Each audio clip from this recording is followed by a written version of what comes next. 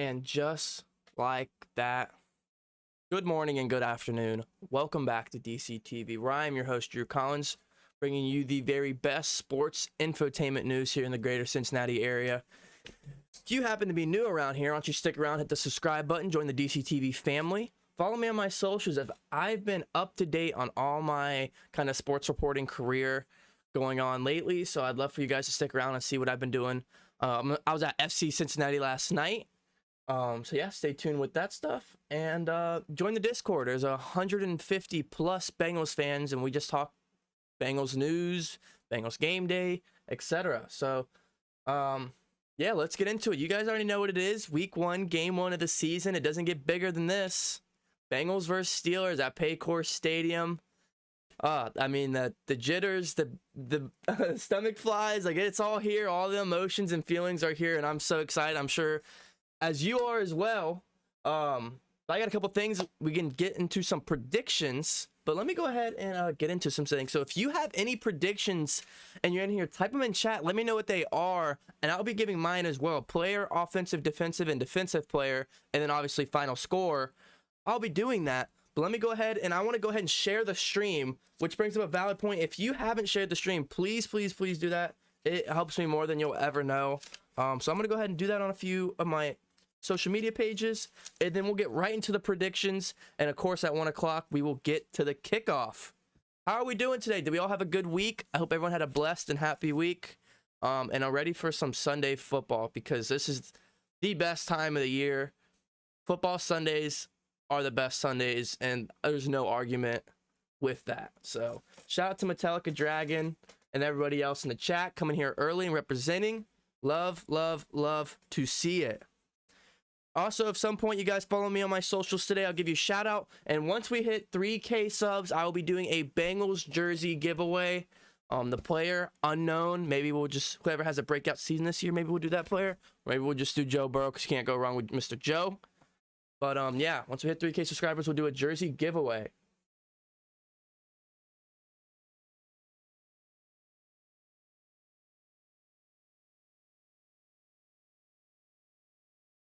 Go ahead and take a photo.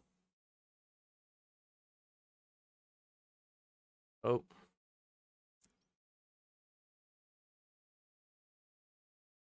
Oh, we'll do another one. Uday Metallica, love to see it, love to see it. There we go. It's good enough. And we'll do one more.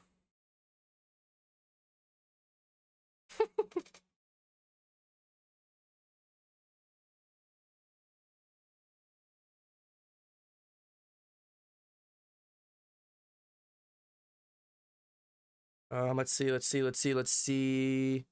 Do a poll. Who gets the dub?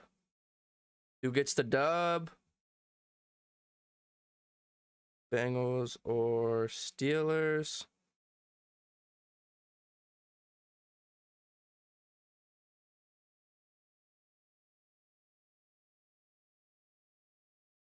All right, post it on there. Post on here.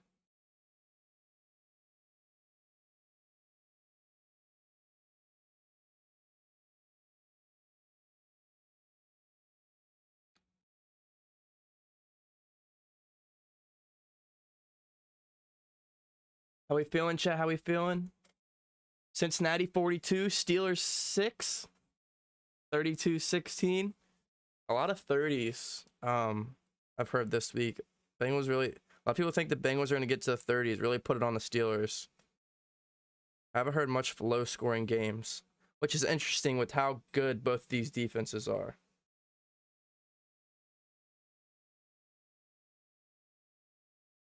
Very interesting.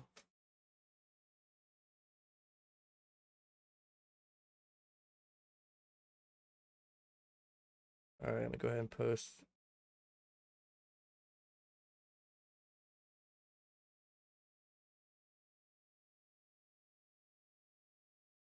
Wow, they are charging $70 for parking. Hold on, let me turn my brightness down. Look how much they are charging for parking downtown.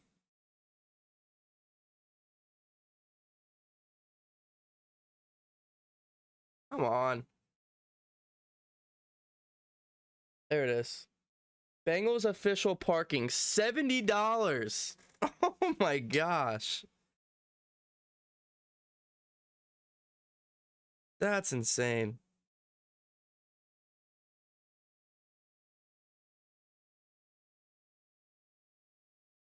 Okay. Come tailgate and watch the Bengals game live. Make sure to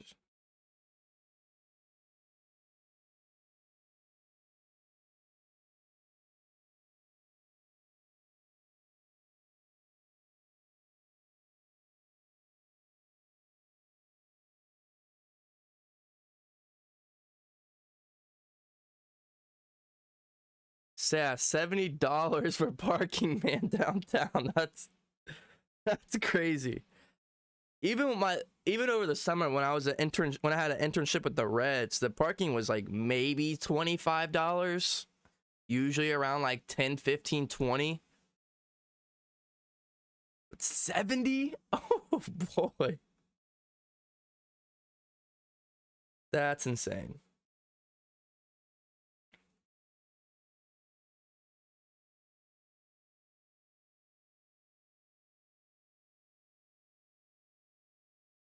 Okay.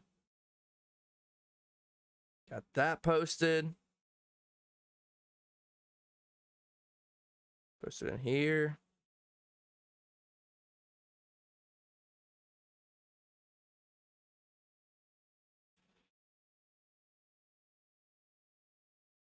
And we are live. That's right. That's right. I will be getting into it in just a second. Just trying to share the stream a little bit.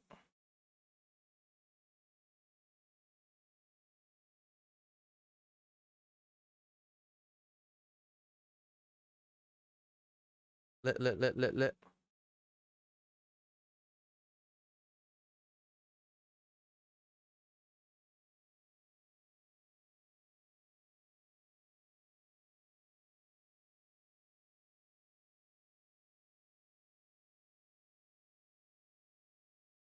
Alrighty. Got it on Instagram. Let's get it on the Twitter. Guys, any other predictions you guys have? What's the score predictions you guys got? I'm about to be going over mine here in just a minute.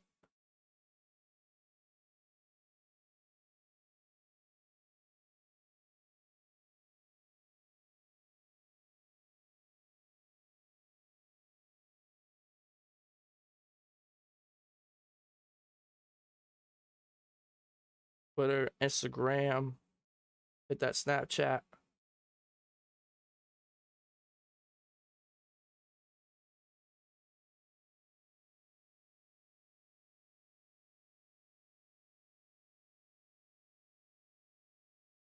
Bruh.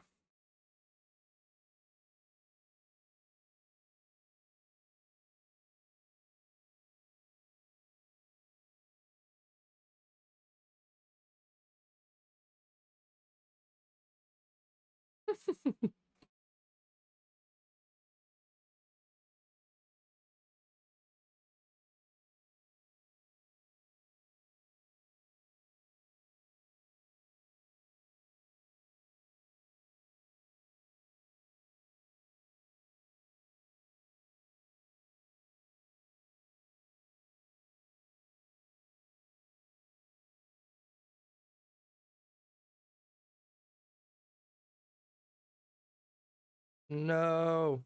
I'm almost done, guys. Don't worry. 2014 says Jason. Okay. I like that. Jason, who do you got scoring today?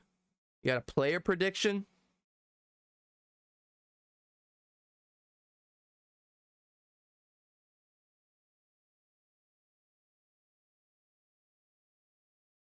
Look, man, I'm not calling it now, but I think people are sleeping on the Hayden Hurst touchdown. I also think people may be sleeping on a rushing Joe Burrow touchdown. You know, if I was throwing some parlays down, those are some parlays I'd be looking at. myself. I think a Mitch Trubisky rushing touchdown is very possible. I think 2 to 3 interceptions thrown by Mitch Trubisky is also very possible. I think we could see a few Pittsburgh turnovers. Those are some things I could see possibly being relevant. Najee Harris last year played 2 terrible games against Cincinnati, both rushing under 100 yards. So I could see that happening again.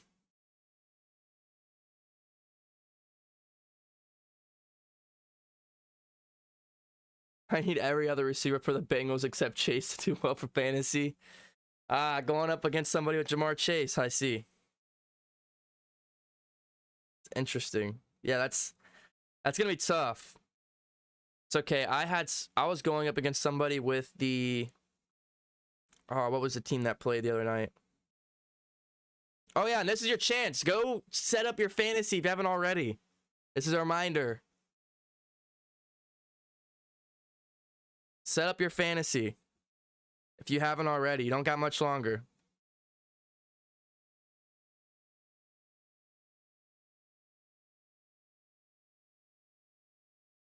I benched Matthew Stafford for Russell Wilson, which was a huge W because Matthew Stafford only got 7 points. But then I'm going up against somebody with Buffalo's defense, and they scored 18 points. So, like, what are the chances the guy go up against his defense scores 18 freaking points? Like, are you serious? That's ridiculous. So, Buffalo defense really did me in there. And then I also played Allen Robinson, which he had 2 targets, so that didn't help. Steelers winning. Poverty bungles collapse starting now. Facts. Yo, Metallica said he followed me on Insta. Shout out Metallica. Appreciate it. Stewart says Bengals getting that dub. What's up, Stewart? How we feeling today? Yeah, shout out Metallica for the follow. Appreciate it, brother. All right, guys. Well, let's start getting into some of my predictions. I think I put everything out on all my socials.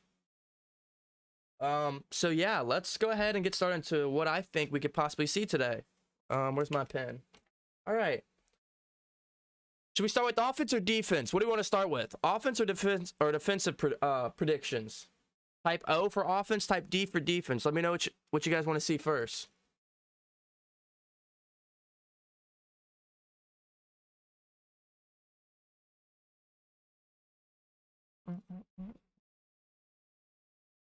Offense or defense? What do we got?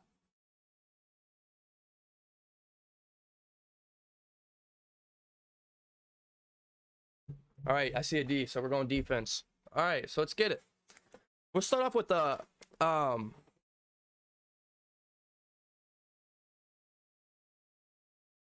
need to win categories. We did that for some games last year, and it was basically what this side of the Bengals need to do to win. So for the defense, you gotta get turnovers. I mean, we're playing a quarterback in Mitchell Trubisky who's just known to turn the ball over. So it may sound like, oh, that's kind of obvious, but it's just got to be done. It's Mitchell Trubisky. Big Ben was a little bit different of a story. Let's be honest. He did turn the ball over every now and then, but that was just because of his playmaking ability, where Mitchell Trubisky, he's just known to throw an interception, drop the ball, fumble it. So I'd say number one for need tos is turnovers for our defense. The number 2 is going to be able to get off the field. They got to get some 3 and outs. They don't want these long drives, these long rushing drives with Najee Harris downhill. I think we'll even see Mitchell Trubisky doing some read options. I would be a prediction of mine. He has wheels for a quarterback, and let's say if he did get hurt, well, they got their first round draft pick sitting, waiting to come in. So I don't think they're going to be holding back at all with Mitchell Trubisky. I think they're going to be letting it fly, and I think they're going to be letting him run on the ground too. So with that said, when you have a strong running team like that, they're going to tire out your defense. Your defense is going to be on there for long periods of time, and they're going to be exhausted. So by the time your defense is down in the red zone, they're giving up points and just a whole bunch of nonsense. So my main thing is to basically, you got to get off the field. You're just going to have to get off the field if you're the defense. So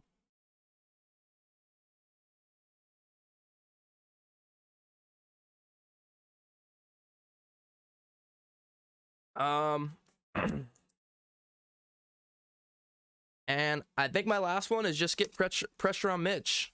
Just get pressure. This guy's one of those guys that will crumble in the pocket. Now, he is one of those guys, if he doesn't crumble in the pocket, he'll take it out of the pocket and try to run or throw on the run. And that's when he turns the ball over. So that's what we want. So if the Bengals defense, you're going to want to get turnovers. You're going to have to get off the field soon and early in drives. And you're going to want to get pressure. Those are my needs to win for the defense. Let me know what your guys' are. I don't know what's going on over here.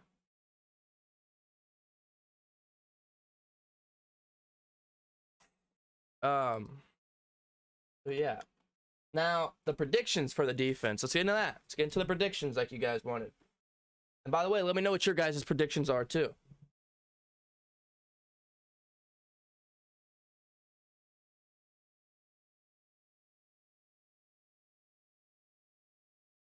So my first one's Trey Hendrickson, a 1.5+ sack game. Not sure if he'll get 2, but I could see one solo and one maybe with Hubbard or BJ Hill or one of those guys up the gap. So I think we'll see Trey Hendrickson get to the backfield about 1 to 2 times. It's a little harder with Mitchell Trubisky because, like I said, he can get out the pocket, but at the same time, you can create opportunities by getting out of pocket sacks, by chasing him down, tackling before he gets back to the line of scrimmage, and stuff like that. So I think we'll see. But I think a Trey Hendrickson 1.5 sacks is probably a lock for me.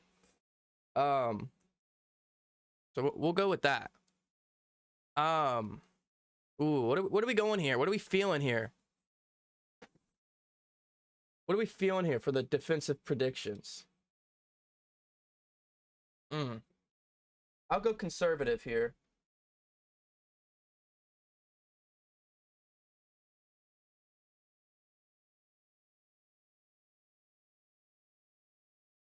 We'll go on possibly the most slept on linebacker in the National Football League, Logan Wilson. I got 6 tackles and a tackle for loss plus.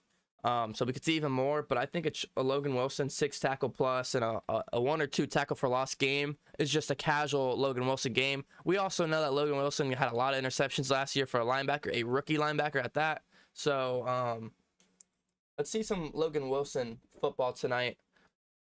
And who in this secondary is going to get a pick? Who in this secondary is going to get an interception today?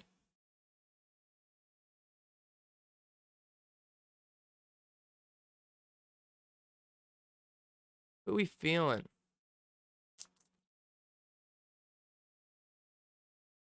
You know what? I'm just going to do it because of all the energy going on. Jesse Bates, why not? He's playing for his money. He's playing for the bag. He is going to be lights out every single game because he wants to be the highest paid safety. And whether it's going to be here in Cincinnati or somewhere else, he needs a big season to make it happen. So JB3 is going to come out the gates and get an INT to start the season.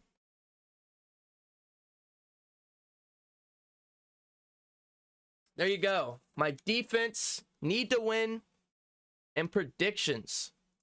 Questions, comments, concerns, let me know in the chat.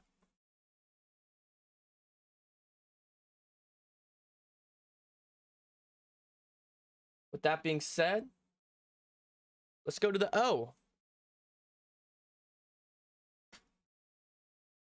So the offense key to win. First one is what we've done last year to sweep them. Establish the running game. Joe Mixon ran all over these fools last year in Cincinnati and Pittsburgh. So that needs to happen again. The Steelers defense, we know they got dogs like TJ Watt and others and a good defensive line. But if you can establish the run, that opens up play action. That opens up so much for our offense. So And I know play action really isn't the Bengals thing because we usually are running empty, 5 receivers out, even 4 receivers out. But if you can establish the run, it really opens up so much more. And I think that will even open up the receiving game for our backfield. So I'm going to go ahead and say establish the run first.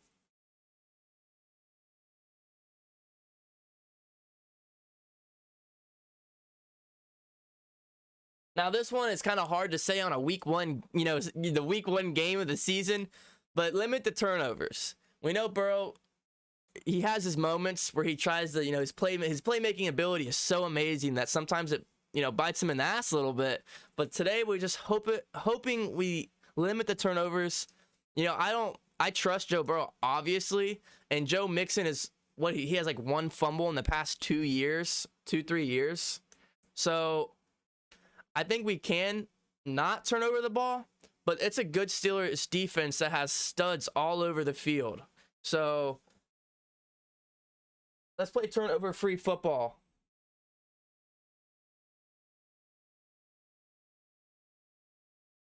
I'm Vax23 in the chat says, as a Steelers fan, if you put lots of pressure on Mitch, he'll be in trouble. Yeah, I was talking about that early. I mean, Mitch can get out the pocket, but when he gets out the pocket, that's when he makes a lot of his bad plays. When he gets out the pocket, that's when he'll throw a pick or he'll try to run and make a star play down the field. He'll fumble the ball. Like, he can make plays out of the pocket. That was kind of what everyone wanted or thought he would do coming out of college and going into the NFL, be that big playmaker. It just really hasn't panned out in his career so far. And my last key to win is just Uno. Anyone know what Uno means? Jamar freaking Chase, man. Just get him going. I mean, if you get Jamar Chase going, then they got to double him. And then who they got to single coverage in? Well, then they got to cover one-on-one with T. Higgins. Good luck with that. Have you seen? He's literally Slenderman. Oh, you're going to double T. Higgins? Okay, Tyler Boyd, one of the best slot receivers in the National Football League. Okay, he'll be one-on-one with Tim over the middle. We'll take that. No slot corner or middle, sub linebacker is going to hang with Tyler Boyd one-on-one over the middle. It's just not going to happen. So, Uno for Jamar Chase, number 1. Look, that's just what you got to do. You get Jamar Chase going, and you're going to get the rest of these receivers open. And we haven't even talked about Hayden Hurst. His first game in a Cincinnati Bengals uniform, coming over from the Atlanta Falcons. We haven't even talked about the vertical threat he can be at tight end, because he is way more of a vertical threat than C.J. Uzomah was and ever will be. But with that being said, we'll have to see how Burrow reacts with, Uzomah was a big security blanket for him in the first part of the season. Is Hayden Hurst stepping to that role, or does he just hang with the receivers a little more often? That's an answer we'll have to see in this game.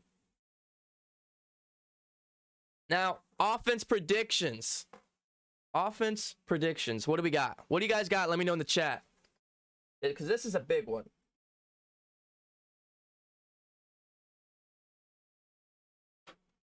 This is a big one right here.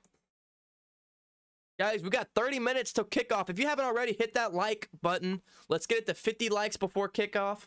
And when we get to 3,000 subscribers, I will be doing a Bengals jersey giveaway of your choice. So hit the subscribe button as well and join the DCTV family.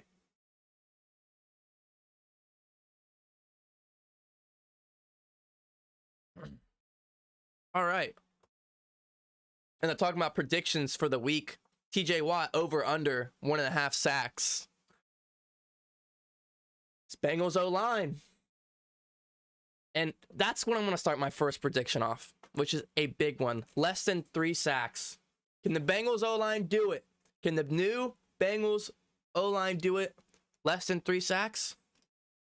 Let's find out. That's my prediction. Because that's the biggest unknown on this Bengals roster. Everything else is the exact same as a Super Bowl contender we were last year, except we added to our offensive line. We added studs. And, we know how individually they're great offensive linemen, but how will they do as a team? How will the team chemistry look? Will they gel well together? Will they be able to pick up blitzes? That is the question we're all going to be wondering and we're all going to be looking for.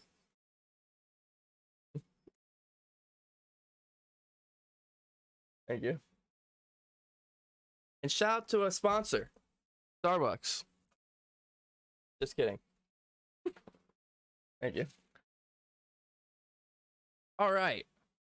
So we got our first offensive prediction. Go number 2.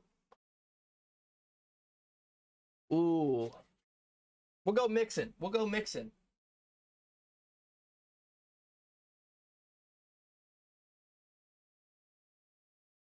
I got a Joe Mixon 125-yard game and 2 total touchdowns, whether one's rushing and one's receiving, whether one's rushing and one's throwing, like we saw him do in the Super Bowl. Look, Joe Mixon just gets into the end zone, right? No matter if he's throwing the ball, he's going to catch the ball, or he's going to rush it in. Joe Mixon, 2 touchdowns, 120 yards is my prediction today. Shout out to Douglas for joining the DCTV family. Get some Douglas hype in the chat. Appreciate it, my boy Douglas. One more offensive prediction. Who do we got? Chris says Burrow, 300 passing yards, 3 touchdowns. Mixon, 100 yards, rushing 1 touchdown. Stewart says Mixon, 2 touchdowns. Yes, left guard with Volson as well. We got to watch Volson, see how he steps up today.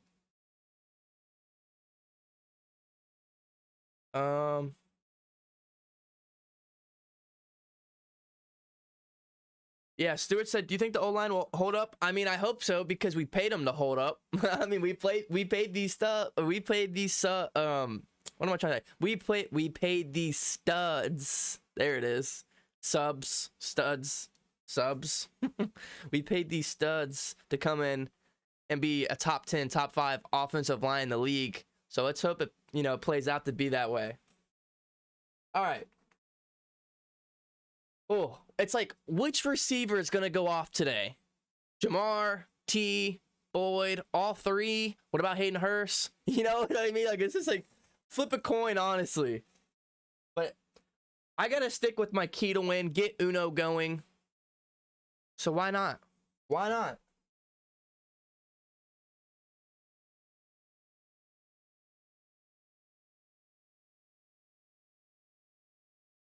I got Uno going out for 115 yards and a touchdown. And look, if that doesn't happen today, then go ahead and scratch off Uno and put T. Higgins, because that means they doubled down on Jamar Chase. He wasn't able to get open because of the doubles, which I don't think I've ever said before, but let's say it did happen.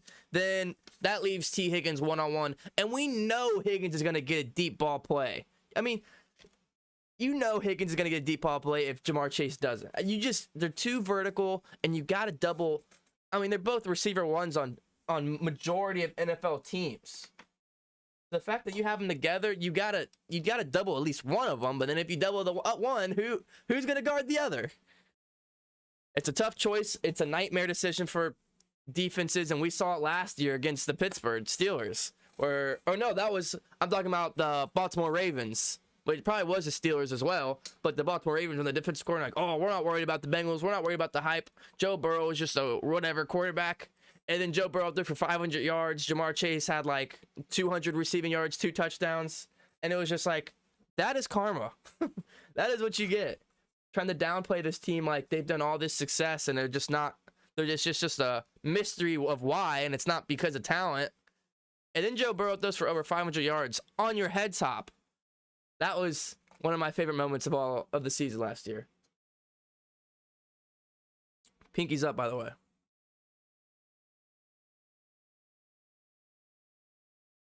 Douglas says Cincinnati 35, Pittsburgh 6. So you got the Cincinnati defense stepping up big today.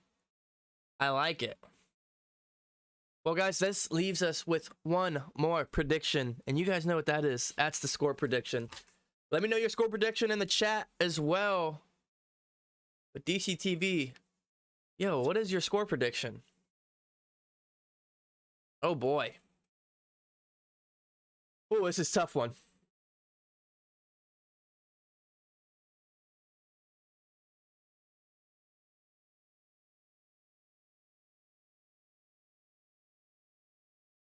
What is your score prediction, DCTV? So I got to get these bots out of here. They're already back.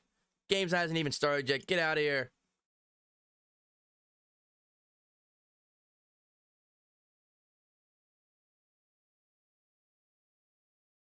All right. Score prediction. Chat, what do we got? Bengals fan says 42-10. Shout out to Bull for joining the DCTV family. One sub closer to the Bengals jersey giveaway. Once again, we hit 3,000 subs. I'll be doing a Bengals jersey giveaway. And if you're a subscriber, you'll be a part of that. I haven't seen the story from Higgins, but I'm assuming he's probably dedicating this game to his father, because I believe his father passed earlier in the week. And yeah, I'm sure he's dedicating the game and playing to him. So love to see it. B. Wilkins says Cincinnati 17-14. Stewart says 19-10. I mean, am I right, Stewart? Was it about his father's passing or no? Was it a different story? Taylor said, I'm at the game right now. I'm hyped. Love to hear it. Helder 32-13. Interesting score right there. That's an interesting score. Stewart City at 17-10. Ah, this is tough.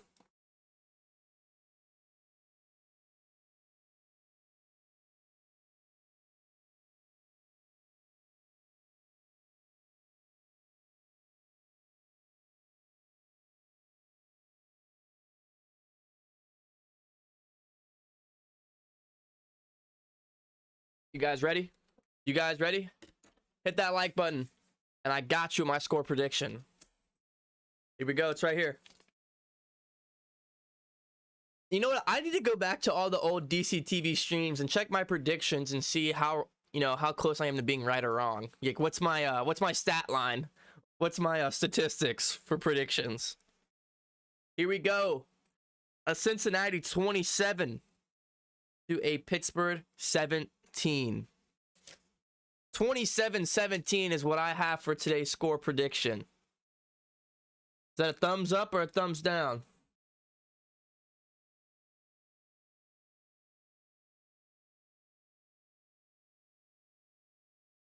Oh, it's about him growing up, quiet kid in a real hard life. Interesting. I'll have to go back and watch that. Was that ESPN? Do you know by chance? I'll have to watch that later today. Well, I mean, that's also really awesome. But yeah, he's also playing a couple days after his father has passed. So as much as I want to change that, I'm going to change that. You know what? I'm going to add one more prediction. A T. Higgins touchdown. Look, T. Higgins is going to get in the end zone for his, passing his father.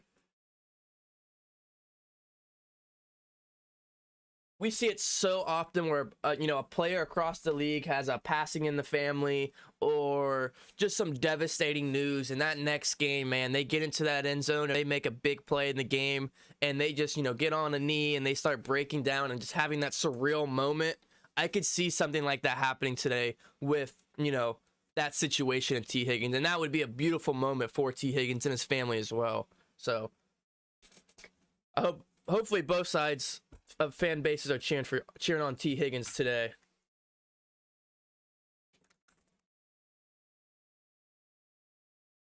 Oh, I didn't even notice Flacco is playing against the Jets today. What if Flacco pulls off the win against the Ravens? Us Bengals fans would be hyped to see that. Wilkins says, I like it. Douglas says that works. Awesome. Guys, smash that like button. We are just 20 minutes away from kickoff. The more likes, the more people that will see this stream and get in here and get hyped for game day. I appreciate every single one of you in here. Look, there's only one rule here at DCTV, and that's just get active in the chat. Let me know how you're feeling.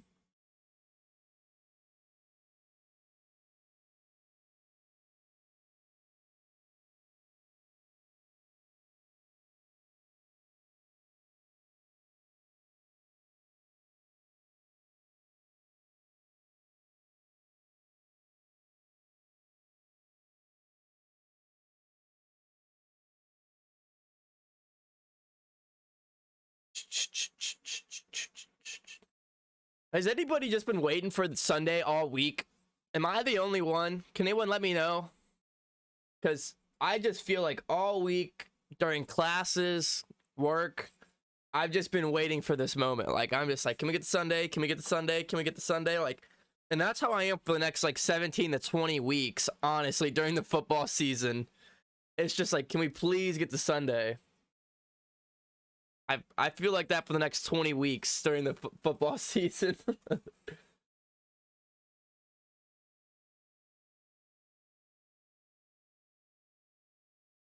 I think Dax Hill will play a little corner if Eli Apple struggles. We definitely could see that, Chris. You know, that was a reason they got Dax Hill in the draft, was because he's so versatile on what he can do in the, you know, back there in the secondary. Wow, they checked out the weather in Chicago today. It is pouring, raining dogs and cats. That's going to be a crazy game, adding that aspect to it. I mean, it is pouring in Chicago today. So you got Trey Lance, who's going to be running the ball, and Justin Fields can run the ball as well. That's going to be interesting to watch.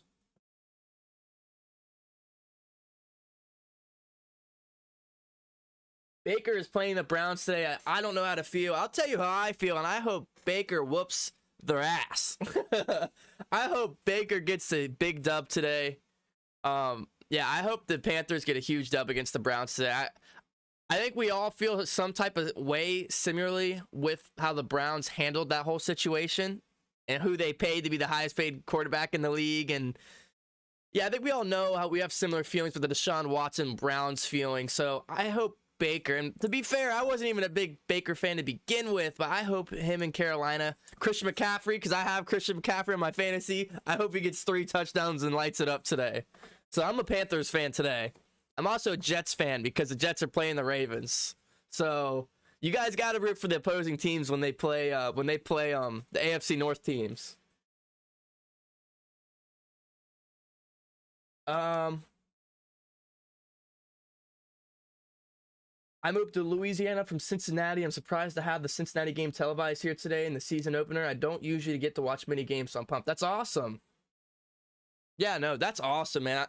It's crazy because I'm from Cincinnati, so the LSU support has been amazing to watch. Like, it is just so amazing. It's helped the city a lot, really, with Joe Burrow, Jamar Chase, and everybody else, Thaddeus Moss, etc. Yeah, the support with the LSU, you know, it's been awesome. So I'm glad you guys get to watch it today. That's awesome. Chris says, I've been waiting for this day since we lost the... Yeah. Yeah. It's funny because I was talking to Jeremy Rowe and Joe Daneman yesterday after the FC Cincinnati game. And we were in the studio and we were talking. It's like, it's felt like the longest offseason, you know, ever for the Cincinnati Bengals. But in reality, it's been the shortest because the Super Bowl. But the feeling of losing the Super Bowl and waiting for the season and to see Burrow and Chase and this amazing team again, it just felt like it's been so long. So it was just funny. Like, we all felt the same way. Like, it's felt like it's been the longest offseason ever, but in reality, it's been the shortest offseason ever for the Bengals. So that was just like, we were just chopping it up, and that was something we were talking about. And it's true. Like, I don't know if you guys feel that way, but I definitely have. All right, Drake, enjoy the game, man. If you guys get in the Discord, Drake's big in the Discord, always helping us out with scores and updates. I'm sure he'll have photos and videos from the game today as well. How about Lamar in a Vikings jersey alongside Jay Jettas? I mean, purple to purple, he looked pretty similar in a Vikings jersey, similar to a Ravens. But I don't know, that'd be interesting. I think the Ravens will still bring back Lamar, but I just saw today, I woke up with the ESPN notification saying that Lamar Jackson denied a $250 million contract the Ravens offered. So, you know, depending on the years that was, it seems like the Ravens are still trying to pay the guy. It's just, I guess Lamar is valuing himself a little more than what they were offering. And I believe Lamar is a self-agent. Is that true? Does anyone know if that's true or false? I'm pretty sure Lamar is representing himself in free in like contracts and everything. So I think he'll go back to Baltimore just because that whole franchise is Lamar. Harbaugh, his entire game plan runs through Lamar. And if Lamar goes to a different team, that team will have to do the whole thing. They'll have to scrap everything they know and change to a Lamar offense. Because let's be honest, Lamar's offense is different from any other offense in the National Football League. And it's really not close. They just run things so differently in Baltimore. And if he were to leave, he would have to go to a franchise that would do something very similar. Because Lamar Jackson wouldn't flourish in a Zach Taylor offense. That's just not... Lamar can't sit back 5 receivers out all game long and just get rid of the ball and make accurate passes like Joe Burrow does and pick offenses apart. Can Lamar Jackson do that at times? Yeah, sure. But, then you also don't get his running ability as much. So I think that situation's very interesting, and I'm going to be watching it as it goes. But I don't know. We'll have to see. Plus, I mean, if he went to the Vikings, that whole offense would have to change. That Kirk Cousins offense is going to have to change. Which, did you see? Vikings are favorites now. I believe I just saw Vikings. I think it flipped. I believe the Packers were favorites to win, and I think now the Vikings are 2.5. Which is crazy. I know it's in Minnesota, but that's still kind of crazy to me. I can't tell you the last time I saw the Vikings favorited to beat the Packers. LOL, these people down here love this kid. They feel like they gave him to us, so I remind them that he's from Ohio and let them borrow him. Yeah. Yeah, so Lamar represents himself. That's what I thought. So the situation's a little odd with Lamar. You don't have many guys in the league representing themselves, at least at quarterback as well. So very interesting. We'll see how that plans out. I mean, obviously, as a Bengals fan, would I like to see Lamar get out of the AFC North? Hell yes. But will it happen? Most likely not, in my opinion. But of course, if I could not play Lamar Jackson 2 to 3 times a year, give me that.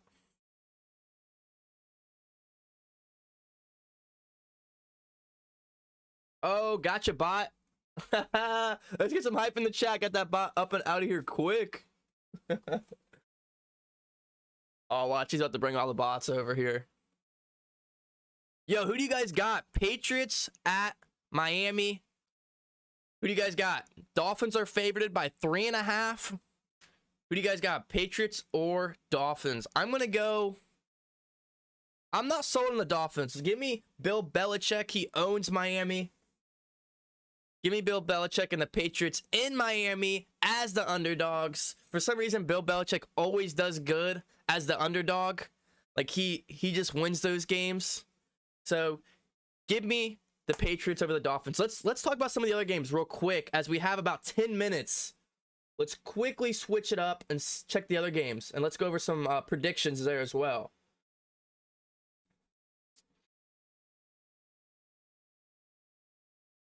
Because so far this year, I'm 1-0. I'm 1-0. I thought I was going for the Rams to lose, and they did. So, I had the Bills. Eagles, Lions. What do you guys got? Give me the Eagles in Detroit. Eagles win over the Lions. You know, I'll track these down too. Why not? We'll see how DCTV does today. Is he on his money or not? Give me the Eagles. 49ers in Chicago. Ooh. Ooh. I think 49ers are favorited as well. We don't know what Trey Lance is going to bring in the rain. Ooh, this one's tough, man. In the rain, you got Trey Lance. Don't know what he's going to bring. Only started 3 games last year. You got Justin Fields. Give me the 49ers. I just think they're the better coach team. I got two dogs so far. Oh no, yeah, they're a favorite. Steelers, Bengals, obviously got the Bengals. Give me your guys' predictions as well in chat. Patriots, Dolphins, I already said. Patriots, give me the Pats. Browns and Panthers, Panthers. Give me Carolina. Colts in Houston. Give me the Colts. New Orleans in Atlanta. Ooh. Ah. What's the line? Michael Thomas is back? Michael Thomas is back. Is that true? Guys, Saints or Falcons? That's a tough one for me, at least. In Atlanta. Oh, man, this is a tough one for me for some reason. Give me the Saints. Maybe I overthought that one too much. Ravens, Jets. I mean, realistically, I got to go Ravens, although I want the Jets to win. Jaguars, Commanders. Give me the Commanders. Although I think, Jags could have a better season this year. Vikings, Packers. Skull Nation. Give me the Vikings at home. Big week 1 win for the Vikes. Giants, Titans. Give me the Titans.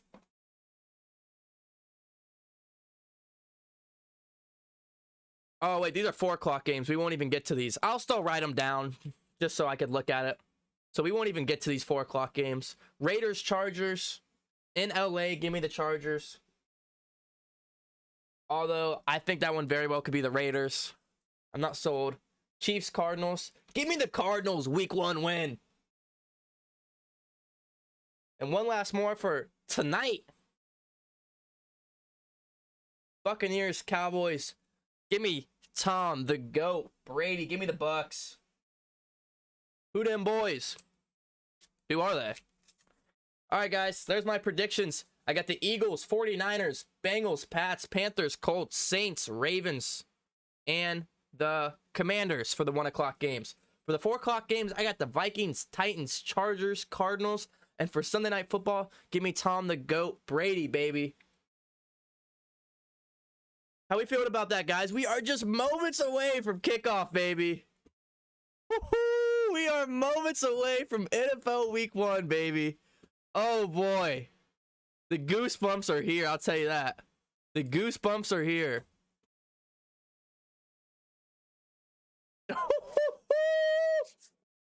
Let's go! The goosebumps are here.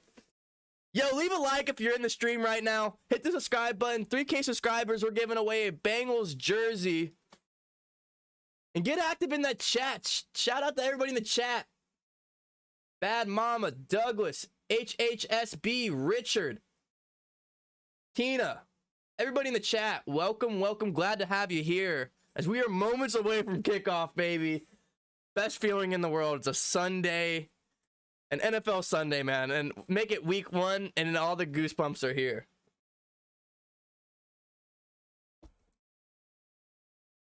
Hope you guys are having a beautiful and blessed week. How about this? I'm feeling so well. I'm feeling so well. Every time the Bengals score, I got to do the amount of push-ups right here, right behind. I'll move the chair out. I'll do push-ups for the amount of points they score each time. Give me a yes. Give me a Y in chat if you want to see that for yes. Give me an N in chat if you don't want to see that for no. I will do push-ups every time the Bengals score, and I'll do it to the amount of points they have. I'll do it this whole year, not just this stream. I'll do it this whole year. Is that something you guys want to see? That's how good I'm feeling. Who dey, Mark? How we doing? Who dey, Tina Morrison? Got some Chargers, Jets, Commanders, Falcons. All right, all right.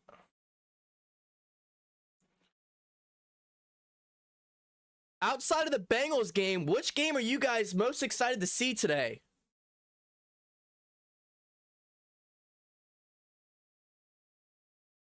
And we haven't even talked about it. The Steelers, no Big Ben this year? That's crazy. No Big Ben this year for Pittsburgh. They got Mitchell Trubisky. Like, that's a little different, I'm not gonna lie. A little different.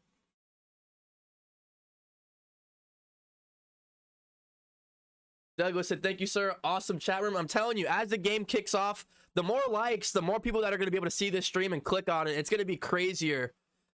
Usually these Steelers-Bengals game, around second, third, fourth quarter, it starts getting hectic in here because a lot of the Steelers fans start coming in here, especially if they're competing. And by the way, if you're a Steelers fan and you're in here, you're welcome. Like, you're welcome in here. All I ask is for you guys just to be respectful. That's it. I mean, what makes the NFL so great in sports in general is rivalries like this. I just ask you guys to be respectful. At the end of the day, it's just a sport. It's just a game. And we're just fans. Here we go, baby.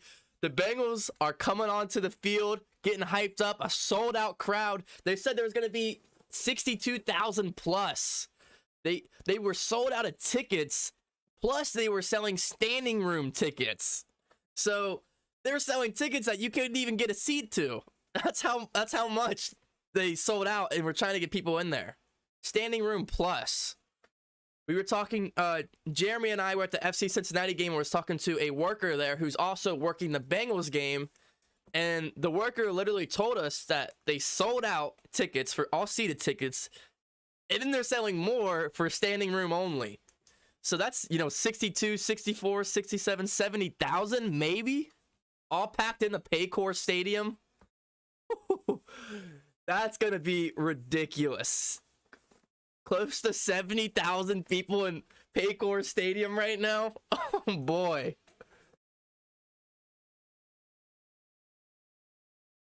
That's crazy. Guys, spam up B if you're in here for the Bengals, and spam up S if you are in here for the Steelers. Show your colors. Let me see it.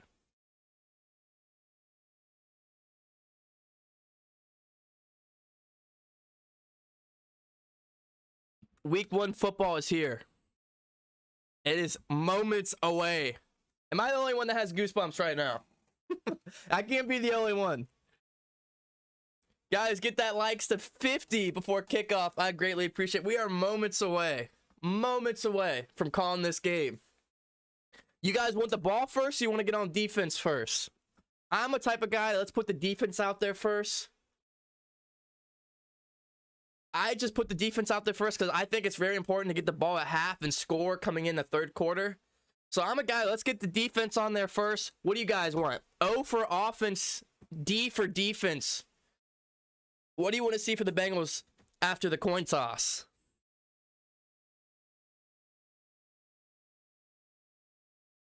Everyone's getting hyped in the Discord.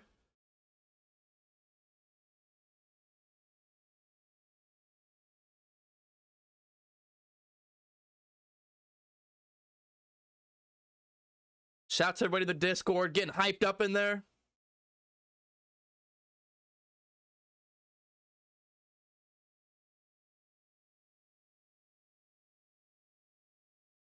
Drake sent some photos in Paycor Stadium.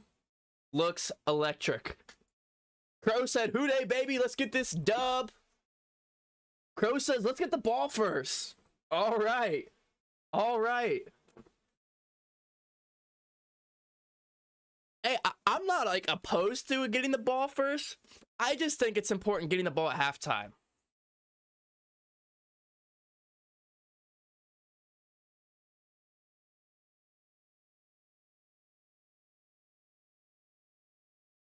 And so now they're going to do the national anthem years later after 9/11.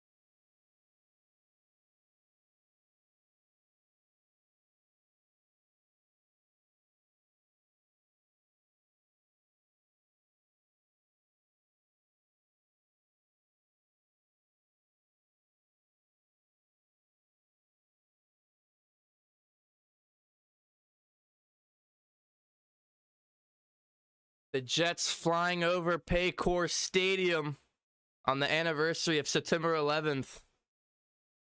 Emotional sightings here at Cincinnati and across the National Football League. Got goosebumps right now. Wow. The Jets fly over Paycor Stadium on the anniversary of September 11th, and that is goosebumps. I got goosebumps all across my body after seeing that. And they will go to commercial break before returning for the kickoff. Sorry, I think I just touched the mic there. That's going to be emotional. If you didn't get to watch that on TV, please go watch that at some point of the day. At any of the games, I know all the games had to have incredible kickoff moments. I'm also watching the Jets. You know, that's even more emotional being in New York as they do the anthem there in the rain as well. And all across the league, that's got to be really emotional. Richard says, I'm getting pumped. Let's go Steelers. You won't be getting the ball much today. That's definitely got to be part of, the Steelers' game plan, is to keep Joe Burrow and the Bengals offense off the field. But how much can you keep Mitchell Trubisky on the field, I guess we will see here soon. Watching them do it in New York. What a beautiful ceremony they just had there for the national anthem. And all across the league. That's football, baby. That is America right there. And that is such a beautiful thing. That is America. I got America pumping through my bloodstreams right now. And I also have football, baby. NFL Week 1. Yo, get the chat hyped up. We are moments away from Week 1 kickoff. Come on now. And it's against the Pittsburgh Steelers, man. You got the team up north. If you're in here right now, get hyped up in the chat. Type B if you're a Bengals fan. Spam S if you're a Steelers fan. And here we go. Oh boy.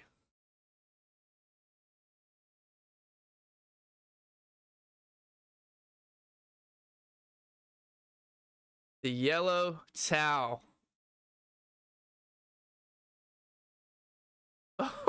This feels crazy. Paycor Stadium, baby. Hopefully the rain holds off. 76 degrees, 5-mile-per-hour winds, and a chance of thunderstorms. The Houday is impulsing through Paycor Stadium. Let me see it in the chat. If you're in the chat right now, spin up the Houdays if you're a Bengals fan. Because here we go. Week 1 here in Cincinnati. Bengals are set to kick. So they will be defending first, and they will be getting the offense in the start of the half, which is what I wanted. So I'm happy to see it. Money McPherson set to kick this one off. They swept the Steelers last season. Looking to do it again here. 3, 2, 1. NFL Week 1 football. We're here. The NFL season is back, baby. The kick is off and through the back of the end zone.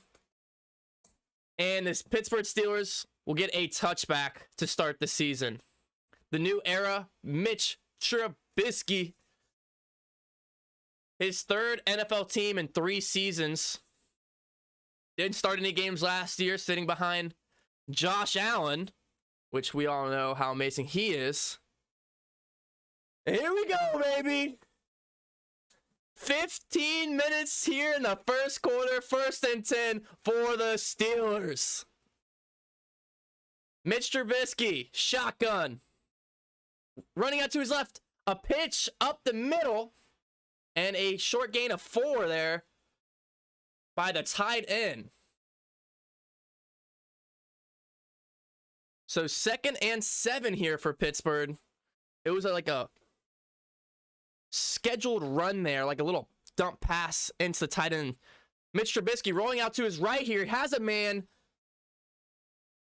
And that is Claypool, 3rd and short. Gets the reception, but not the first down. And we already got the big 3 and out here. Spam up B if you're a Bengals fan to get this 3 and out. 3rd and 2 for Pittsburgh. Hurry up.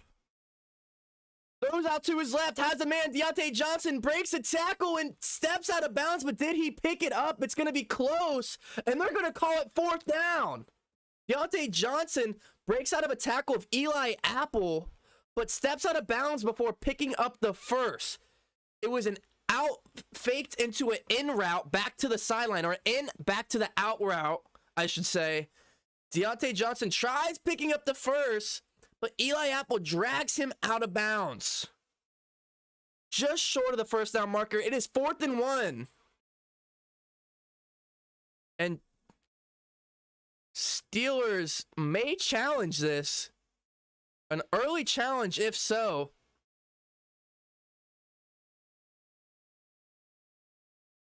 And the red flag is out, and just over a minute and a half into the first game of the season, Mike Tomlin throws out his dirty red flag, and they're going to challenge this play. He thinks he got the 1st down before stepping out of bounds, and they're going to take a look at this.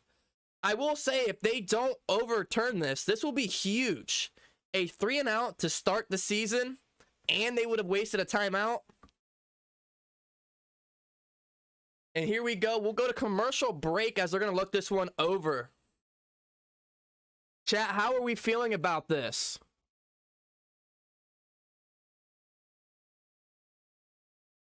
Hude to Mario, Kyle, Douglas.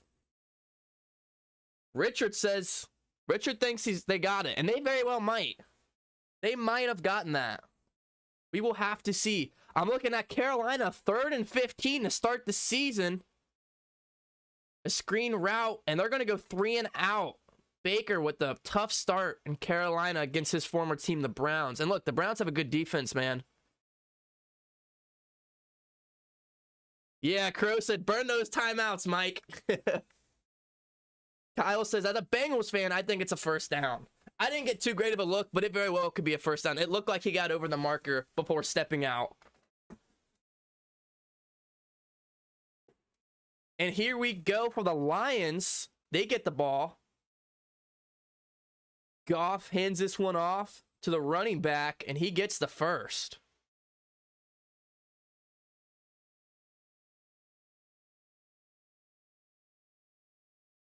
Guys, 6, 3, or 0, put it in the chat. If you think Steelers get a touchdown on this drive, spam up 6. If you think they get held to a field goal, type in 3. And if you think they turn over the ball or have to punt, spam up 0. Back to this, 6-3-0. Let me hear it in the chat. If you guys haven't already followed me on my Instagram or Twitter, I'll give you a shout out if you do so.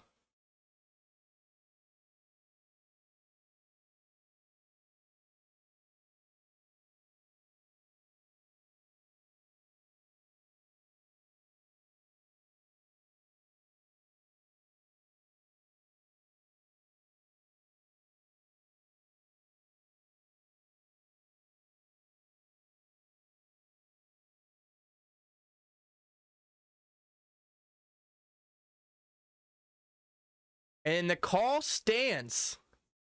Wow, so Bengals are going to get the 3 and out here. Because they're going to say they don't have the video angle. They're going to be looking at the football when it crosses the sideline before going out of bounds. And they're going to say they don't have the evidence to see if it's in bounds. So a major 3 and out to start the season. You can't ask for anything better from your defense. So the Steelers will have to punt this one away.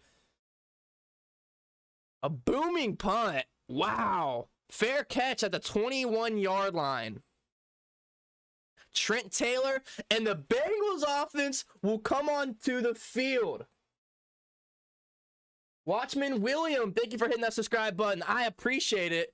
So Joe Burrow and the Migos come onto the field for the first time in the season. Here we go. The beautiful black uniforms are what the Bengals are rocking today. 5 receivers out. First play of the season. Gotta love it. Empty formation. Joe Burrow in the pocket. Pump fakes. Scrambles out of a sack. And then they do bring him down. That was Hayward. So first play of the game and the Steelers have a sack. Not what you want to see with this new offensive line, which is supposed to protect Burrow this year. And I believe that's Volson, the rookie. Really, the only question mark on this offensive line is Volson. And he's already given up a sack on his first career play in the NFL. Welcome to the league, Volson. You got to do better than that. 2nd and 15. 4 receivers out. Mixing in the backfield. Burrow steps. Pressure there. Throws. Has a man downfield and it's picked off. Picked off in a pick 6. Minkah Fitzpatrick. Oh my gosh. But there is a flag on the play. Please tell me this one's coming back. Fitzpatrick gets a pick 6. But there's a flag on the play. And they're saying there is no flag on the play, and they're ruling it a touchdown. And the Pittsburgh Steelers defense comes onto the field for the first time this year, gets a sack, and then a pick 6 to follow. And that's just a bad pass by Joe Burrow. He was looking for an out route by Tyler Boyd, and he just threw it a mile behind him and right into the hands of Minkah Fitzpatrick, and he took that to the house. 6-0 Steelers. Awaiting the PAT. It is up and it is good right through the uprights. That's great for the Steelers. I mean, Minkah Fitzpatrick read that, but that is just a bad play from Joe Burrow. I mean, that was really behind him. And then he takes a big shot from TJ Watt after going for the pick. He was running to go tackle Minkah Fitzpatrick, and TJ Watt gave Burrow a shot and laid him on the turf. Bad way to start the game. And look at the Lions. Looking at the Lions game, and Jamal Williams walks into the end zone. They're going to take a 7-0 lead against the Eagles.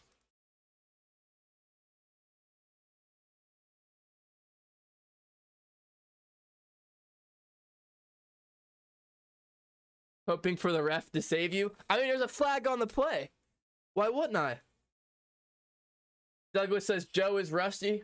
I was at the practice 2 weeks ago against the joint practice with the Rams, and he was looking pretty good.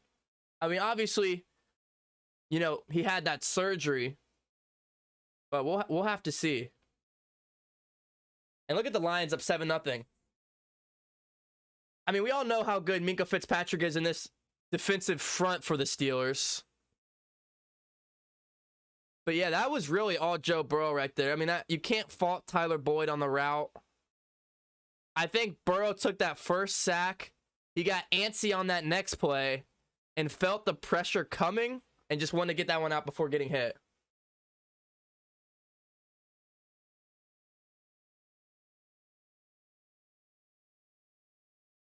Joe Burrow's a one-season wonder. Facts. Hilarious. Joe Burrow, what's up, Tony? How you doing, man? Chewy says, just wait.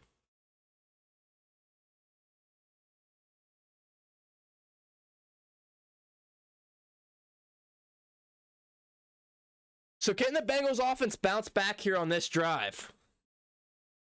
We will have to see. Playing in a deficit is nothing new for the Bengals. Or playing from behind, I should say.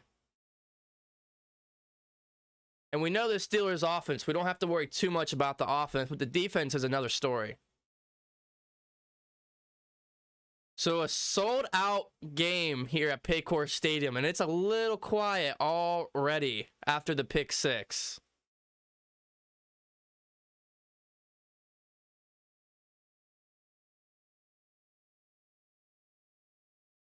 Four-year, $76 million deal for Minkah Fitzpatrick, and he's earning that today. The kickoff is up and through the uprights for the Steelers, and it's going to be a touchback for Cincinnati.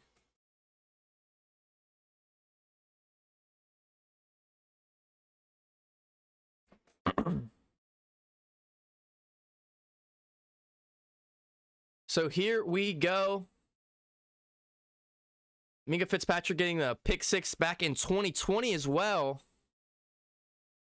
Interesting to see him do it here again today. So we're going to go 4 wide here for the Bengals. Trying to establish the run with Mixon off the right tackle and up to the 30. That's going to be about a 5-yard gain there for Mixon. And that was one of my keys to win, is to come out establishing the run. When the Bengals swept the Steelers last year, they did it by running the ball. Burrow had under 200 yards in both those games, but still got the win. Burrow comes under center here for the first time this year. Trips out to the left for Cincinnati. 12 minutes remaining. Chase around, mixing up the gut. Has a huge hole, but then gets wrapped up by Minka Fitzpatrick. But that's enough for a Cincinnati first down. Spam up the ones in chat for a first down. Joe Mixon looks quick here today. And this is exactly what Cincinnati did to beat the Steelers in both games last year. Establish the run. A hurry-up offense here for Cincinnati. Now they're going to go 5 wide. Mixon as a receiver. A 5-receiver set. Burrow in the pocket. Throws out to his right. That's to Boyd for a gain of about 4 yards before being wrapped up there by Jack. Number 51 for the Steelers. And a second down. Burrow trying to get going with Boyd here early on. Kappa, the right guard. Leo Collins, the right tackle. Both new additions this year. I formation for Cincinnati. Don't see this very often. Looks like Hayden Hurst, also new this year, will be playing fullback. Motion man is Chase. A toss out to the left. Mixon rumbling and stumbling, and a gain of nothing. Bush, number 55, was all over that one. And struggling an I formation, which is interesting to see because they go from 5 wide straight to I formation. Maybe trying to switch it up here. Didn't work out there. It looks, the blockers really couldn't get on the run there. Jonah Williams, Volson, they kind of struggled getting to the second level to find a block, which led to really not much going.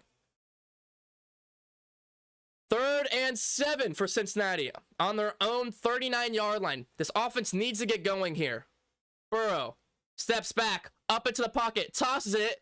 Hayden Hurst stumbling for the first down. Just carried number 41 about 6 yards to grab the first. Hayden Hurst, welcome to Cincinnati. His first reception is a major one.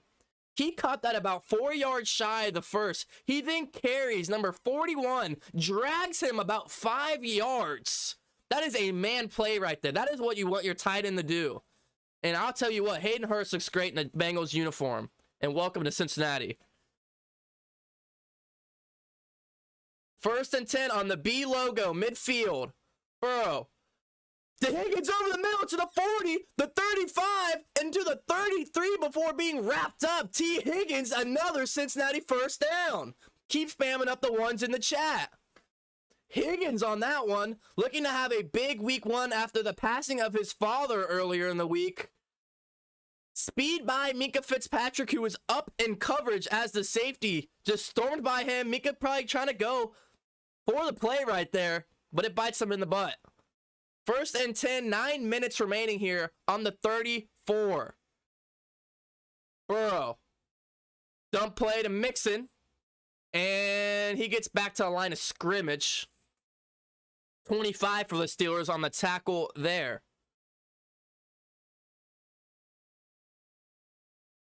LT, how we doing? Good to see you back in here. So this is the Bengals we know of last year. And look at the ones over there in the chat. Shout out to everybody in the chat getting hyped. A team that gets down the field quick. Big play offense.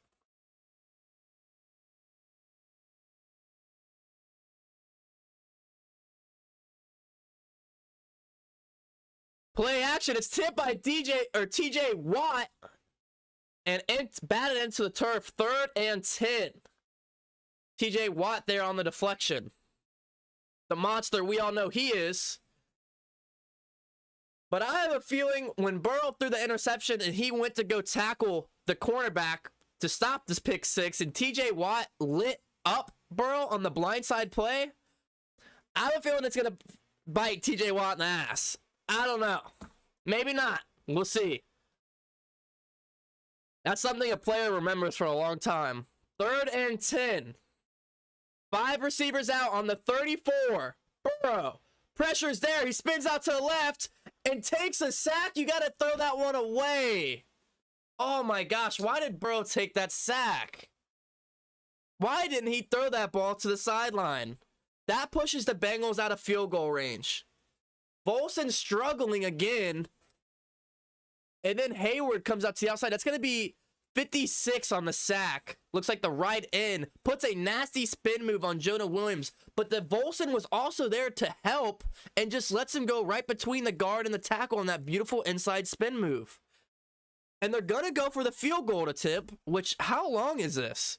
I could have swore that would have kicked the 59 yards. This is a 59-yarder. Money Mac McPherson. No gimme on his first attempt here of the year. 59 yards. It is up. And it's good. Oh my gosh. He could have made that from 60, 70 yards. Are you serious? The Bengals' first points of the year comes from a 59-yarder. Money McPherson. That's why you draft your kicker. And that's the best kicker in the National Football League. Wow. 7-3. Steelers up early. Still 7 minutes remaining in the first quarter. I can't believe they kicked the field goal right there. That sack pushed them out of field goal range for majority of NFL kickers. That was a bad sack by Burrow. He could have thrown that ball away, but he hesitated. Tua Tagovailoa just fumbled the ball, but looks like they got back on it. So three points. That means 3 push-ups. Here we go. Mine shot right here.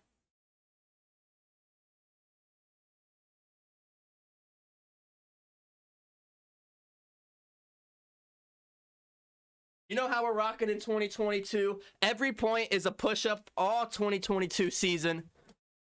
Guys, if you're in here right now, please, if you're a Bengals fan or a Steelers fan, but you're in here and you're enjoying yourself, please just hit that like button. That's all I ask. The more likes, the more fans in here, Bengals and Steelers, so the more hectic the stream. It's only going to be more fun for myself and you guys. So if you're in here, all I ask is you hit that like button. If you want to hit the subscribe button, we're doing a Bengals jersey giveaway at 3,000 subscribers as well. Follow me on my sports broadcasting / reporting journey on my socials. I'll give you a shout out as well. And shout out to the chat. Over nearly 100 people in here. Let me give some shout outs real quick. Ragu, Parade, LT, Watchman, Zeke. And everybody else in here. Douglas, Paul. Shout out to everybody in here. I greatly, greatly appreciate you. And hopefully those were some certified push-ups there. I'm watching it back.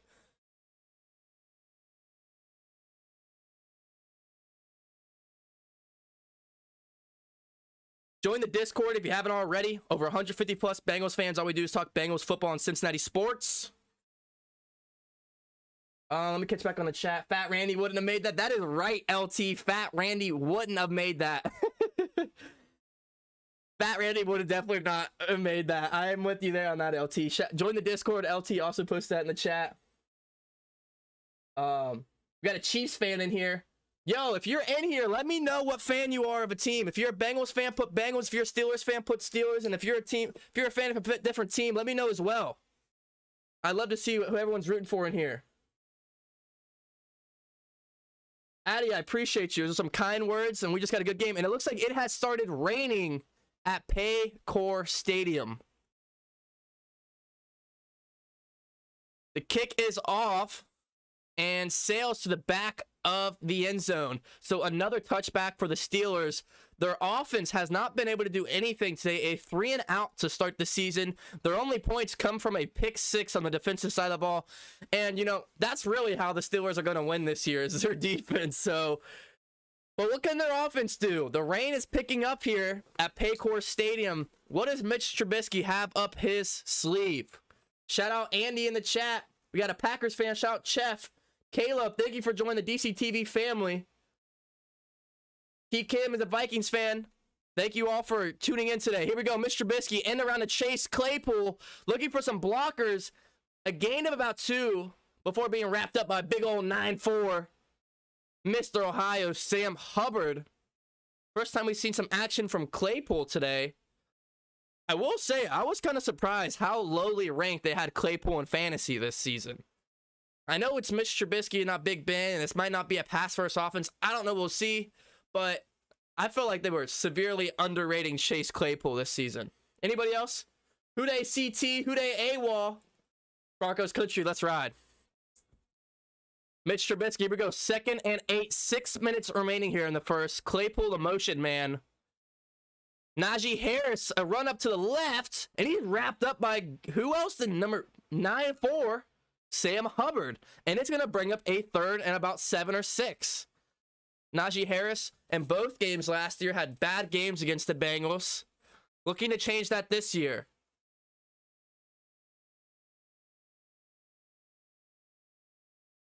Richard said maybe we should have started Pickett. I think Pickett brings a level to this offense that they could need. I agree with that.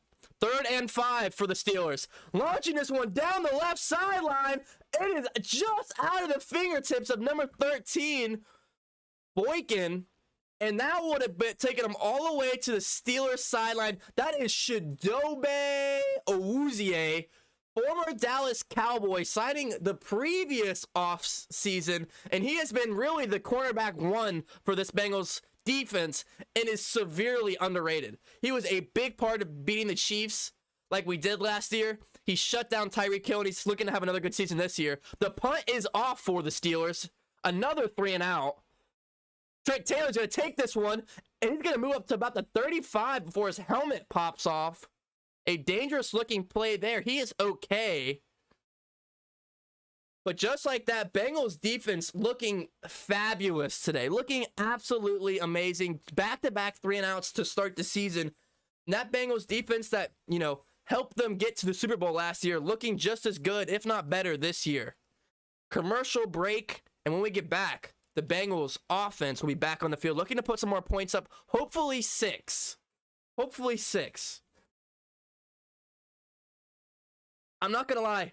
Like LT said, smash that like button. I greatly appreciate that. But like I said, that play downfield could have been a big one for Pittsburgh. It was one-on-one coverage with Chidobe Awuzie. I don't know where the safety was on the play. It was down the left sideline. It was Boykin, who the ball was just slightly overthrown. I hate to say it, but it probably would have been a better pass if it was Big Ben.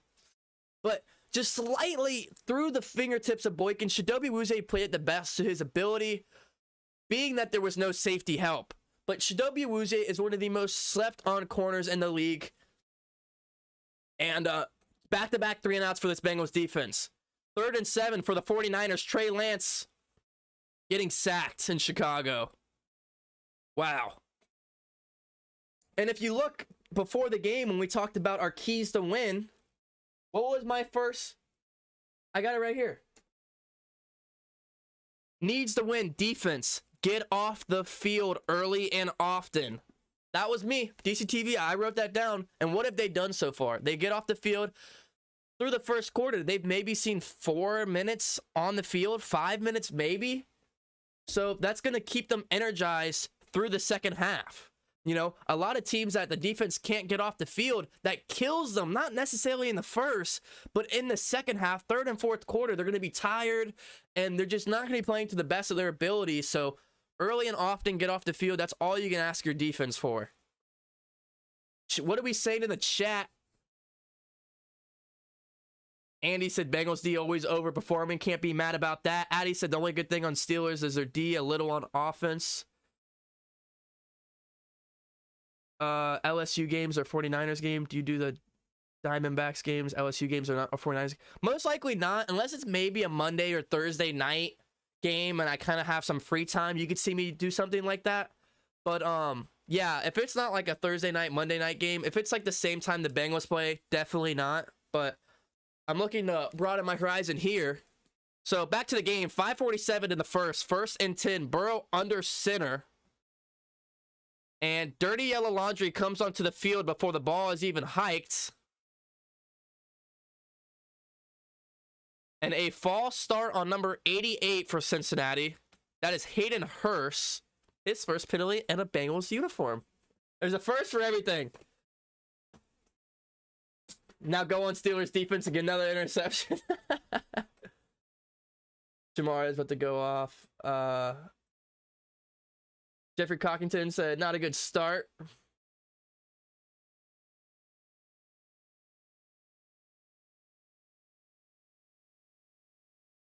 A handoff here up the gut. Mixon breaking off tacklers like he looks like a ping pong and gets a gain of about 4 or 5 there. They got to keep this run game going. This run game makes them load the box, which makes the receivers, have to do it one-on-ones or just weaker coverage. Burrow comes under center, 2nd and 10 here. The gain of 5 was after the false start penalty, so it would be 2nd and 5, now it's 2nd and 10 because they started 1st and 15. Let me clarify that. 5 minutes remaining here in the first. Burrow under center. Jamar Chase in motion. A run up here to the left. Mixon. Gain of 5 here. I'll tell you what, Mixon looks fantastic today. Larry Ogunjobi, now in a Steelers uniform, left Cleveland to go to Cincinnati last year, had a big season with the Bengals, and then now goes into black and yellow.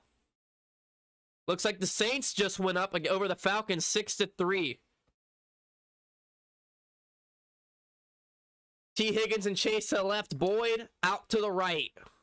Tight formation, Burrow in the pocket, launching, double coverage, and it's picked off, but there is a flag. That's going to be Sutton if it stands, but I think this is going to be DPI.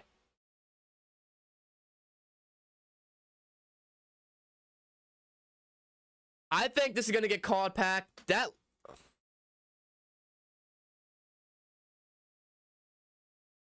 So they call the play an interception down by contact.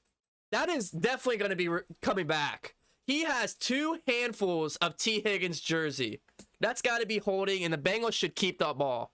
Don't worry. Here we go. Here's the pass interference defense. So not an interception. Not even being biased. If you saw the play, he had 2 whole hands of uniform, pulled back T. Higgins, caught the ball.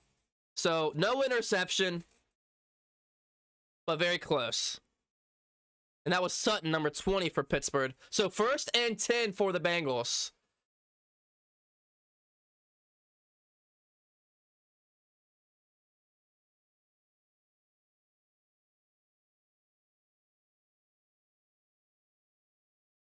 Here we go. 1st and 10 for Cincinnati. They're going to be about their own 43-yard line. Burrow. Blitz is here. Throws. It's tipped up in the air and caught by a defensive lineman. The pressure was there. Burrow tried to get it out. It was deflected by a defensive lineman and caught by another defensive lineman. That's Hayward on the interception. Wow. Off the tackle of Jonah Williams. That was 56. That got the backhand of Burrow as he was releasing. And then just landed in Hayward's hands. Just the deflection just went whoop. And Steelers come down with it. This Bengals offensive line, their first game together is struggling. Not looking very different than last year. So, you can call it a Burrow interception, you can call it an offensive line interception. But nonetheless, it's a second one of the day for Pittsburgh, and it puts them already in field goal range. 34-yard line. Flea flicker. Down the field, Trubisky all the way to the 4-yard line. That's Freiermuth, the tight end. It was an end around to the other receiver. It was an end around, then thrown to the other receiver, then thrown to the other receiver, then tossed back to Mitch Trubisky, a flea flicker of sorts. And Logan Wilson was sleeping on the flea flicker, bit on it, and Trubisky had a man all the way down the field, the tight end, and they're now knocking. 1st and goal, just ran the play. It was a rush of about 2 there. And now 2nd and goal for Pittsburgh, knocking on the Cincinnati doorstep. Wow. Steelers are not playing week 1. They're pulling everything out of the playbook. 3 minutes remaining here in the first. I formation for the Steelers. Watt as the fullback. Najee Harris up the gut. He is stuffed. Marcus Bailey, Von Bell, Ogunjobi, or not Ogunjobi, excuse me. And the Bengals defensive front all over that. A 3rd and goal for Pittsburgh. And if they don't get it here, will they go for it on 4th? That was Akeem Davis-Gathers, Logan Wilson, B.J. Hill. 3rd and goal. 2:30 remaining here in the first. It is loud in Paycor Stadium. Steelers offense, can they get the first touchdown of the season? 4 receivers wide. Trubisky, shotgun, throws, incomplete. Von Bell on the coverage of Freiermouth, the tight end for Pittsburgh, and it is 4th and goal, and a big chance here for the Steelers. Will they go for 6, or will they settle for 3 to make it a 7-point game?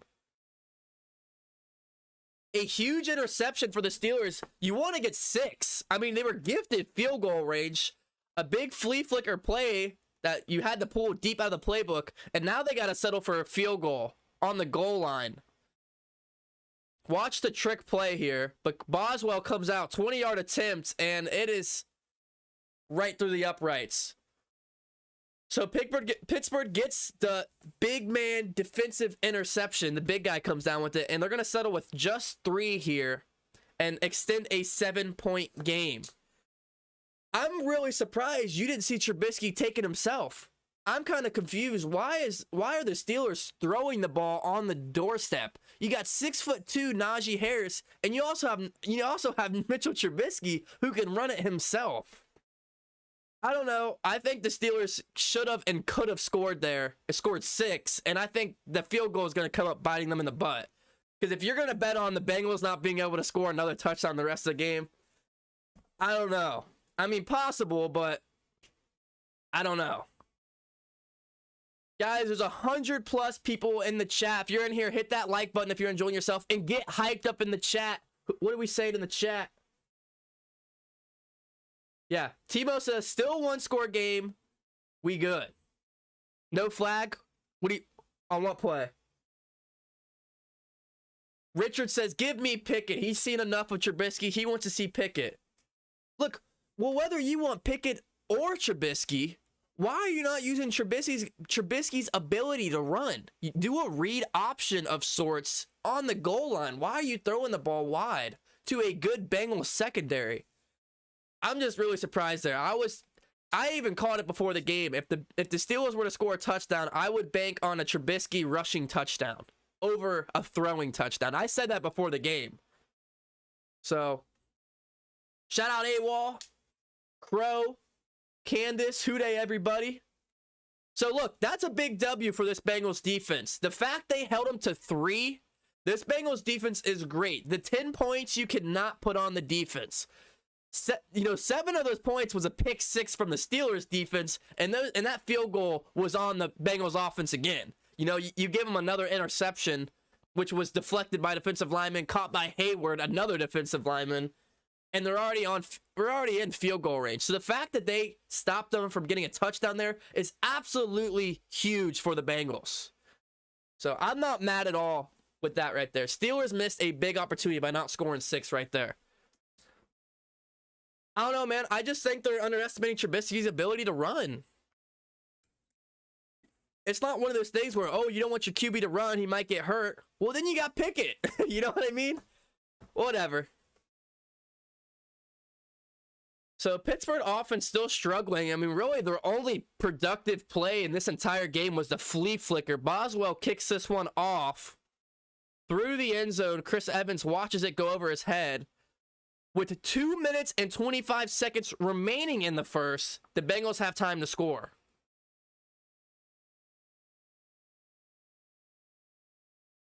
AWOL said, Bengals for life, salute. Who you got, Ohio State or Michigan? Probably Ohio State. But even though I'm a Bengals fan, I'm from Cincinnati, not Columbus. So I'm not a Buckeyes fan. I don't claim to be a Buckeyes bandwagon. So I just hope for a good game. Burrow and shotgun. Quick throw to Jamar Chase. First reception of the season, and he's going to get 12. A slippery play there by Jamar Chase. Just a quick screen play, and he turns it into 13 yards. 1st and 10 for Cincinnati. 2 minutes remaining. Already on the Cincinnati 32-yard line, just like that. Higgins in motion. Mix it off to the right side, spinning inside, and gets a gain of about 1 or 2 yards. Shout out to Tom for hitting that subscribe button and joining the DCTV family. Bengals jersey giveaway at 3,000 subscribers. 2nd and 9 for Cincinnati. 90 seconds remaining. Burrow is shotgun with Mixon. Hayden Hurst in motion. Higgins and Boyd to the left. Jamar Chase by himself to the right. Looks like man coverage. Dump pass to Mixon. Moving those legs and gets a gain of about 8 yards there. A little dump pass. I also said before the game, watch Joe Mixon in the receiving game today. I want to pat myself in the back. Already see it here early. 3rd down for Cincinnati, but a good 3rd down, a short 3rd down. 3rd and 2.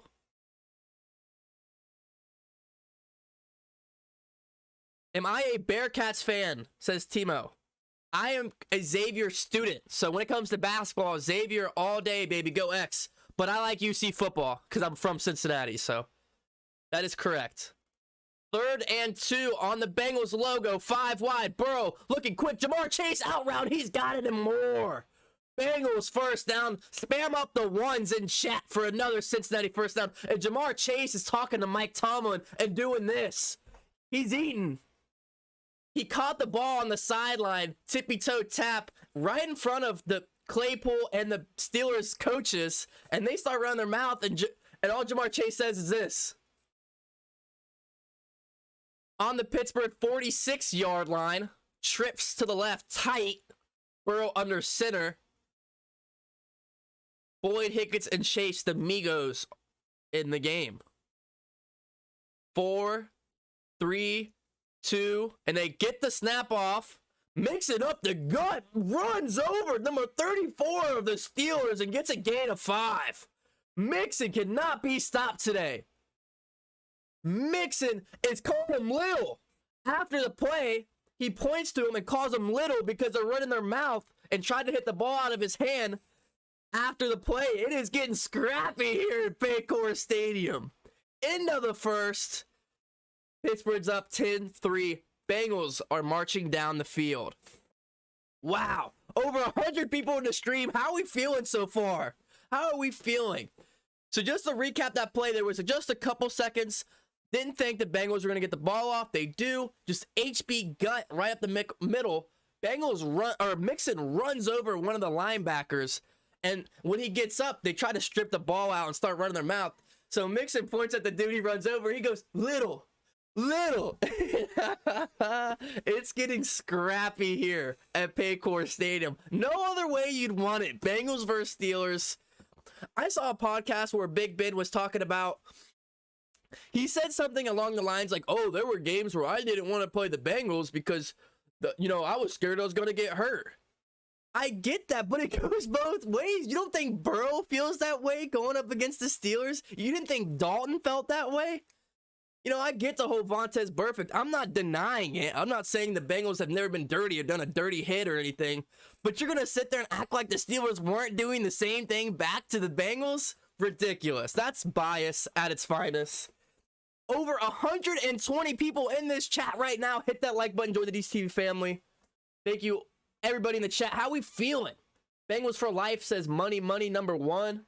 Jason says he wants 6 points. Connor says, come on, Burrow.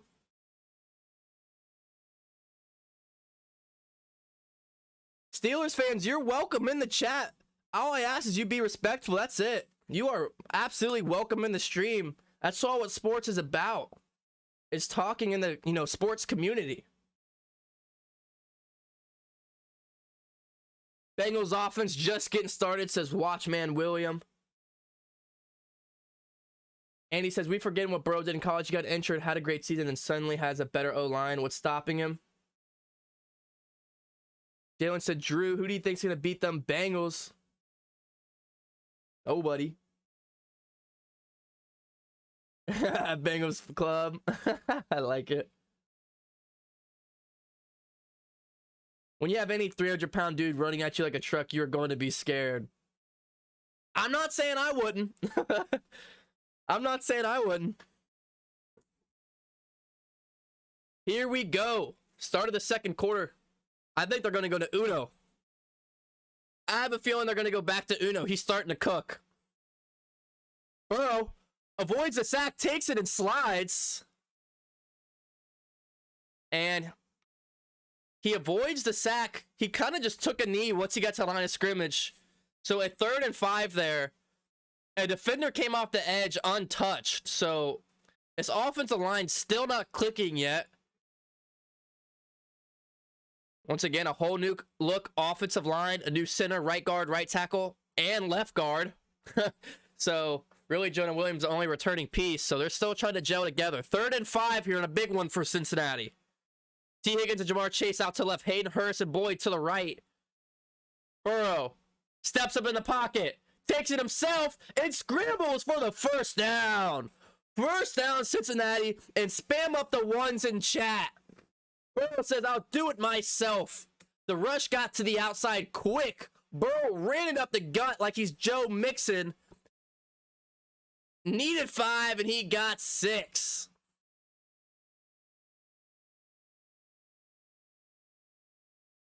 Bengals no huddle offense, trying to fatigue this defense. Burrow under center here. Mixing out to the left, and he just got smashed by TJ Watt, who looked like it came off unblocked. OMG. Mixon just got humbled by TJ Watt, who La'el Collins is supposed to be one of the best tackles in the league that we signed from the Cowboys. Just let TJ Watt go right past him. Right past him. Nearly, basically untouched. And because of that, he gets Mixon clobbered. He's got to get back on that. 2nd and 14. Burrow deflected, and is it picked off again from another defensive lineman? TJ Watt picks it. The 2nd defensive lineman interception and the 3rd interception of the half.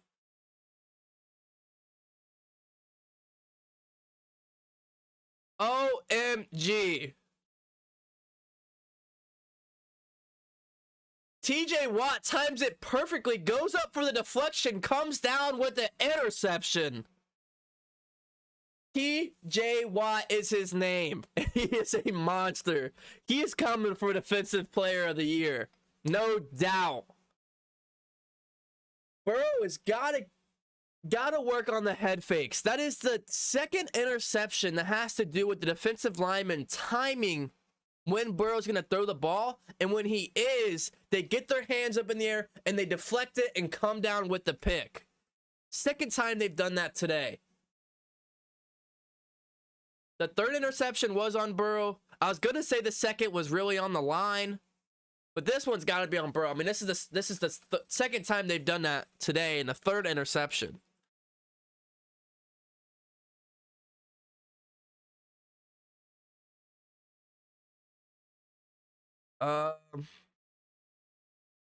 Bengals lost. We're down 10-3. I mean, if it makes Bengals fans feel better, we're going up against one of the worst offenses in the National Football League. Let's remind ourselves, all 10 points from the Steelers today are from the defense. But if we keep giving the defense the ball, then they're going to keep scoring for the offense. Bengals offense looks horrible. I disagree. The offense doesn't look bad outside of the mistakes, like the big man interceptions. The first drive was terrible. That drive wasn't terrible. It was looking really well, actually, until we got there and the TJ Watt got the big man interception. The drive before that got a field goal. The drive before that was the other big man interception. What looks terrible is the offensive line when it comes to passing. Rushing, when it comes to rushing, the offensive line looks great. But when it comes to passing, La'el Collins is really struggling. Volson gave up the first sack. The rookie left guard is struggling. I wouldn't say the offense looks terrible, but they're definitely struggling with the turnovers. You know, and sometimes the NFL, man, it's the little plays like a big man interception. Sometimes that happens. The offense, look, it's not looking too hot, but I wouldn't say it's terrible. They're moving down the field. It's just when they start moving down the field, these little turnovers are hurting. They're moving down the field. Every time the Steelers have no answer, the Bengals get to, Steelers territory, and then they get the big man interception. That's twice now. Trubisky hands this one off. That is not Najee Harris. That is number 30 for Pittsburgh, and he gets a gain of about 2 there. I didn't know Najee Harris comes off the field. That's Warren. Did anything happen to Najee Harris? I'm kind of confused why he's not on the field. Anybody answer with that?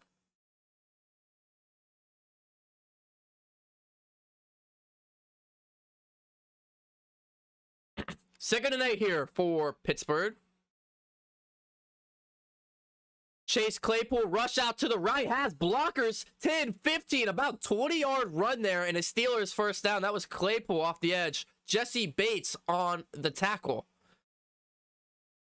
That's the second or third time we've seen Claypool become the running back today. First one really didn't work. That one worked well, and almost a 20-yard gain right there. I think Claypool has more yards, rushing yards, than Najee Harris. And Harris still isn't in the game. All the way on the Cincinnati 41-yard line. Trubisky, play action, quick throw out to his tight end, 81. First down and more, 20, 15, one man to beat. And Jesse Bates gets the touchdown saving tackle. First and goal for 81 for the Steelers. Gentry, the tight end.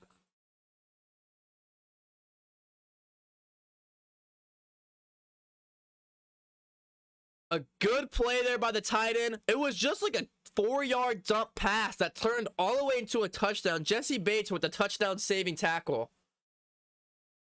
That was a great play by the Steelers. Good call there.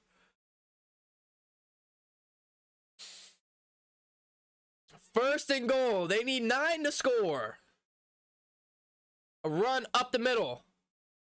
Najee Harris comes into the game. About 2 yards there. DJ Reader, defensive tackle for the Bengals. Big 9-8 on the wrap-up.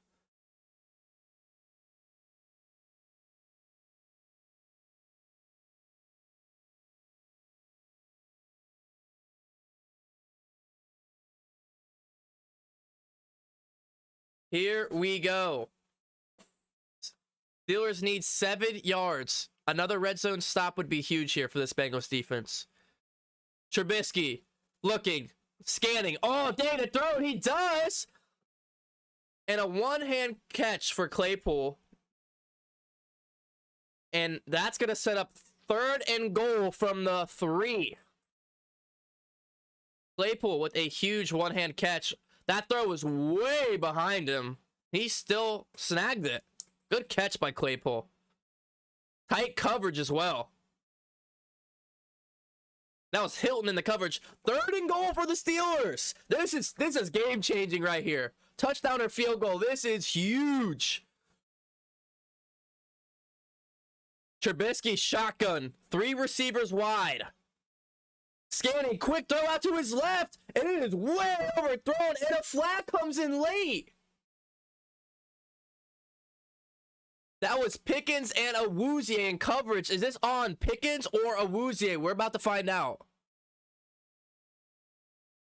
Oh, they give it on Awuzie. An automatic first. Oh, wow. They both have a... Oh, that's a terrible call. Pickens has a jersey full of Awuzie. I can see it. I mean, I'm not gonna lie. Awuzie was hands-on, but so was Pickens. Pickens had a jersey full. Oh, wow. First and goal. Trubisky under center. End around run. No good. Stopped at the front door. Trey Hendrickson, Logan Wilson, and Jesse Bates. Claypool's helmet comes off, and I know that one's gonna sting for a while. Claypool's third rush of the game. I know if you're a Najee Harris fantasy, if he doesn't score here, I'd be a little upset. I mean, they're using Chase Claypool more of a running back than Najee Harris. Second and goal. That call was terrible. That call was so bad. I formation. You know this is going to Najee Harris. Watt as the fullback. Fake fullback dive. Thrown out to Harris, and he gets finally into the end zone. Second and goal, and Steelers punch it in. A fake fullback dive. Tosses out left to Najee Harris. And that's going to make it a 16-3 game. Marcus Bailey, Keeman Davis, Gathers were there. I'll tell you what, the Steelers' offensive line's holding up decently well today. Not much Bengals pressure on Trubisky. The PAT. Trubisky, 7 for 9, 77 yards and a touchdown. Wow. Right through the upright. 17-3 Steelers with 8:46 remaining. Plenty of time in this half. And that was a good scheme because Bengals were definitely all in up the dive, up the middle. And even I was. I said, you know this is going to Harris. And it did, but through the passing game.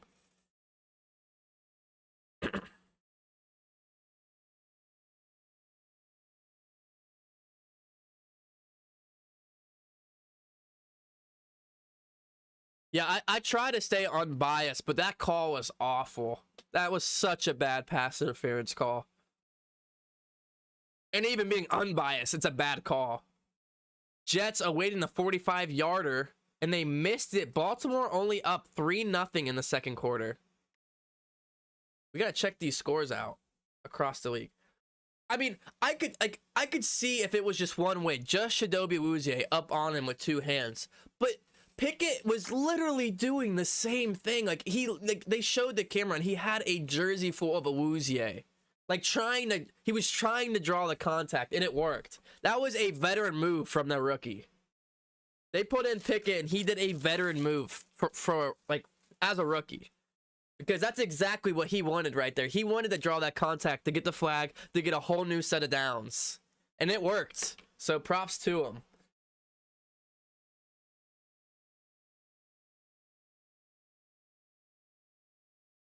How we feeling in the chat?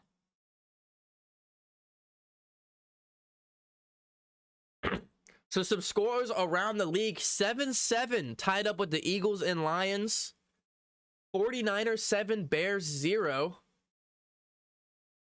Dolphins 10, Patriots 0. It's still 0-0 in the Browns-Panthers game. Tied up at 3 for Colts and Texans. Saints 7, Falcons 10. Okay. Ravens 3, Jets 0. And the Commanders are up over the Jaguars 14-3. So this is the biggest scoring game so far and the biggest lead. This is the biggest lead so far in all the 1 o'clock games. But can the Steelers hang on to it? Is the question.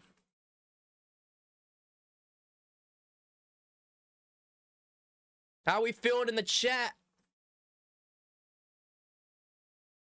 D&J Nation said, Steelers have all young players. Trust me, there is no stopping Steelers. I mean, I think the Bengals statistically have the youngest team in the NFL. But go ahead. AWOL says, it ain't over. Who dey? How did the Steelers just score? It was a fake run up the gut. A fake fullback dive. And then tossed it to Najee Harris for like a 3-yard touchdown. Bengals dominated last year. Steelers have a whole new team. No more of that, says D&J Nation. I'm sorry, Bengals fans. Last year was a 1 in trillion. Your QB is going to suck, says Fred. Mark says, the Bengals. And that's all I can see before we get caught up here. TJ Watt, an interception, a tackle for loss, and 2 pass deflections. Write his name down for Defensive Player of the Week already. 25-yard line for Cincinnati, mixing out to the left. And what sucks for this game so far, outside of the 3 picks, is that the Bengals swept the Steelers last year, not by Joe Burrow, but because of Joe Mixon. Joe Mixon had over, I think, about 150 yards in both of those games and touchdowns. And now you can't really establish Joe Mixon because you're down 17-3. And the clock is against the Bengals.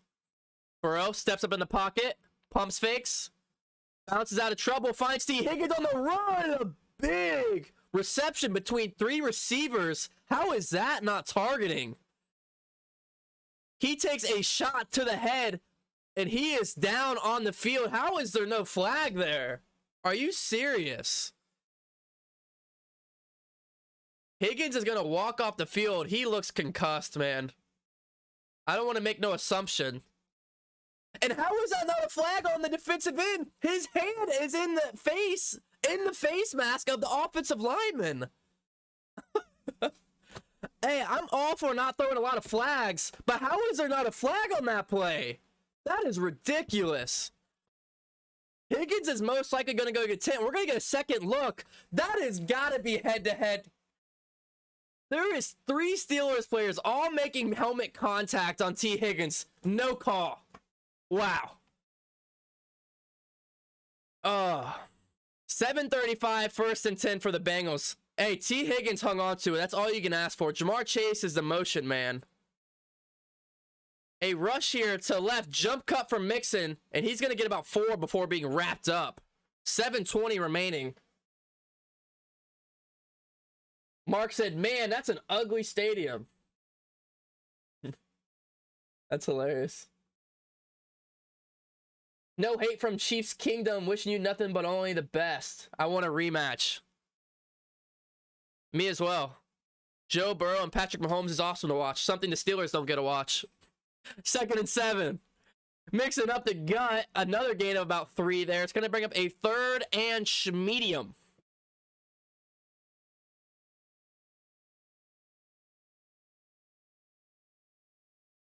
Incidental contact. Houday all the way.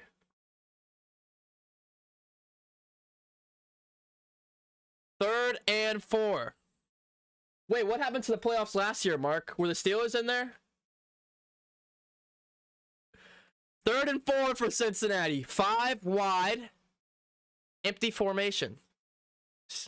Steelers sending 4. Burrow scrambling out the pocket, throwing on the run, and he had the man. And a 1st down, Jamar Chase. Minka Fitzpatrick gets burnt there. 2nd time he's got burnt today. 1st and 10, Jamar Chase talking to that Steelers sideline. Double coverage for Jamar Chase, and he just sits. The safety, Minka Fitzpatrick, was just super loose on that play. He was very far down the field. I guess they were expecting a big play. He bit on the tight end, Hayden Hurst, over the middle vertical, which made him late over to the Jamar Chase. And that's what happens when Burrow has time to throw. 1st and 10, Burrow steps back, throwing down the field, and picked off. Flag on the play, hopefully DPI. That's 20 for the Steelers. Sutton. Will it be DPI? This would be the 2nd time Sutton's got an interception that got called back for DPI. I didn't get a good look at it. Burrow threw that one to double coverage, by the way.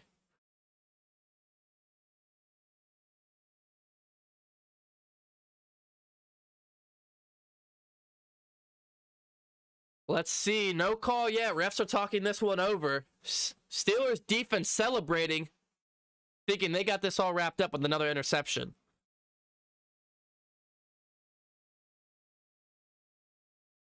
Unnecessary roughness on the defense by number 39.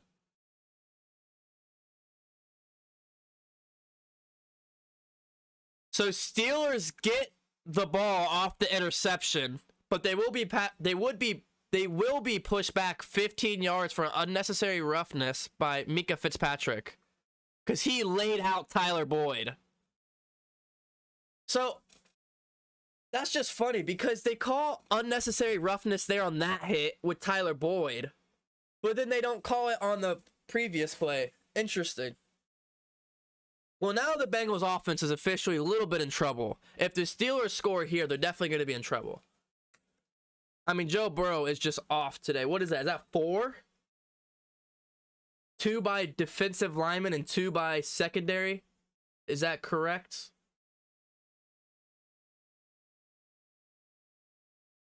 Minka Fitzpatrick, TJ Watt. This can't be right because this is only showing 2.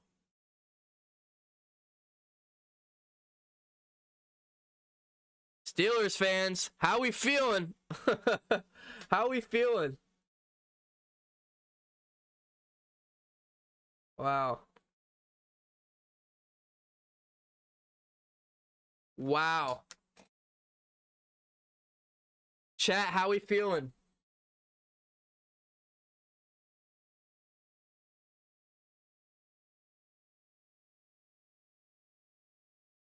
This is unfortunate.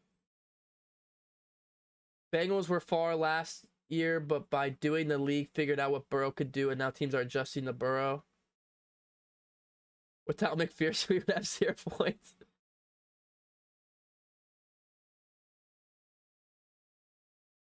Okay, so they counted one of the interceptions as a fumble. So it's 3 interceptions and a fumble.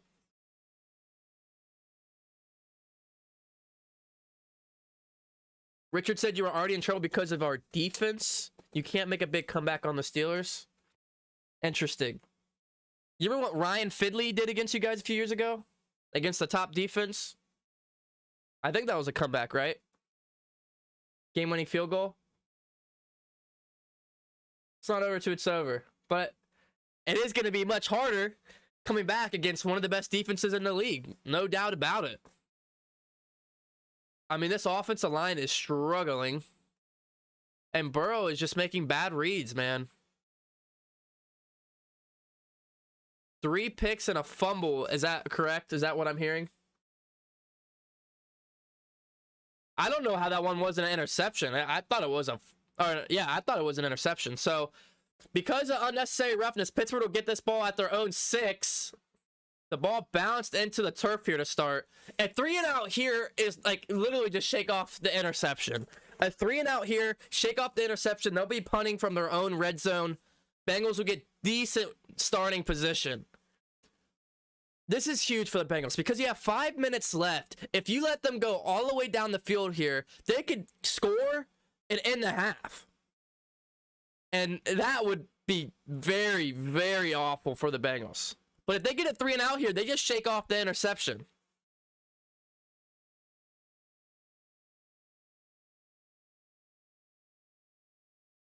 A run up to the right. Jermaine Pratt lays the wood. And 2-yard gain there by Warren, who is getting majority of the reps today. Not sure. Was there anything out of the Steelers camp why Najee Harris really isn't doing much today? I mean, he got to the end zone, but he's just not on the field very often. And it's 3rd and 8. This is massive. Bengals need to get off the field here. 4 minutes and 50 seconds remaining. A 3 and out here is absolutely massive. Mitchell Trubisky. Here we go. Shotgun. All day to throw. Steps in the pocket. Gets on his feet. Runs. And he stops short. Logan Wilson on the tackle. 4th down. Bengals fans can take a little bit of a breath. Because it's a 3 and out. And this Bengals defense has been fantastic today. And it's crazy to say that in a 17-3 game. But this Bengals defense has been so good today. A 4th and 4. 4 minutes remaining. Bengals offense get the ball back. literally no stress. Well, stress, but need a touchdown. And what a booming punt. This goes all the way to the Cincinnati 30. Taylor takes it to the 36. Oh my gosh, what a booming punt. Did they say a 67-yard punt? Yo, who is the Steelers punter? Who is the Steelers punter? That guy is good. that is a guy. Presley Harvin III. That guy has a leg on him. Because Bengals should have got that around midfield. Like at their own 45, 50-yard line. And they're now getting it from their own 35. I mean, they were punting from deep in their own territory. That was a good punt guy right there. So, Bengals have plenty of time. 4 minutes is a lot of time for this Bengals offense. I mean, they're the most explosive offense last year. Quickest to get down to the field and score. So, speed is their thing, but turnovers has been it today. Burrow comes under center here. Play action. Steps in the pocket. Throws. Jamar Chase breaks the tackle. 50, 45. Wrapped up at the 44-yard line. Jamar Chase having himself a game. Uno. Spam up the ones for the first down and for number one, Jamar Chase. Spam up the ones. He just breaks so many tackles. It's amazing. I mean, he just breaks tackles. Fitzpatrick on the tackle there. 4 receptions, 58 yards for Chase. I formation for the Bengals. Still 3 minutes and 20 seconds remaining. Burrow has 4 incompletions. All 4 of those have been intercepted. Other than that, he has a perfect 10 for 10 game. Mixon, toss out to the left. Why are we tossing the ball? A gain of nothing. That's the second time Zach Taylor has called an I formation toss, and neither of them have worked. Stop calling that play. Mixon up the gut is what we need to run the ball with. These tosses aren't working. The ends for Pittsburgh are too good for that. We're gonna put a toss outside the TJ Watt? That's not gonna work. 2nd and 10, 2:40 remaining. Run up the gut. And that gets about 4 or 5. And that's what should have been the play last time around. So that's gonna bring up another 3rd and medium. And this is massive for the Bengals. I know I keep saying that, but this is game changing right here.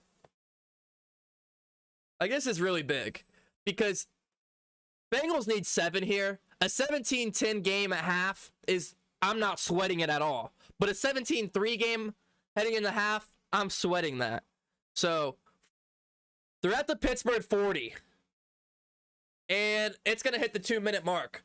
So this is like a huge momentum swing, either team. This is almost a must for the Cincinnati Bengals. And I don't say that often. 17-3 Steelers, 2-minute warning. Bengals are on the 40-yard line of Pittsburgh. Is it field goal range?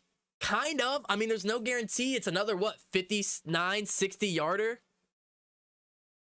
So, you gotta pick this up. You have to.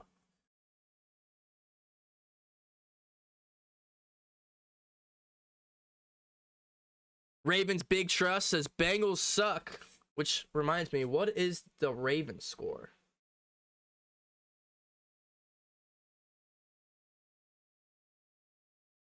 Are you really coming into a Bengals stream and saying that when the Ravens are only beating the New York Jets 3-0? Come on. Are you serious? You can't be. You're only beating the Jets 3-0 at half. Come on, dude. Oh, he's trolling. That's hilarious. That is hilarious. Boat 1017 says interception time, y'all. Hey, with the way this game is going, you might not be wrong. Timo said it right. If the Bengals go into the locker room 10-17, I am not sweating it at all. That is a game the Bengals are in and can play. But a 17-3 game, man, that's really pushing it. And to think about it, Bengals get the ball at half. Look at this. If the Bengals score here, they get the ball at the start of the half. They kicked it off and gave the Steelers the ball first. So that is why I said I would kick the ball 10 out of 10 times start the game. Because if you score at the end of the half, that gives you so much momentum to come out in the second half and score again. So this is like massive. This is probably the biggest play of the game so far. Looks like the rain has stopped in Cincinnati. It is now sunny, partly cloudy, so it's good we don't have to deal with that.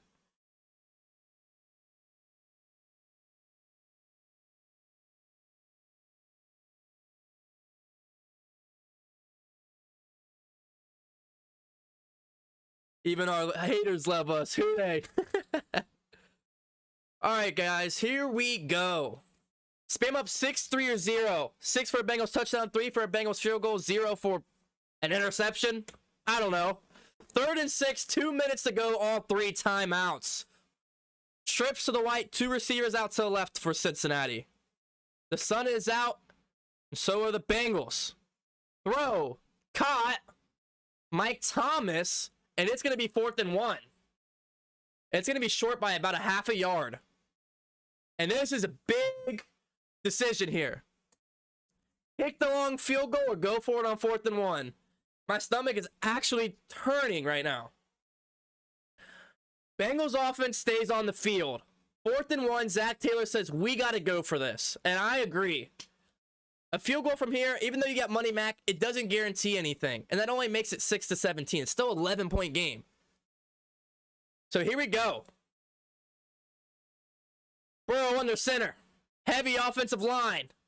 Mixon up the middle. He's going to break it out to the 20, the 15, the 10, the 5, and pushed out of bounds. Mixon all the way to the 5. And that's got to be a flag on Minkah Fitzpatrick.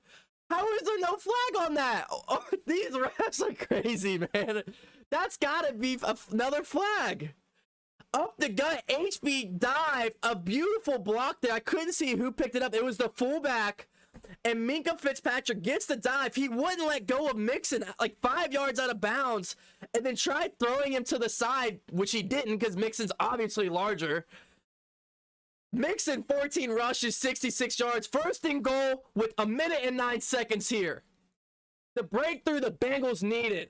And they need 4 more to get into the end zone. Mixon looking up the gut. Maybe a yard. 2nd and goal with 60 seconds. Clock is moving. I'll give it to him, man. I'm like not big to call for flags and stuff like that. Like I'm usually not like that. But I don't know. Let him play. Let him play. I mean, it's 5 yards out of bounds and he won't get off of Mixon. Like, come on. Burrow under center here. Boyd, Chase, and Thomas as the receivers. T. Higgins, I don't think he's returned since the possible concussion. And that's going to be Volson. Offsides. Damn it, man. The rookie is struggling. On the first play of the game, he gave up a sack. And that was clear as daylight. That was offsides. Oh. 1st and goal, finally gets some momentum, and the Bengals shoot themselves in the foot once again. Ooh.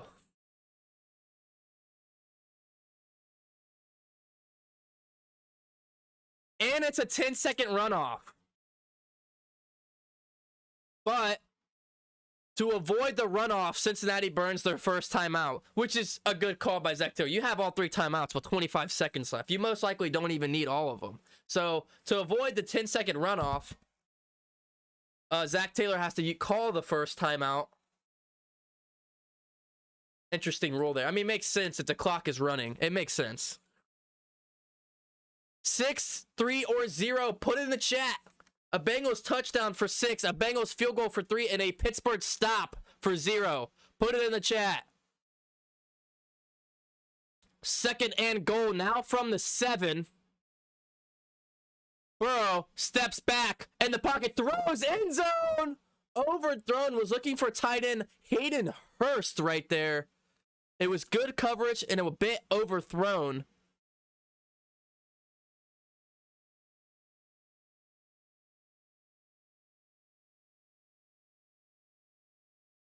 Edmonds on the coverage there. So a 3rd and goal for Cincinnati. And this is why it sucks being pushed back 7 yards. Or, you know, the 5 yards, now back to the 7 off for the false start. Because if you're up a goal line, you go for it on 4th and goal. But now I don't know if you go for it now that you're 7 yards out. I almost run it here, then go for it on 4th. But they're going to throw.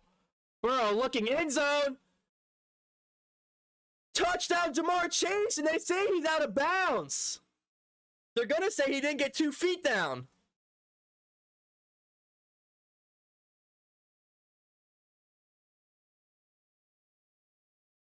Let's check out the review. 1 foot. Oh. Inches. Inches. He only got 1 foot in.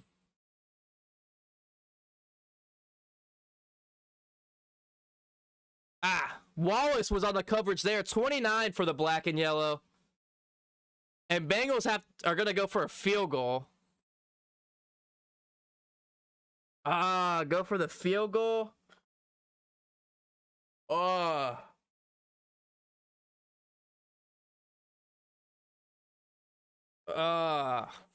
That's killer, man. That is such a kill. Volson's got to do better. He killed that drive with the false start. We were on the 2-yard line, pushes us back to the 7. And I mean, that's the half. Like, that's the Bengals constantly shooting themselves in the foot.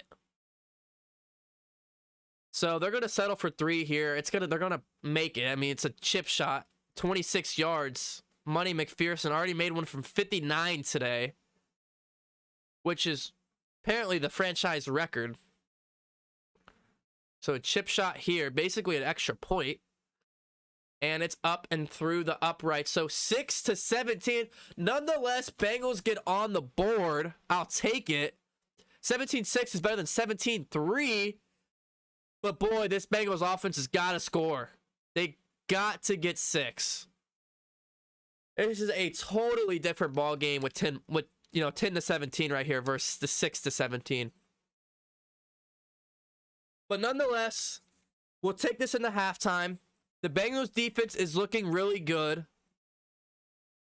If they keep that up in the second half and the offense can limit the turnovers, there's definitely still a chance. It's only 11 points. So points on the board is better than nothing. There's over 120 people in here. If you're in here, smash that like button if you're enjoying yourself, no matter the team. And if you want to join the DCTV family, at 3K subscribers, we are giving away a Bengals jersey. So join the family. What a monster half for TJ Watt. I mean, I'm going to go ahead and put a prediction out there. TJ Watt, Defensive Player of the Week. I mean, I don't know what's going on in the other games, if anyone has any other big stats from the other games. But TJ Watt right now has got to be Defensive Player of the Week. Money McPherson sends this one off into the back of the end zone.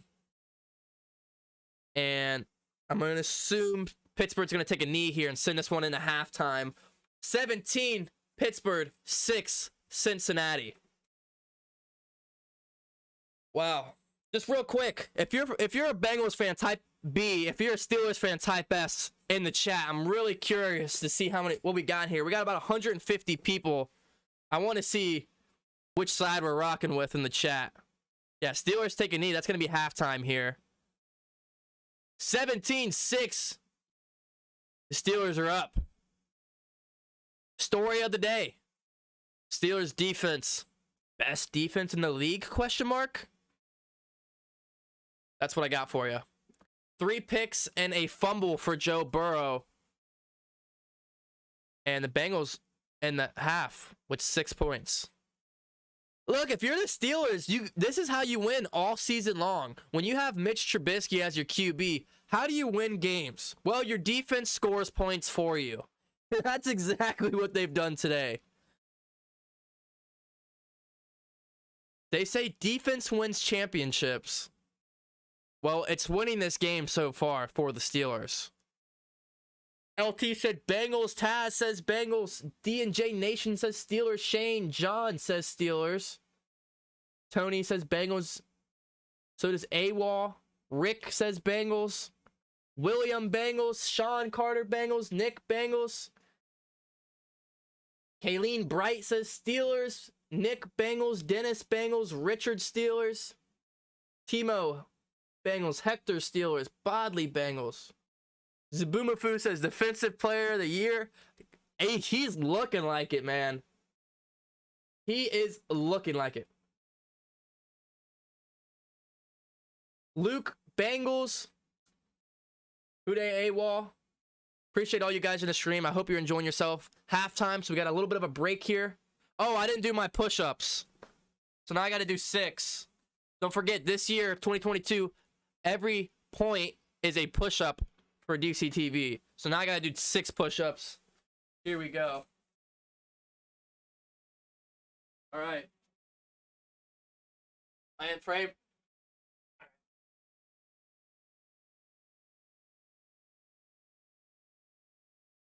3, 4, 5, 6. I guess I should do them for interceptions too, right?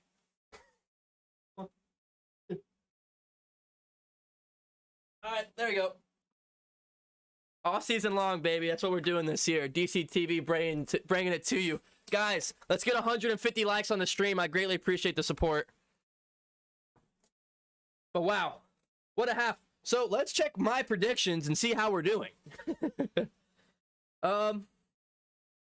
Offensive predictions, less than 3 sacks. I think there's already been 2 or 3. So, Mixon 125 yards, 2 touchdowns. The yards is there. The touchdowns, not so much. Uno, 1 touchdown, 115 yards. He has the yards, no touchdown. And then I just said a T. Higgins touchdown. I don't know. Does anyone have a T. Higgins update? Because he got hit, the head-to-head contact, by 3 Steelers players. No call, by the way. And he hasn't returned since. So does anyone have an injury update on T? Because that's huge. Defensive predictions. Trey Hendrickson, 1.5 sacks. I haven't said his name all day.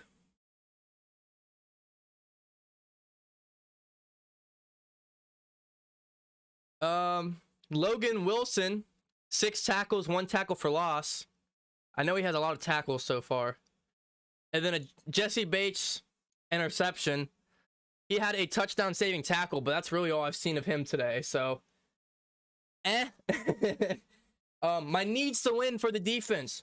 Get turnovers. No turnovers. Get off the field. They've actually done fairly well. They've gotten off the field quick. So, and get pressure. Not much pressure, to be quite honest. My offense key to win. Establish the run. Sort of. They should have done it earlier. Instead of coming out, throwing the ball, and throwing all these interceptions, why were we not running it with Mixon in the first quarter? That makes no sense to me. When the Bengals swept the Steelers last year because of running the ball, not because of Joe Burrow. Joe Burrow has not really played well against the Steelers in his career. But Joe Mixon has. And in fact, he's been a monster against the Steelers, and he is a monster. He's doing that again today. So, it sucks because you can't really establish the run when you're down 17-6. I mean, unless you're the Titans, in theory, not many teams run the ball a lot when they're down. Now, when you're the Titans, you still do because your whole offense is around Derrick Henry. But I just think we don't have a lot of those turnovers if we run the ball more in the first half, like I said we should. Because when they beat the Steelers last year, they were doing it with Joe Mixon, not so much Joe Burrow. Oh, this one's a good one. Turnover-free football. Well, how's that one going? And then my last key to win for the offense was Uno, Jamar Chase. And, I mean, he's having a good game. But someone's just got to get into the end zone. So that's my predictions and my keys to wins that I had. So, I mean, to be fair, my score prediction is 27-17. So if the Bengals get to 27 and we hold the Bengals scoreless in the second half, I would be right. I would have guessed that right. The problem is, I guess the Steelers would have 17 total points, not 17 points by half. So that's my predictions that I had before the game, and that's how they're turning out. What we saying in the chat?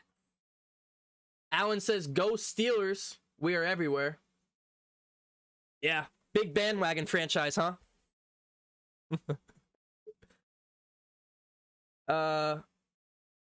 Turnover-free football, sweating puppet meme. That's right. Refs have been fair. As soon as you mention refs, you're just a sore loser. If you mention refs, you're a sore loser. I would debate that. How do you think the Saints fans feel a couple years ago in that playoff game? I'd say it's a little harsh. Looks like the Browns are over the Panthers 14-7. Look, the refs haven't been terrible. They've been mostly fair. I think the one that killed Cincinnati was the defensive pass interference in the end zone. That was a bad call. Pickett literally had a handful of jersey of Chidobe Awuzie, and they called it on Chidobe Awuzie. So, props to Pickett. He did exactly what the Steelers wanted. That was a planned play to get the DPI called so they can get a fresh set of downs. So, props to the rookie there. Wow, looks like the Texans are up 10-3 over the Colts. I'll get into the scores across the league in a second, guys. Just give me 1 second. I want to go through your comments real quick. Concussion protocol, Higgins. Yeah, that sounds about right.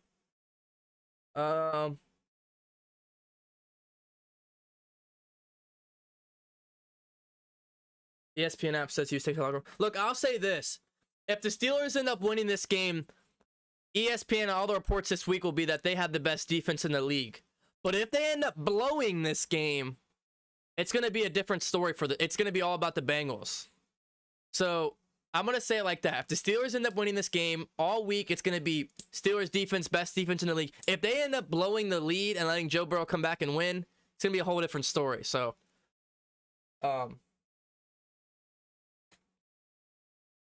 Ravens winning 10-3 at halftime. You were laughing at them earlier? I was laughing at them because it was damn near halftime and they're up 3-0 over the Jets. And I was laughing at the fan that was in here. I wasn't necessarily laughing at the Ravens. So, and are you really impressed 10-3 over the New York Jets? A win is a win. I'm not going to argue that. If the Bengals won this game, I wouldn't be flaunting the Bengals stats. I'd just be like, hey, Bengals won a, rival game, tough as nails. They won. But I wouldn't be like, go check the stats. Lamar Jackson, 10 for 16, 83 yards and a TD. Wow. The Ravens only have 5, 6, 7 carries in the first half. Has anyone watched the Ravens game? They only have 7 carries in the first half. That is very interesting. That is unlike Ravens football. Interesting. All right, check out some other scores. Wow, it is halftime. Eagles, Lions. Eagles 21, Lions 14. That's looking like a banger of a game. Okay. Jared Goff, 7 for 15, 53 yards and a TD. Ugh. Jalen Hurts is balling out. Like many predicted. Everyone said this is Jalen Hurts' year. He's doing pretty well so far. Patriots 0, Dolphins 17. Wow. Tyreek Hill, 6 receptions and 77 yards, no touchdown. Jalen Waddle has the touchdown. So that Miami Dolphins new look offense with Tyreek Hill may be the real thing this year. Interesting. Browns 14, Panthers 7. Jacoby Brissett, 8 for 17, a touchdown. Nick Chubb, 11 carries, 78 yards. But then Kareem Hunt got the touchdown. I have Nick Chubb on fantasy, and that's my worst nightmare is that they give the touchdowns to Kareem Hunt. Baker Mayfield, 10 for 18 and 1 interception. Christian McCaffrey, 3 carries for 9 yards. He has a touchdown, But 3 carries for McCaffrey through a half? What are they doing? It's so interesting, like, looking at stats and not seeing the game. Because like, that's exactly what people would be doing with the Bengals game. They're like, 17-6. Burrow, 4 interceptions. What the hell? And like, that's exactly what I do when I look at stats of games I'm not looking at. Every team should beat the Jets. That's what I was alluding to. Yeah, T will not return. That sucks. That's why Mike Thomas has been in the game a lot. Tony says, who's going to beat them Bengals? Don't really want to answer that right now. But I should say nobody. I'm hoping the Jets come back and beat the Ravens. I mean, as Steelers fans and Bengals fans, we should all be rooting for the Jets. You guys shouldn't be rooting for the Ravens. But you do you.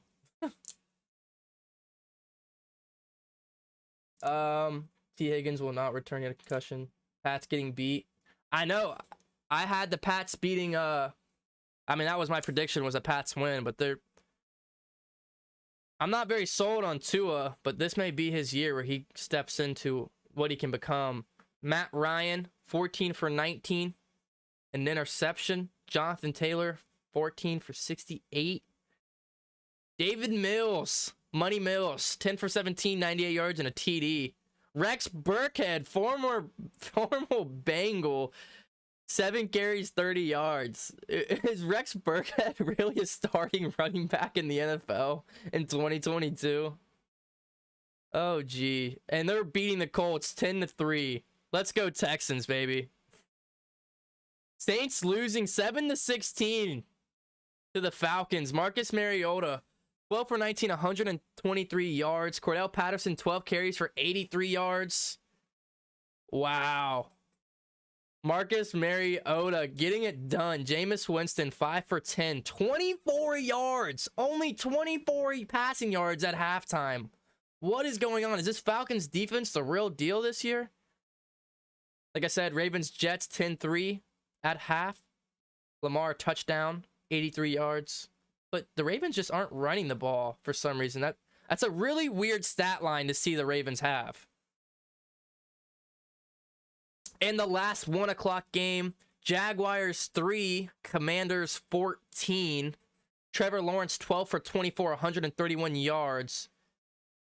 Travis Etienne, 2 carries, 17 yards. James Robinson, 3 carries, 29 yards. That's not very good. Carson Wentz, 16 for 22, 171 yards and 2 touchdowns. Wow. And just like that, we're about to come in the half, so I'm going to take a quick 10-second bathroom break. This is going to be the quickest bathroom break you've ever seen because we are getting back into the gameplay, or into the the second half, excuse me. So give me 1 second. And I'll be back in like 5 seconds.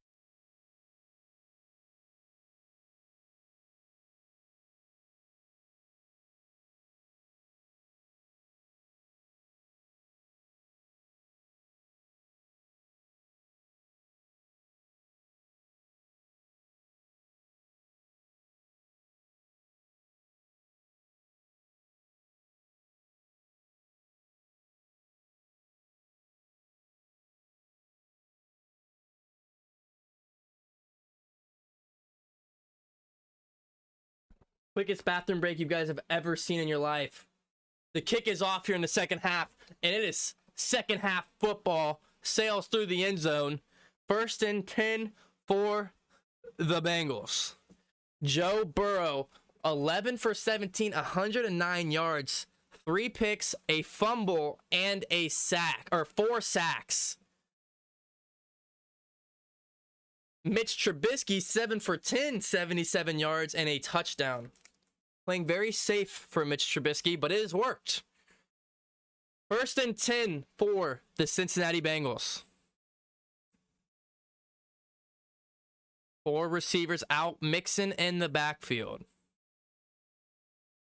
Mixon up the gut, and another 5-yard carry. Sorry, I touched the mic there, but I mean, they just can't seem to stop Mixon. And I really wish we were up at this point, because you could just run and run and run and run that ball down their throat. But you can't in this situation. Still a lot of time left, but...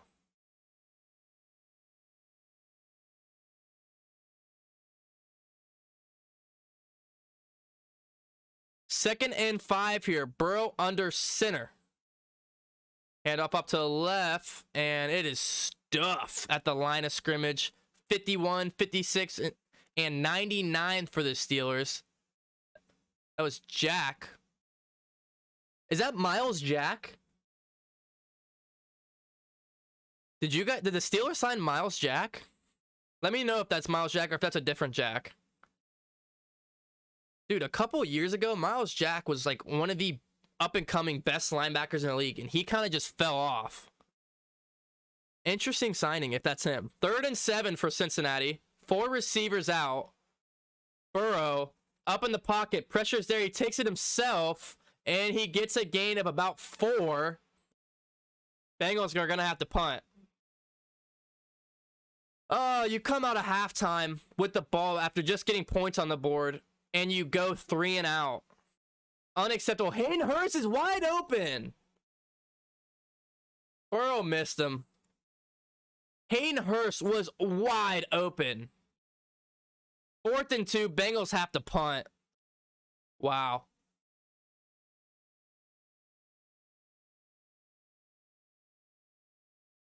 Kevin Huber to set the punt. What is that, the first time today because of all the turnovers? Jeez, Kevin Huber monster punt, and they fair catch it at the 9-yard line. That may be the biggest punt I've seen by Kevin Huber in years. So commercial break as Trubisky and his Steelers march onto the field trying to extend their lead.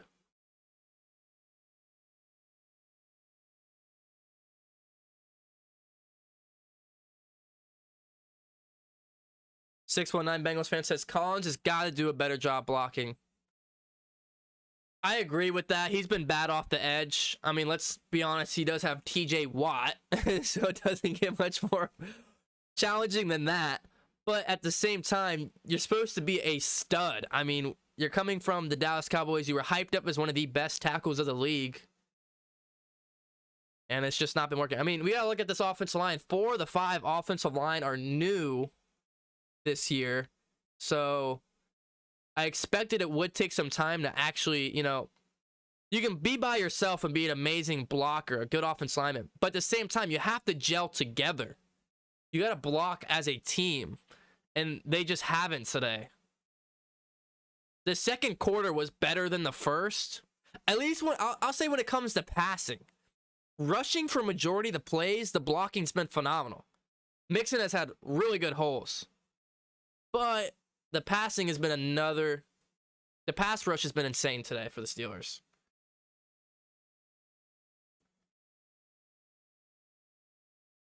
I cannot go to the Discord right now, Tony. I can't do that during the game. I'm sorry. It's just too much going on during the game right now. I thought that was Bengals ball. Oh, well. What do you mean? Mitch, do not do a Rudolph and give the game away. Look, the Steelers are playing smart. Their offense isn't playing great, but they're playing smart. They're doing it really easy for Mitch Trubisky. The game plan is, you know, make it easy on Trubisky. Don't make him have to make big plays that could lead to turnovers, which is what Bengals wanted. You know, they wanted Mitch Trubisky flying out of the pocket, throwing on the run, rushing on his feet, because that's when he turns the ball over. But they've made it very simple for him today, and it's working. You know, the offense hasn't done much for the Steelers, but they've done enough to have a lead here in the second half.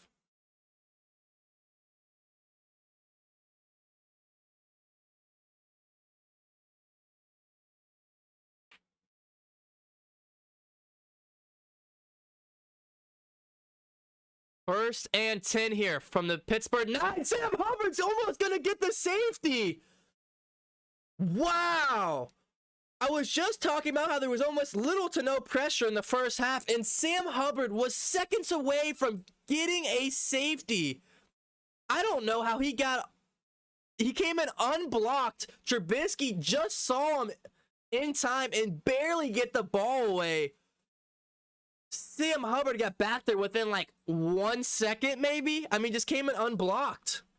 And Trubisky gets thrown down in the end zone, but luckily he gets that ball away. That was close. 2nd and 10, and Trubisky's now going to line up under center. Najee Harris, big hole off to the left. And he gets the Steelers about a gain of 6 here. I think that's the largest run of the day for Najee Harris. Didn't really see much of him in the first half besides him getting a 3-yard touchdown reception. But not too much on the ground.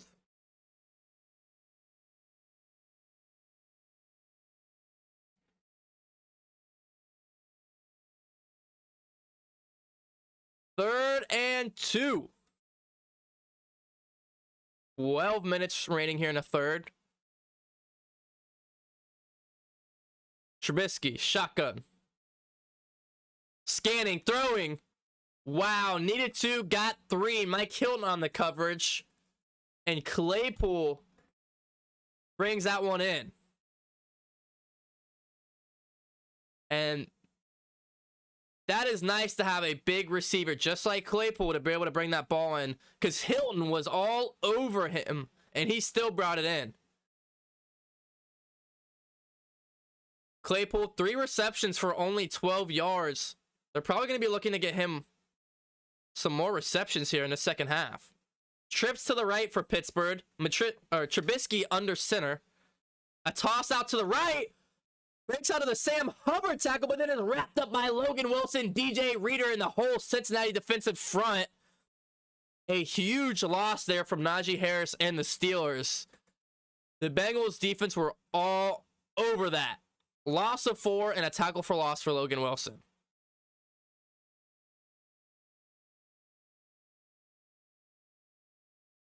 Hector says Mitch knows he's on a better team than the Bears. Definitely. Different coaching, too. 2nd and 14. Shotgun. Trubisky scanning the field, throwing out to his left, has a man, but it is caught out of bounds. Trubisky off on that throw. He was looking for Pickens on the sideline, and he was open. Pickens had a beautiful out route for about 12 yards. Would have made it 3rd and short, but Trubisky was not accurate there. Pickens stays in for 3rd down here. 3rd and 14. 10 minutes remaining. Bengals could definitely use a stop here. 3rd and long. Good defenses don't give up 3rd and longs. Steelers are 1 for 5 on 3rd down conversions today. And somehow they're winning 17-6 with only 1 3rd down conversion. That's good football. Trubisky launching it down the field, has a man wide open and overthrows him. Pickens again. Pickens was running a vertical route. Chidobe Awuzie in coverage. Pickens honestly had him burnt by a good 3 yards. And Trubisky overthrew him. Steelers punt teams comes back onto the field. Wow. Bengals fans, that could have been bad. If it wasn't an inaccurate Trubisky pass. Who knows what that play could have led to?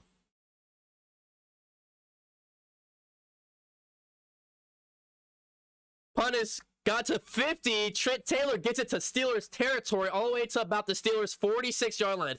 So Bengals offense coming onto the field in Steelers territory. You got to score here. You got to get a touchdown here. You have to. They're getting the ball on the Pittsburgh 46-ish yard line. You got to get some points on the board right here, right now. Your defense the defense for Cincinnati today has been amazing. They've been so good. Outside of not having any turnovers, they played really well. Consider the offense have given up the ball 4 times. They've given up the ball 4 times and the defense only give up 17 points. It's pretty good. Considering, I think 3 of those turnovers was in field goal range already or the red zone, and one of them was a pick 6. I mean, your defense is only giving up 10 points off turnovers. You know, the one was on the offense because it was a pick six. So the defense is playing really well today, but the offense just can't seem to get going. The Steelers defense may be the best defense in the league, and they're looking like it today. Douglas said, I'm back. Needed some adult beverages. I feel that one. LOL, cheers. Hooday. Good to have you back, Douglas. I feel you on that one. Shout out Kevin Beal for subscribing. Sorry I missed your subscription. Shout out Tom as well. I'll pull back up. Sorry. Woo! Yo, guys, if you're in here, let's get to 150 likes. I greatly appreciate the more likes, the more hecticness in the chat. Hope you guys are enjoying the stream today. Let me try to catch up. Shout out Gypsy, Burner, Galaxy, 619. Everybody in the chat, Tony. I'll let you know, Tony. I'm pretty busy at the moment.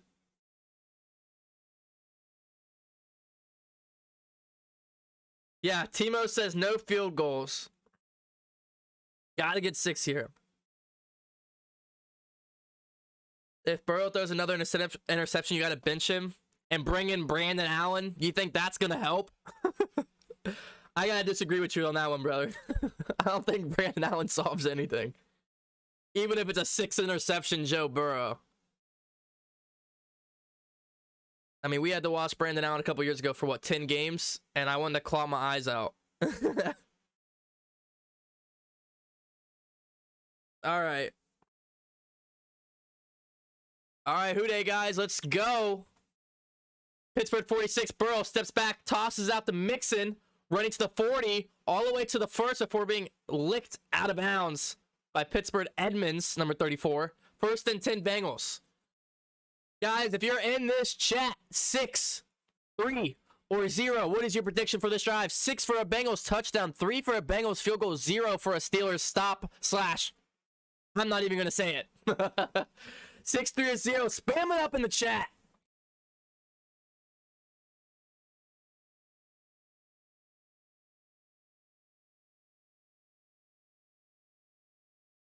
Here we go. Burrow under center. Mixon out to the right. And Alex Kappa was pushed back from the Steelers' defensive front, leading to a gain of maybe a half a yard or 1 yard, maybe.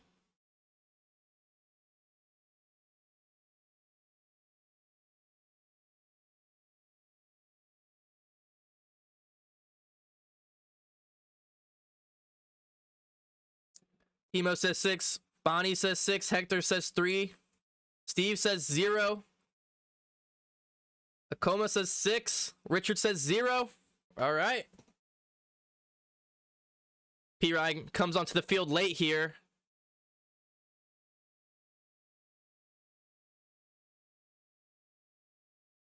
P. Ryan up the gut. Gain of about 4 or 5. Going to bring up a 3rd and medium. Mixing with a big cut on his arm, gashing blood. He comes off the field to get it wrapped up so he can get back onto the field. So P-Run has to come onto the field for the carry because of the blood all over Mixon's arm. 3rd and 5. Here we go on the Pittsburgh 30-yard line. Boyd is the motion man. Chase out to the left. Thomas out to the right. Burrow sets, throws. First down. Tyler Boyd with the out route out to the left. 29 for Pittsburgh was in coverage, not really in coverage. Wallace was asleep over there. And a Cincinnati first down. And just like that, I believe the Bengals are in the red zone. 6, 3, or 0. Let me hear it in the chat.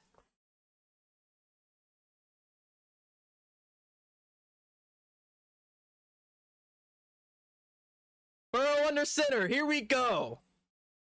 Thomas Boyd out to the left. Chase out to the right. P-Ryan in the backfield. Just under 8 minutes. Boyd's the motion man. Burrow. Quick pressure, steps up, and he's got to take a sack. And that is Volson and the rest of the line crushing Joe Burrow. TJ Watt with another sack came unblocked. What is going on with this offensive line? If out of everybody, you let TJ Watt come unblocked? Wow. That's the 5th sack for the Steelers today. Unacceptable. TJ Watt coming off the line unblocked. Unacceptable. 2nd and 14 for Cincinnati now. Burrow steps up, throws. Jamar Chase up to the 10. Pushing all the way to the 5 and to the 4-yard line. Jamar Chase, Uno, having a big game today. It's a no surprise. 1st and goal, Cincinnati. Spam up B's. Spam up B's in the chat if you're a Bengals fan. We need the good luck to get into the end zone. Beautiful crossing route by Jamar Chase there. Breaks the tackle of Edmonds, which is a mismatch. Jamar Chase is way too fast for Edmonds. 5 receptions, 82 yards. Bengals on the 4-yard line. Jamar Chase under center. Mixon in the backfield. Toss out to the left. Mixon cuts it back up. Gain of nothing. That is the 3rd or 4th toss today for Cincinnati. And they have no yards off the tosses. Zach Taylor's got to throw that play and throw it in the garbage, bro. Why does he keep running that toss play? That toss play has been terrible today. And he keeps going back to it. 2nd and goal. Zeke, Jonathan, Nick, CT, Tony. Everybody's getting active in the chat, spamming up the B's. 2nd and goal. Burrow. Pressure's there. He's got to step up in the pocket. He takes off for a gain of about 3. And he's going to get to about the 2-yard line, 3rd and goal. And Burrow has no time in the pocket. 3rd and goal. This is huge. This is huge. Spam up 6s for a Bengals touchdown.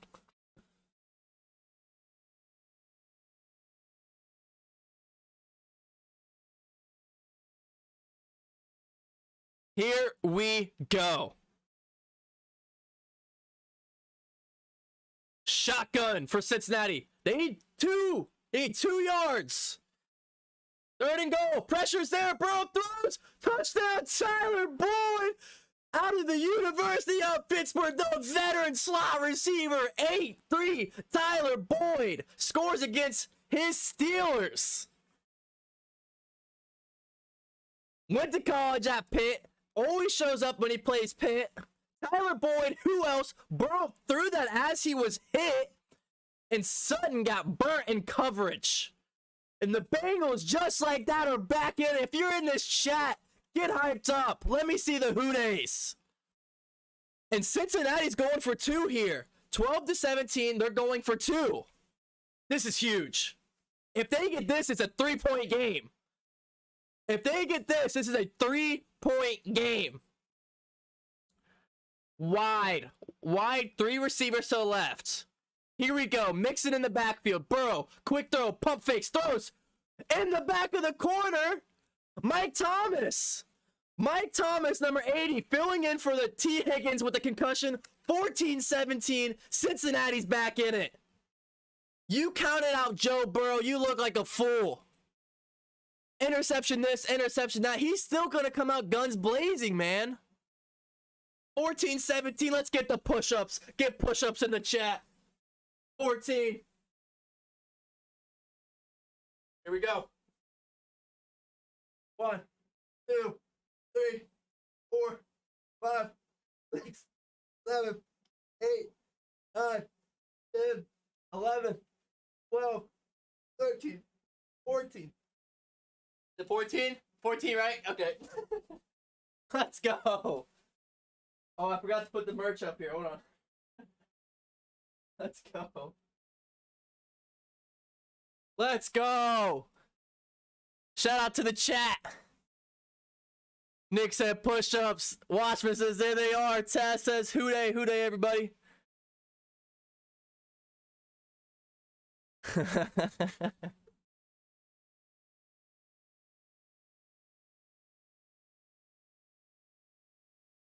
All right. How about that, guys? We have a ball game. Let's get a like spike going. If you haven't liked the video, what are you doing? Enjoy yourself. Get those good luck likes in there. Hit the subscribe button if you haven't already. Let's hear the Who Dey chant when you hit that subscribe button. And follow me on my socials. Join the Discord. It's pinned.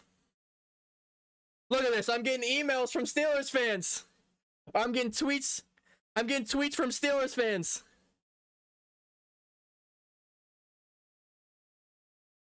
He said, y'all are ass. Speaking of the Bengals.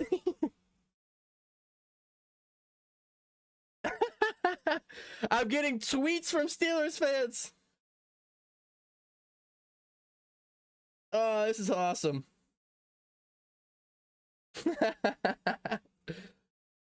Oh, yo, if you're a Steelers fans, get at me on Twitter. Get at me on Twitter.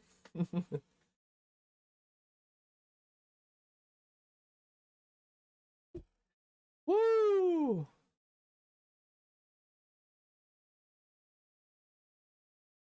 I told you, coming out, getting the ball at half, even though we did go 3 and out, it's game changing, man.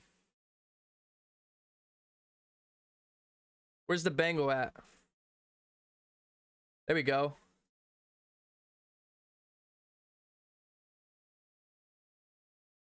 There we go. All right, guys. Well, our defense is coming back onto the field. 4 minutes and 41 seconds remaining.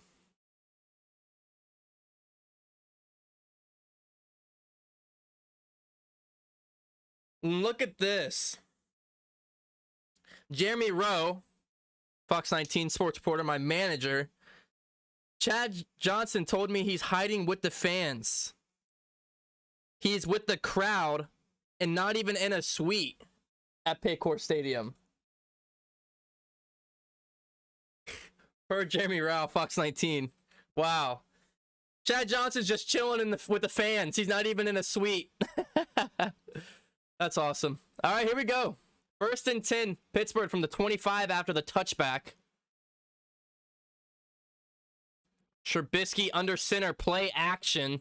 Rolling out to his right. Trubisky has a lot of time to throw. The pressure comes. He outruns Sam Hubbard and turns what would have been a loss into a gain of a few yards. Sam Hubbard's got to get that sack and wrap up.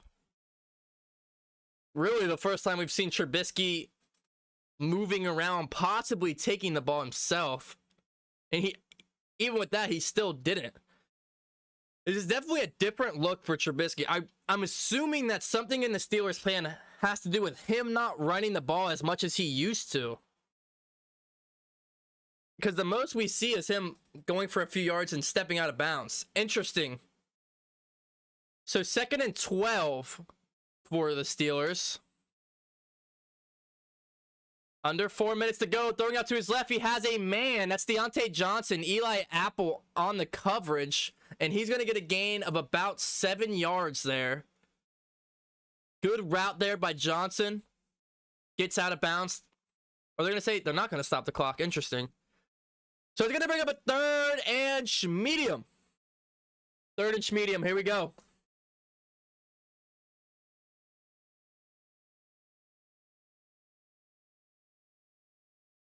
3rd and 5. Trubisky, 9 for 15, 87 yards and a touchdown. Can he step up for his offense here? Can the Bengals force another 3 and out? 5, 4, 3. Get the ball off. Blitz is coming. Pressure's there. Hendrickson running him down. Trubisky gets it by maybe a yard. Wow. They're going to say he got the first. He finally takes the ball himself. Needs 5, picks up 6.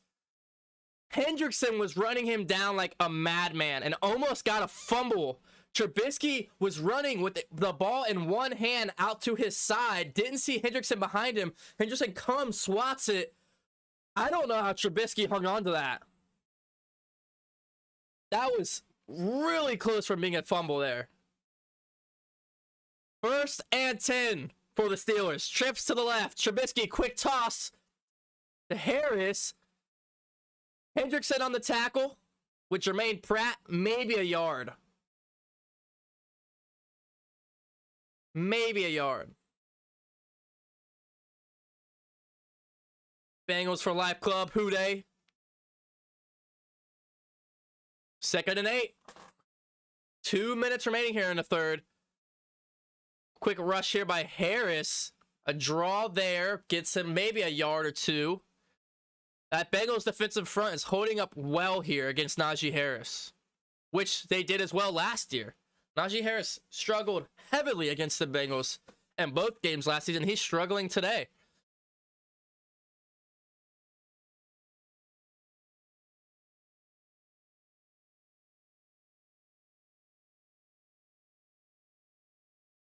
Third and 6. Here we go. Can the Bengals defense get off the field? They're showing blitz. But it was a bluff. 3rd and 6. Trubisky pressures there. Scrambles out to the left. Trubisky's going to take it himself. He's going to get it, but I think this is coming back. This is a holding call right here. This should be coming back. That looked like a holding call.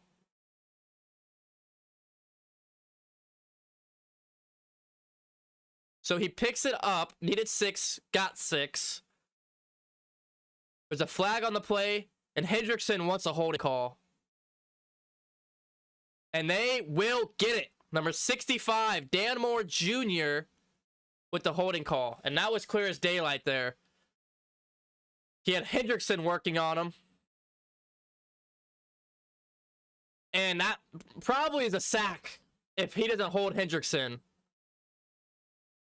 So, I mean, take it how you want. 3rd and 16 for Pittsburgh. Good defenses don't give up long third downs. They just don't. This is huge. This is big right here. Just 60 seconds remaining here in the third quarter.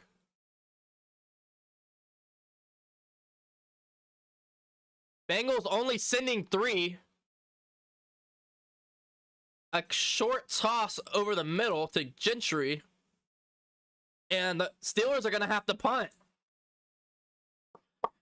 Bengals defense just fantastic today. The Steelers offense just can't get down the field. Very static looking offense today for the Steelers.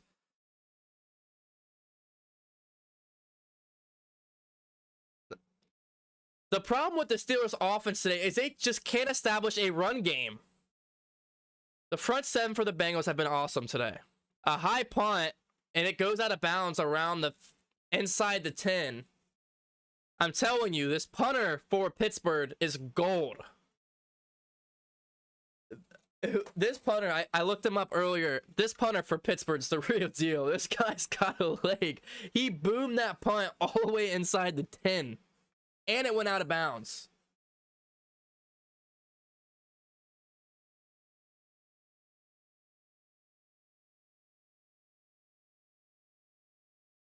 Wow.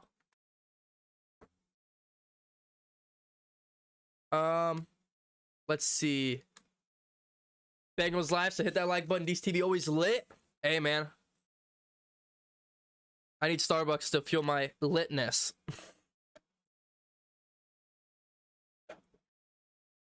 How's the scores in the other games? What other games are we looking at? You guys got to keep me updated on the other scores. Come on. I mean, look, this Bengals defense has been great today. If the Steelers don't get a 4 turnover game, I think that offense is really going to struggle this year.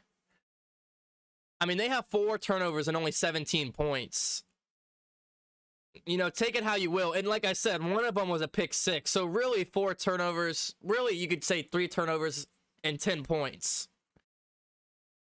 That's tough. And I mean, the Bengals defense is one of the best in the league. So I got to say that. It's a rival game. It's week 1. We really don't know what to expect out of the Steelers offense moving forward the rest of the year.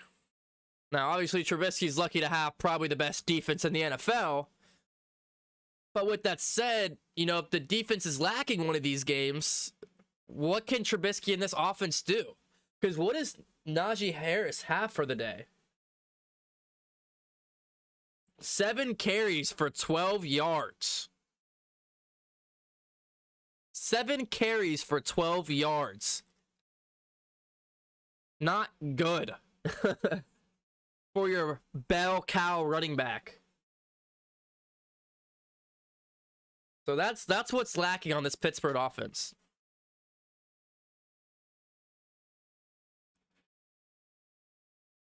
Commanders up 14-9 over the Jags. Ravens up 17-3 over the Jets. Falcons 23-10 over the Saints. Texans 20-3 over the Colts. Colts fans, I'm sorry if you're in here. I wanted more for you this year because I watched Hard Knocks. 1st and 10 from their own 9. Burrow's going to be under center here.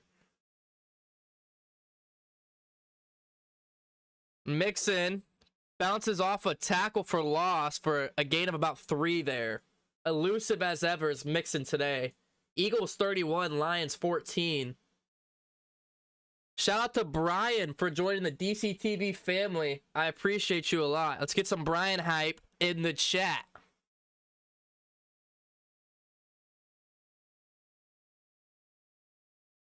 So, end of the 3rd quarter, folks, we have a ball game. Or end of the 3rd quarter. Did I say 4th? End of the 3rd quarter, 17-14. The Steelers are up. But the Bengals have the ball. Wow. This is a game. No matter if you're a Bengals fan or a Steelers fan, this is a game.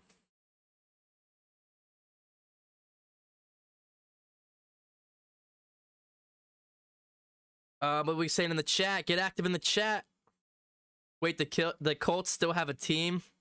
Houston beating the Colts. Let's see. They need to make an office line. Make a. Trubisky has to complete the passing game to open up the running game.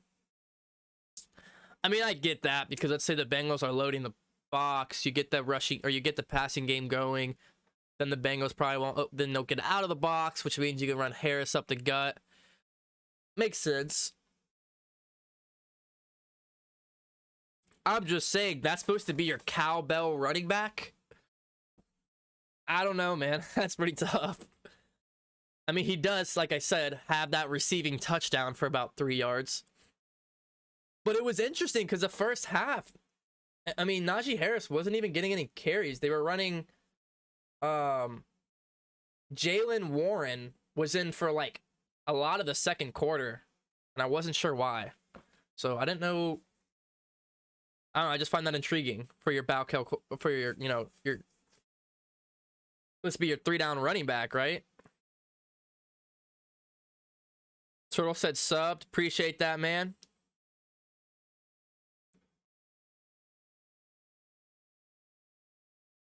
Uday Bengals for Life Club. Yo, if you guys are in here right now, let me know where you're from. What state you're from, what city. If you're from out of the country, put where you're from. Put your city. Put your city in the chat. Put your city in the chat. I want to see where everybody's from in the stream. Let me know. And what about college football yesterday, man? Kentucky upset Florida in the swamp. The Jayhawks beat West Virginia. The list goes on.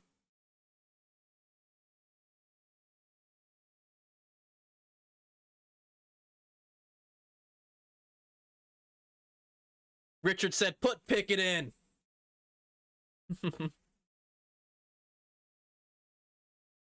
Here we go. 2nd and 7. Start of the 4th. Burrow. Stacked.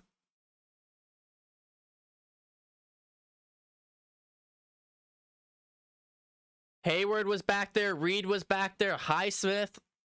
List goes on. This Bengals offensive line has been terrible today when it comes to protecting against the pass rush. 3rd down, and, well, this isn't a good way to come out.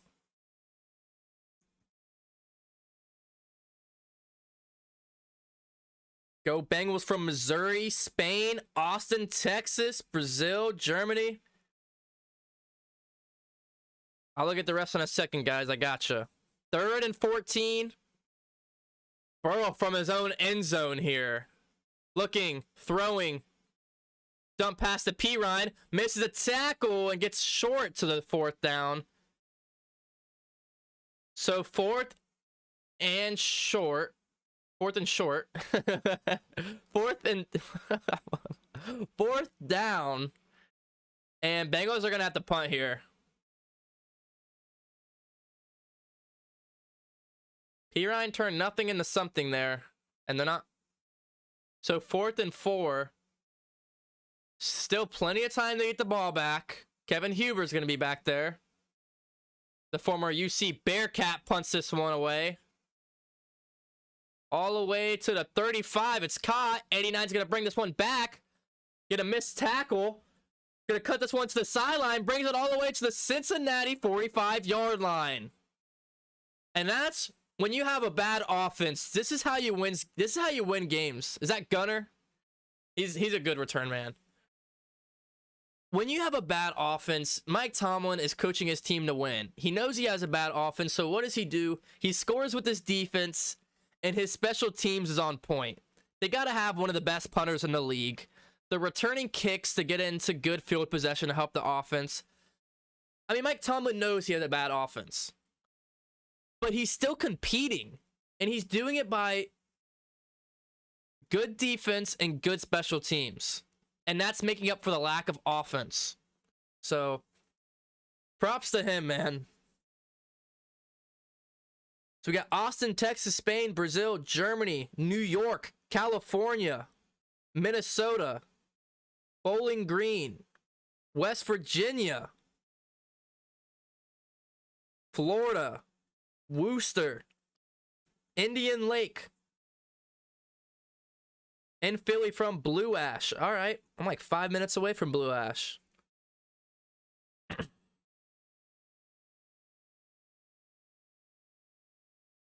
got any Pittsburgh? I was like, come on, where's the Pittsburgh at? Where's my Pennsylvania people at? Logan, Ohio.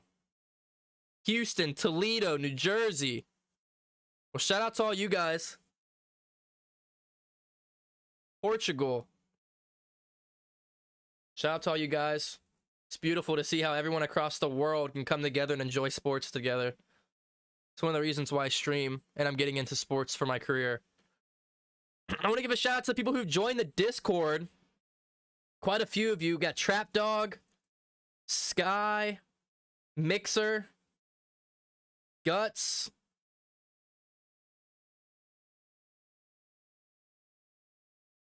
Selector. Shout out to everyone joining the Discord.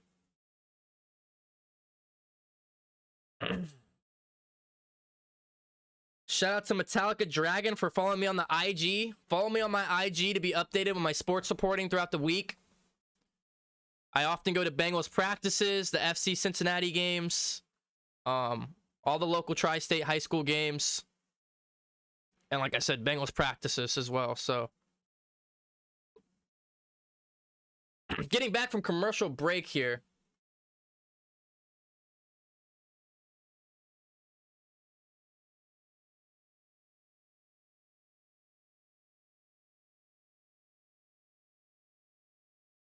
What are we saying in chat?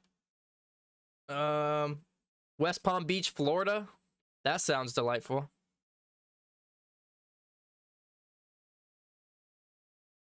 Minnesota.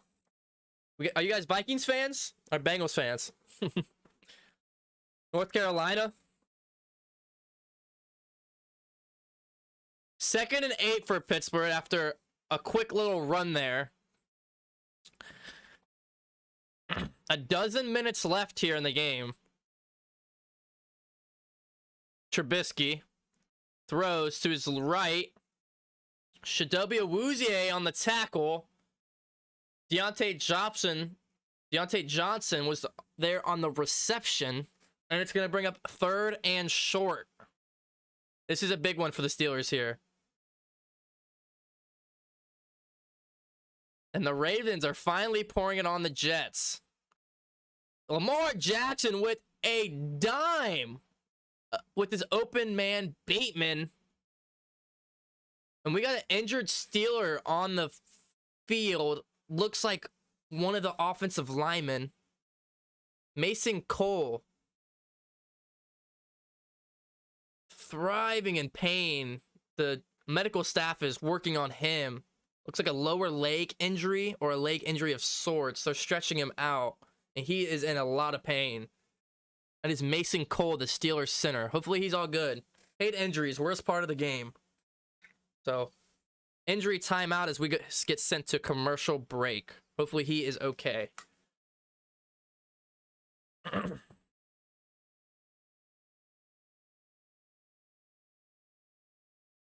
Yo, guys, we're at 74 likes. It'd be a huge favor if you guys could get that to 100 plus for me. I'd greatly appreciate it. Richard says, come on, Steelers.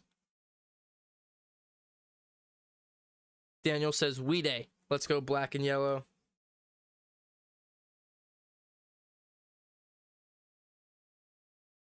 Yeah, hope he's all good. Injuries are the worst part of the game. I mean, luckily, there's only been 2 injuries so far, to my knowledge. There was T. Higgins out with the concussion, and Mason Cole right now with some sort of leg injury. That's what we got going on so far. Check out some scores across the league.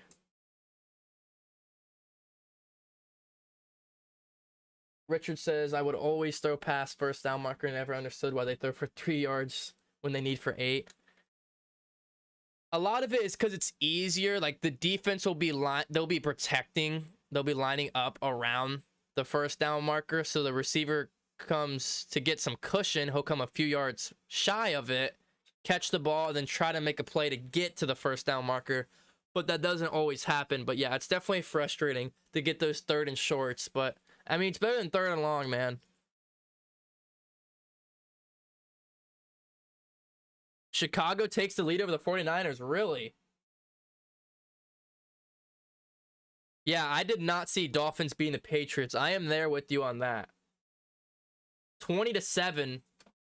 Dolphins beating the Patriots. Browns are beating the Panthers 20-7. I hate to see that. Still in the 3rd quarter, though. Falcons over Saints. See, 24-3 Ravens-Jets. That's the score I was predicting. That's all I was trying to say earlier. I wasn't expecting a 3-0 game. But it takes time to get some points on the board for a lot of teams.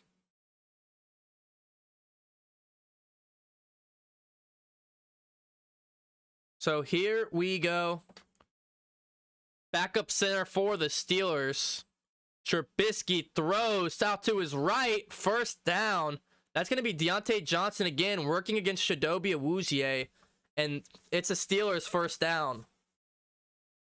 That's a big play there for the Steelers. Man-to-man coverage. Johnson sits on him, hits the out route, and a beautiful catch. That is really good route running by Deontay Johnson. 4 receptions for 21 yards.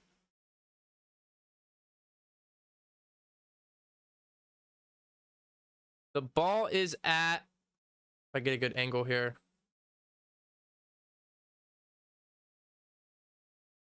The Cincinnati 30-yard line. Trubisky throws, deflected. Logan Wilson all over that.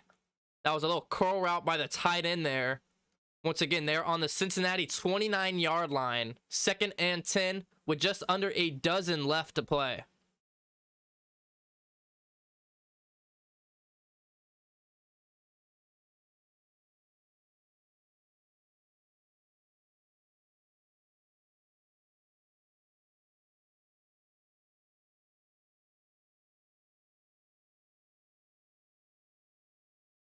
Here we go. Trubisky pump fakes, rolls out to his right, looking for a man down the field, throws, deflected, was looking for Deontay Johnson again, but Chidobe Awuzie was all over that.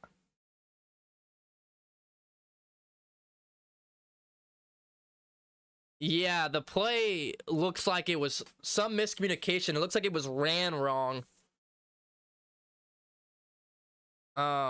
So incomplete there. 3rd and long for the Steelers. 3rd and 10.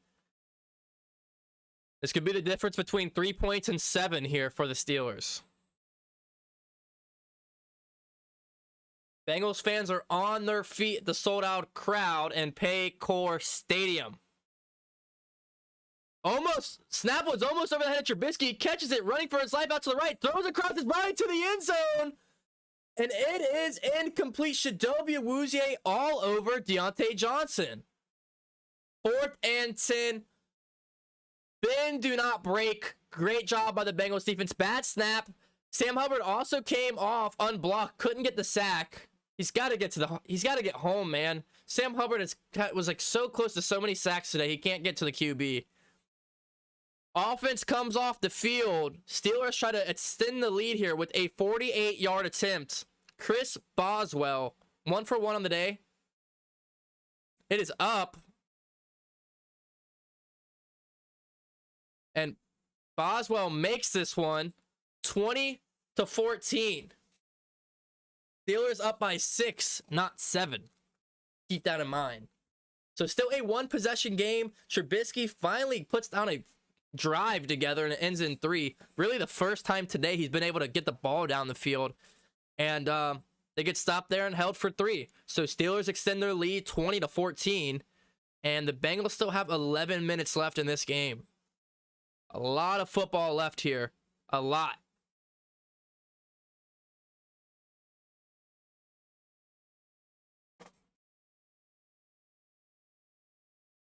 So Steelers fans finally get to see their offense go to work from a full drive there.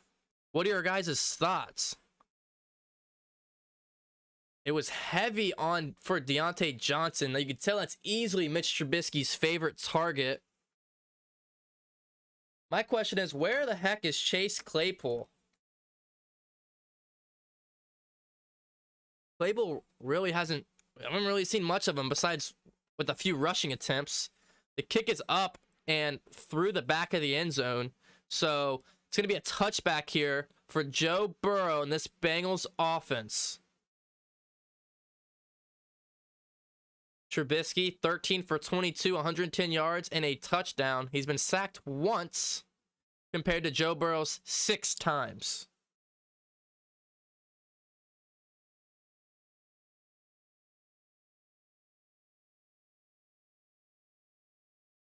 We're at 74 likes. I'd really appreciate if we get to 100. I appreciate all the support. 1st and 10 for Burrow. Off to Mixon. And Mixon gets about 7 on the reception. Fitzpatrick on the tackle. Like I said, I expected Mixon to be heavy in the receiving game today, and we've seen him a couple times get some good yardage for Burrow. So 2nd and 3 here for Cincinnati on their 32-yard line. 5 wide empty formation for Burrow. Steelers send 4. Bengals needed 3. They get 5. Jamar Chase, number 1. Gets the first.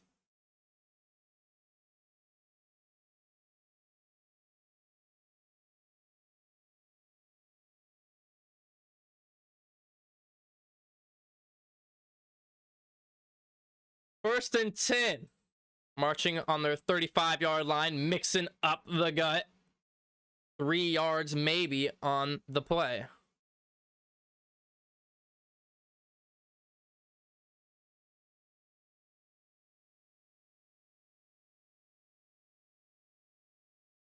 So 2nd and 8. Mixon 21 rushing attempts, 75 yards.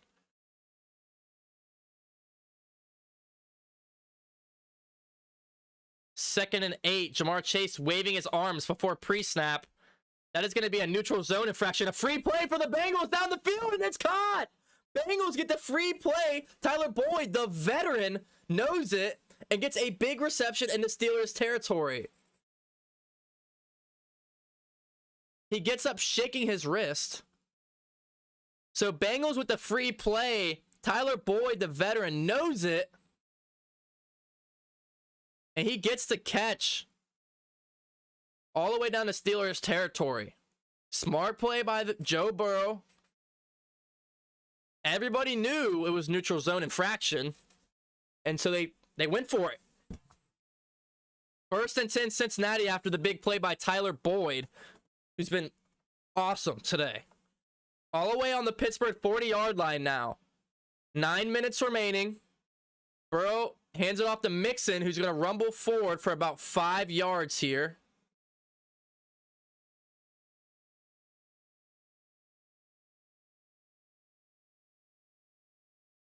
Wow, Justin Fields takes the lead over the 49ers, 13-10 in Chicago.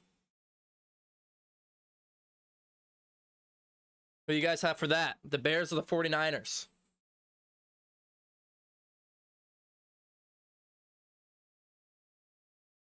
Second and 6 for the Bengals.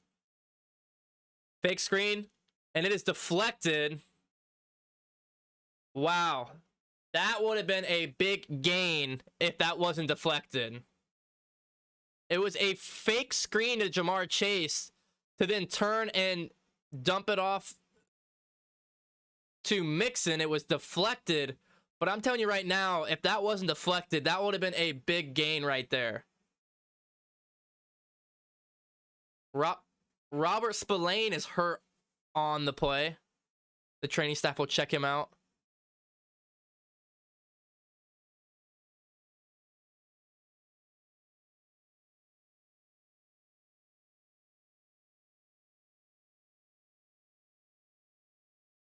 Looks like he was poked in the eye of some sorts.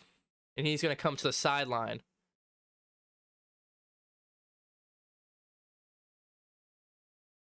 It looks like some type of contact issue. They put some contact solution in his eye on the sideline. That's someone who wears contacts. That's what it looks like. Maybe his contact popped out or something. This game, man. 2014. Cincinnati driving. 3rd and 6. Gotta get it. Burrow was hit his throne.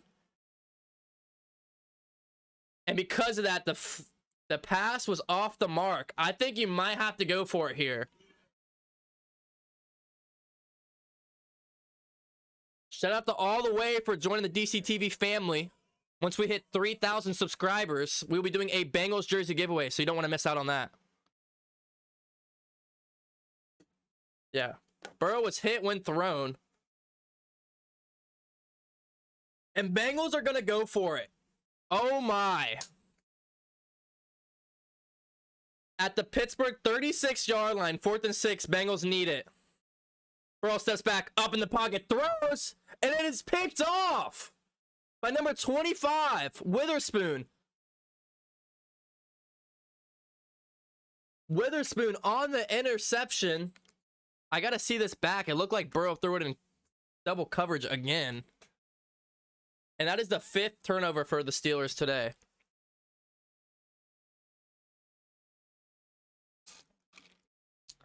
A bad throw by Burrow. I mean, he's throwing it to Boyd in double coverage.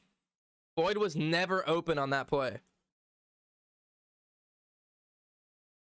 Yeah, I don't know what the hell Burrow's doing with some of these reads.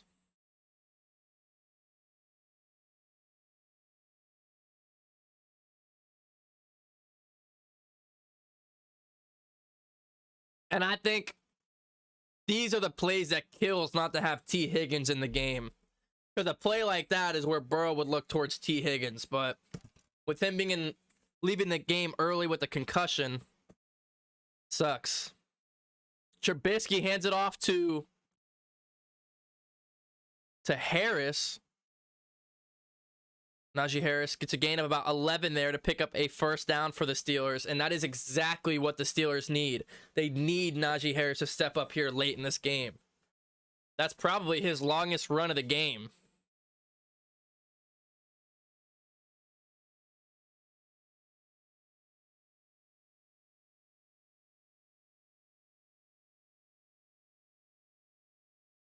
Finally, a respectable Bengals fan. Are you talking about me? Claypool, end around, jet sweep, maybe a gain of 3 or 4 yards there. I just don't get what they're doing with Claypool here. They're utilizing him more as a running back than he is a receiver. He has like 2 or 3 targets on the day, and I think 4 or 5 rushes. Chase Claypool is the real deal, and they're just, I don't know, it's kind of weird.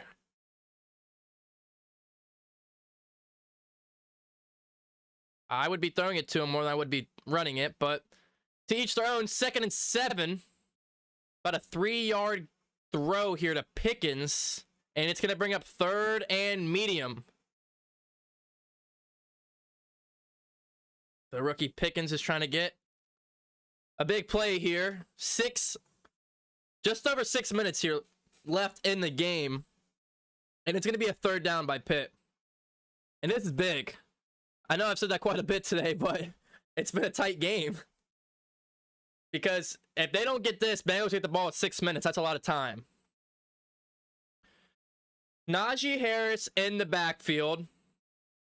We got about 4 receivers wide for Pittsburgh. They barely get the ball off. Trubisky throws quick, and I don't know who that was intended to. Freiermuth was, I guess, the intended receiver. Flowers was all over it, and Steelers offense walk off the field, and they're going to have to punt here. Trey Flowers kind of playing that sub corner linebacker safety position, guarding those tight ends, and he does a good job there. So 4th and 4 from their own 40. Presley Harvin, who's got to be one of the best punters in the National Football League. I mean, this guy has a cannon on his leg.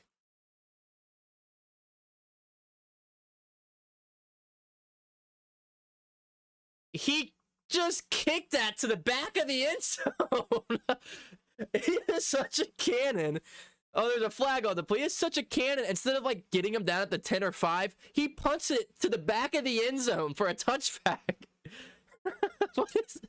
What is he doing? It's like his leg is too big for him. You don't want a touchback right there. You want to pin him inside their 15, 10-yard line. He punted it all the way to the back of the end zone.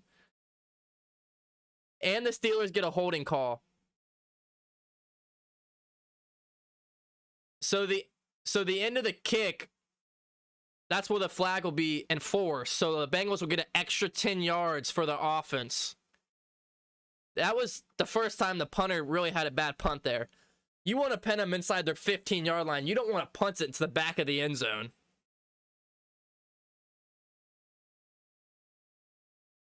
So Bengals will be getting this one about the 30-yard line. Yeah. 6 minutes remaining. Cincinnati has all 3 timeouts. 1st and 10. The NFL games are won in the 4th quarter. And comebacks are nothing new for the Cincinnati Bengals. Burrow steps in the pocket. He's going to get this off to Mixon. Mixon's going to go for 10, 15, all the way up to midfield on the dump off. I told you guys pregame, Mixon was going to play a huge factor in the receiving game this year, and he has been massive. He actually used only one hand to bring this ball in. Linebackers are just a mismatch with Mixon. So Fitzpatrick had to get the coverage tackle there, and it's a 1st and Cincinnati. Keep giving it to Mixon. It's such a mismatch.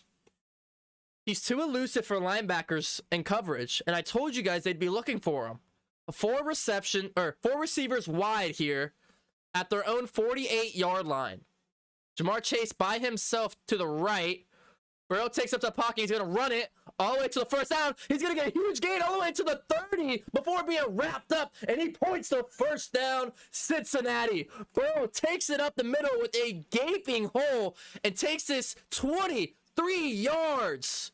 Spam up Bengals in the chat. Spam up Bees in the chat. Spam up Bees in the chat if you're a Bengals fan. Fitzpatrick gets the tackle, but if he misses right there, Burrow might have took that to the house. Is that Lamar Jackson or is that Joe Burrow? Wow. Just like that all the way to the Pittsburgh 29-yard line. Absolutely incredible play. Burrow blitzes there, gets it off to Chase, and it goes through his hands. If he would have had that, it would have been a touchdown. Oh, that is a classic Jamar Chase touchdown right there. Bengals blitz, leaves man-to-man, no safety. Jamar Chase hits the ball in his hands and he drops it. If he catches that, that's a touchdown. That is a touchdown because the defender was way behind. Oh my gosh, that hurts. That hurts.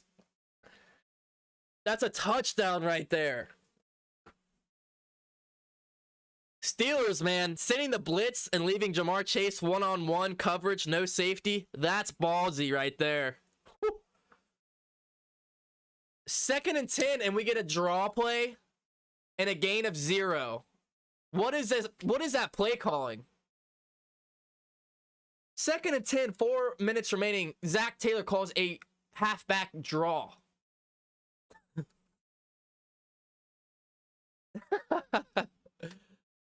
Come on. It's 3rd and 11 now.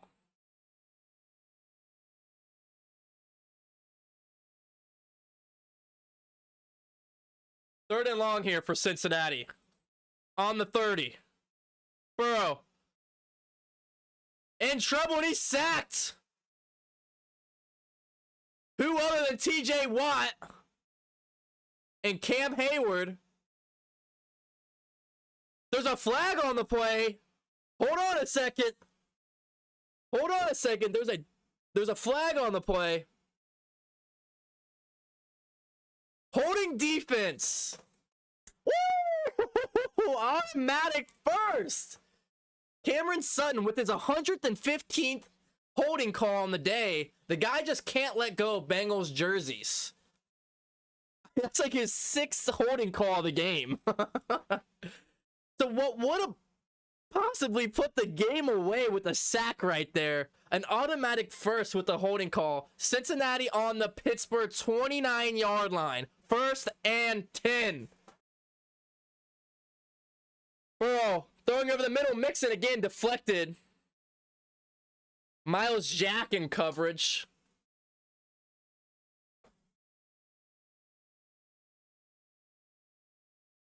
Oh, yeah, that was a hold all day.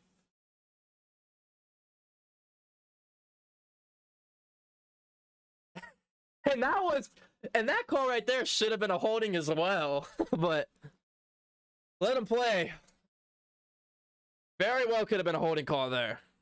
But nonetheless, 2nd and 10, and Joe Burrow is empty formation. 5 wide. Steelers sending 4. Quick throw. Jamar Chase over the middle. Cincinnati 1st down. Needed 10, got 12. Who else in Uno? Jamar Chase. Spam up ones for Jamar Chase and a Bengals 1st down. Spam up the ones in chat. This is insane.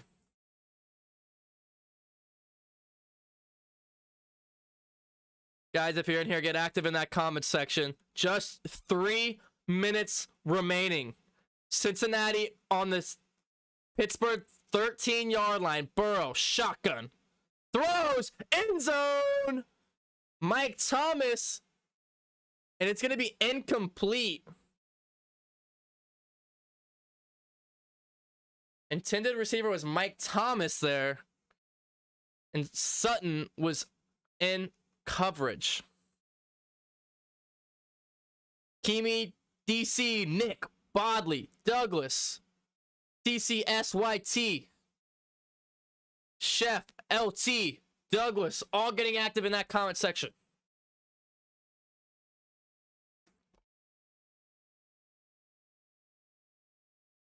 Second and 10. Here we go. Burrow throws. End zone. Jamar Chase. And they're going to call it on the goal line. Out route with Cameron Sutton. And they're going to call it inches. 1st and goal, inches. Spam up ones in that chat right now. And Burrow's going to try to go hurry up here and get back to the goal line. Spam up ones in the chat. Jamar Chase can't be stopped. Bengals hurrying up to the goal line. Inches away. 1st and goal. Mixon. Stuffed. Who other than TJ Watt? Stuffed. Why wouldn't they fake that run? Steelers defender hurt on the play. Injury timeout. 56 for the Steelers is going to limp off the field. 2nd and goal. He's going to be helped off the field. Not sure what happened, but there was a huge pile up on the goal line. And he was probably under that.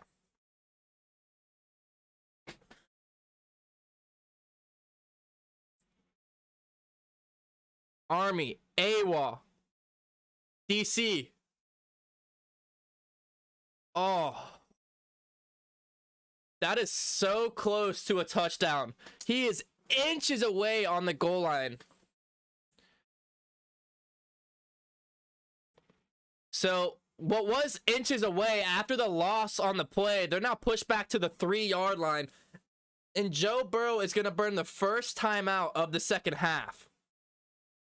They're going to talk this one over. Burrow goes over and talks to Jamar Chase. Like, hey, what are we doing here? What we getting in this end zone right here? A touchdown here would give the Bengals a lead if the extra point is good. And it would give the Steelers 2 minutes and 3 timeouts left. 2nd and goal.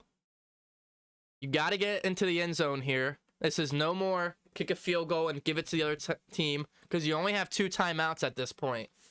So this is 4th down territory. If you don't get it here, you go for it on 4th down.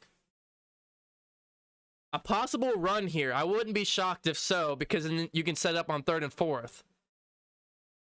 2nd and goal. They're going to throw. Burrow, quick throw to Jamar Chase. He tries to get it, and it's off the mark and out of bounds. 3rd and goal. Cameron Sutton in coverage.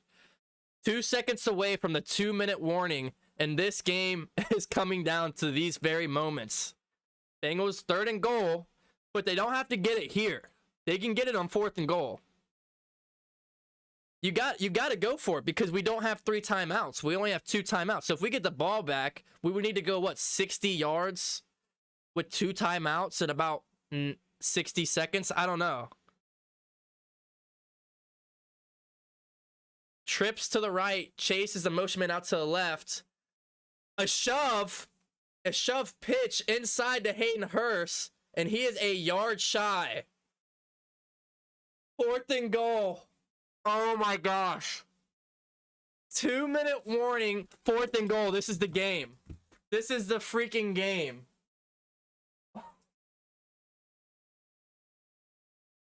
This is the game.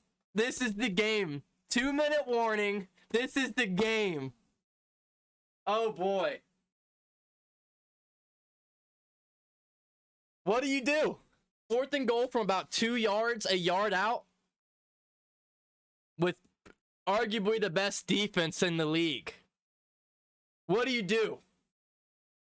If you're in here right now and you're a Bengals fan, let me know in the chat. If you're in here and you're a Steelers fan, let me know in the chat as well. We are moments away from the result of this game.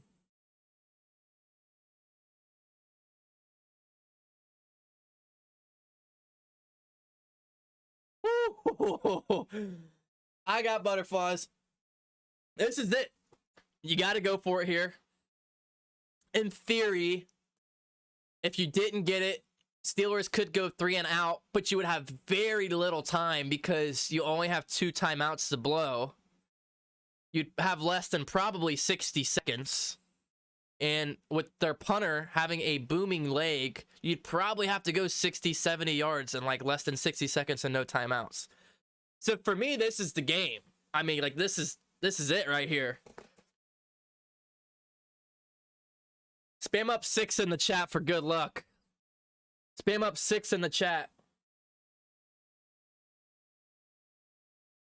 If you're a Bengals fan and you're in here, spam up 6 in the chat.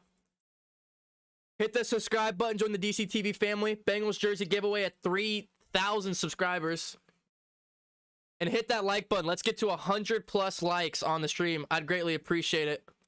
I've been live for 3 hours and 46 minutes. Bringing you this play-by-play.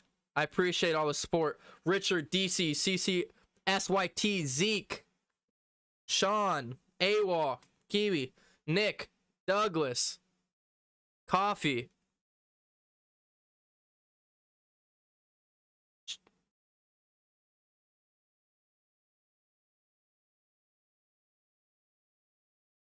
Oh, don't.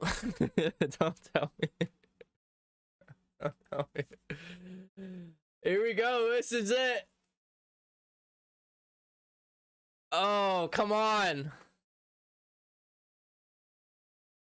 Just under 2 minutes. 4th and goal. From the 2-yard line. Burrow looking out to his left, throwing, and almost picked off. Ah. Sutton on the defense. And Steelers could walk away with the win right here if they get a first down. That's all they need. They were looking for Jamar Chase in the back of the end zone, but Mike Thomas on the route inside, his defender Sutton knew they weren't going to go to Thomas, knew they were going to go to Jamar Chase, and deflected the ball, but Jamar Chase was open. There's a flag on the play. There's a flag on the play.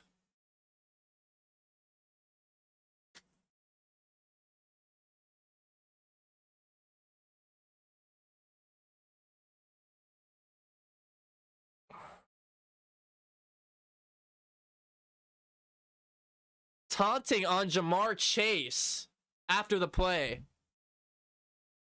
Interesting, because why would he be taunting if he's losing? I didn't see what happened, why they called it.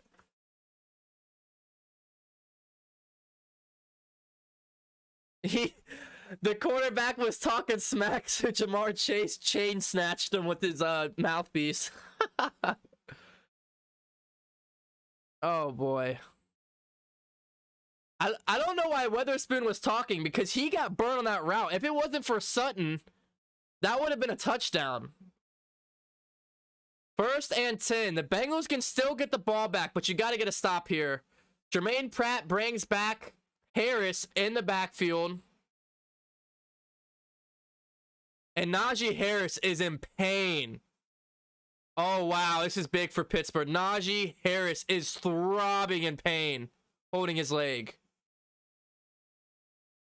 Oh, boy. That is not good for the Steelers. He gets up under his own power and limps off the field. Good to see, though. You don't want to see him hurt, but I mean, he was throbbing in pain. He jogs off the field. I didn't really see what happened. Oh, oh, oh, oh. Harris, all the defenders coming. He had Jermaine Pratt laying under him on his leg, and he got jarred, twisted backwards. Nasty looking tackle there. So Cincinnati gets its timeout back after the injury, deflected, and it's going to bring 3rd and 12. So hope is still here. 3rd and 12, 2 timeouts. If they don't get this, Bengals have 2 timeouts in over 90 seconds. This is not over.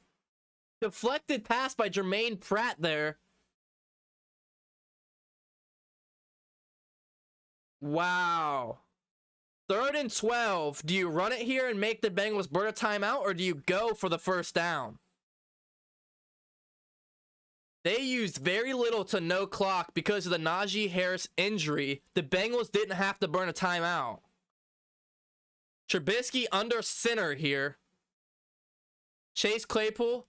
It's going to go to him around the corner. Turns up the field and gets a gain of about 5 or 6. Bengals are probably going to call timeout here. 4th down for the Steelers, and it's not over. It isn't over. I mean, after all, it's not over. Bengals are going to have 90 seconds and a timeout to score here.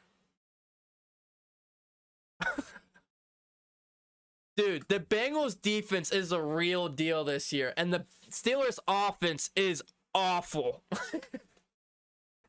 The Steelers are going to have to get 5 turnovers a game if they want a winning season. So, punt team is going to come on for Pittsburgh. Bengals defense is either the real deal or the Steelers offense is bad. I can't really tell which one yet this game.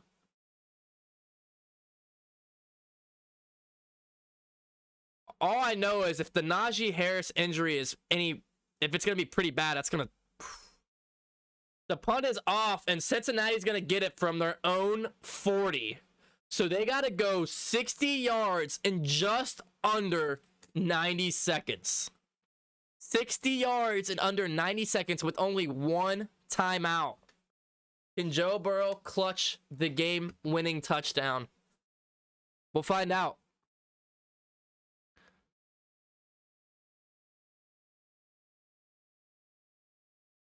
We will find out.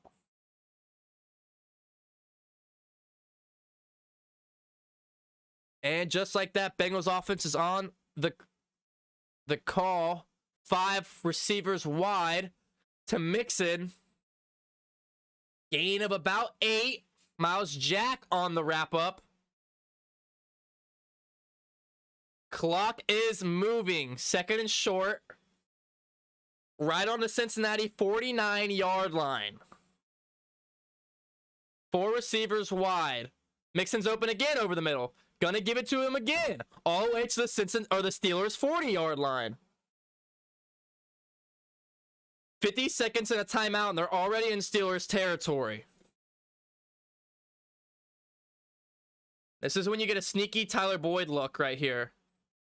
Oh, down deep! Has a man, and it's Mike Thomas. Oh, it's barely out of reach down the sideline. Brings the question, if that's T. Higgins, not Mike Thomas, does that hit home? Because it's just a little high, and we know T. Higgins is literally Slender Man. Oh.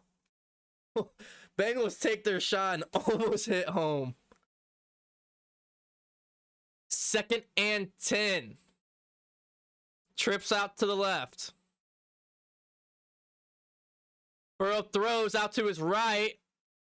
P. Ryan gets a gain of about 7 and gets out of bounds. That's Bengals sideline wanting a collarbone tackle. Not going to get it. But that should stop the clock.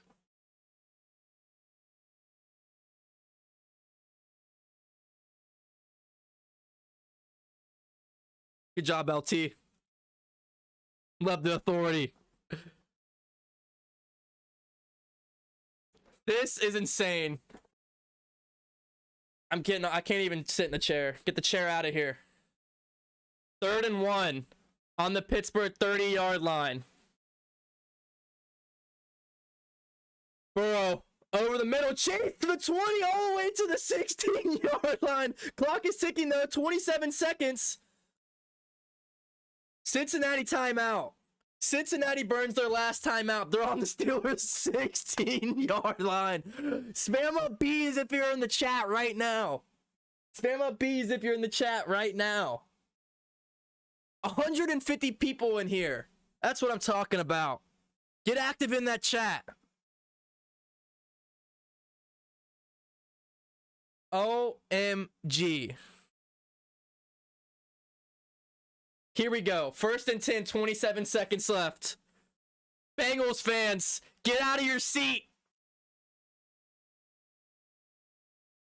We know if we score here, Trubisky ain't doing nothing with the ball. Spam up the B's in the chat. Let's go. Just under 30 seconds. Joe Burrow. Shotgun. Throws. End zone. Touchdown. Is he? Oh my gosh, they're going to say he's out of bounds? No, you got to review that. Is it a touchdown or is he out of bounds? Oh my gosh, they're calling a touchdown. But they don't know. Oh my gosh. We have to review it. We have to review it. They're calling it incomplete. One hand snag. One. Oh my gosh, his pinky toe might be out of bounds. It's a one hand snag. One. Oh my gosh, it's so close. I can't even tell.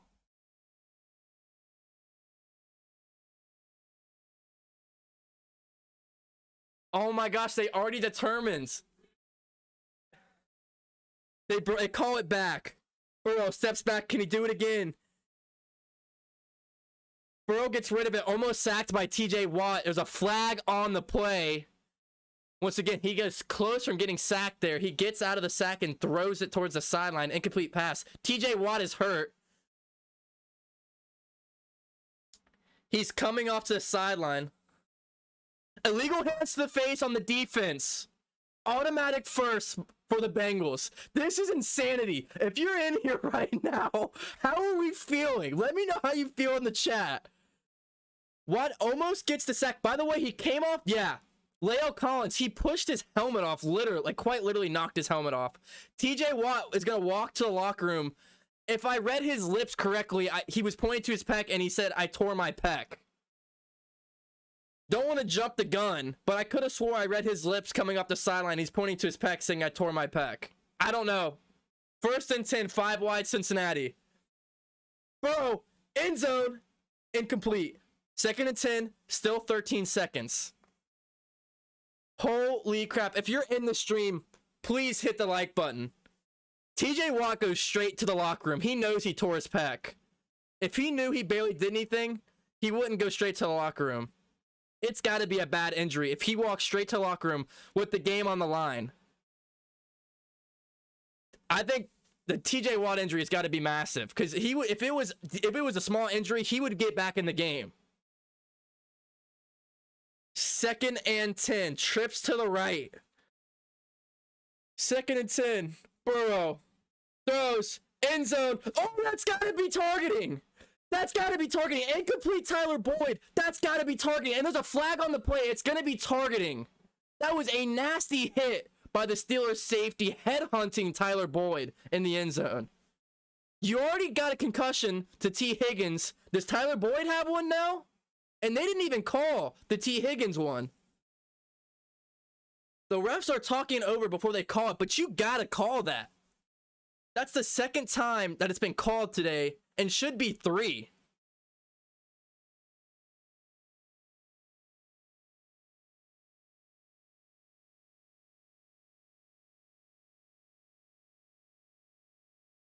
Personal foul, unnecessary roughness, automatic first for Cincinnati.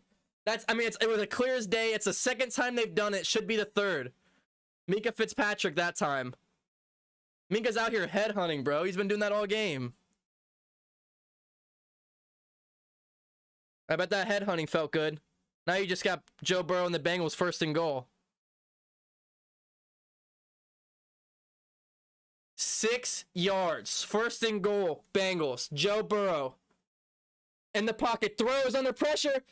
Oh my gosh, Mike Thomas had it, and it was jarred loose in the back of the end zone. This game cannot be real. Mike Thomas came down with it, and the hit by Fitzpatrick jarred it loose. Okay, he never had it from the beginning. It went right through his hands. Great pass by Joe Burrow.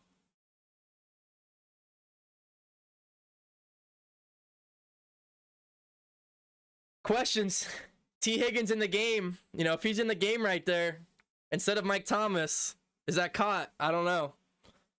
2nd and goal. Bengals call a play. And the Steelers, you call a last-second timeout. Burrow is very frustrated that the refs blew that one dead. What is this game? What is this game right now? What is this game? I want to give a shout out to everyone in the chat. Carson, Sticky, CCYST, Richard, Hector, LT, Carolina, Bengals. Carson, everybody in the chat. Huge shout out to all of you. Get hyped. Spam up bees in the chat for good luck. Bees in the chat. Bees in the chat. Let's go. 4 seconds. 2nd and goal. Burrow.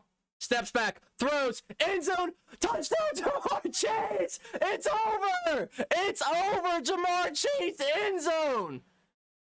Jamar Chase, end zone! Tied up! Money McPherson can ice it! Money McPherson can ice it! What about that? What about that, chat?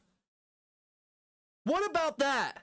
Out route, Jamar Chase, 25 sleeping. He's been sleeping all game. Somebody needs to go over there and wake him up.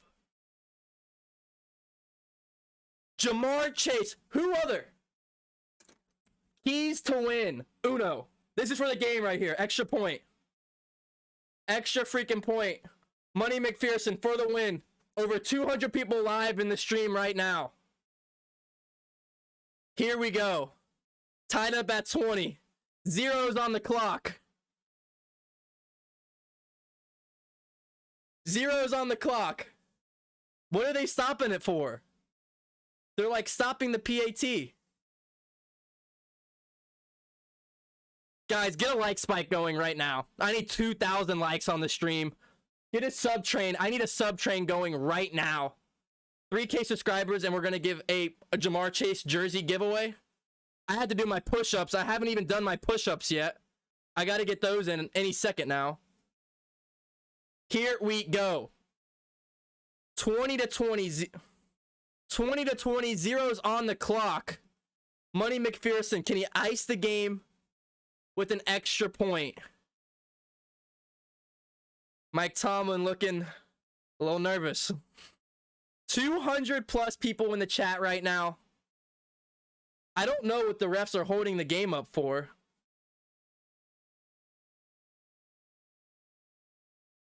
What are they saying?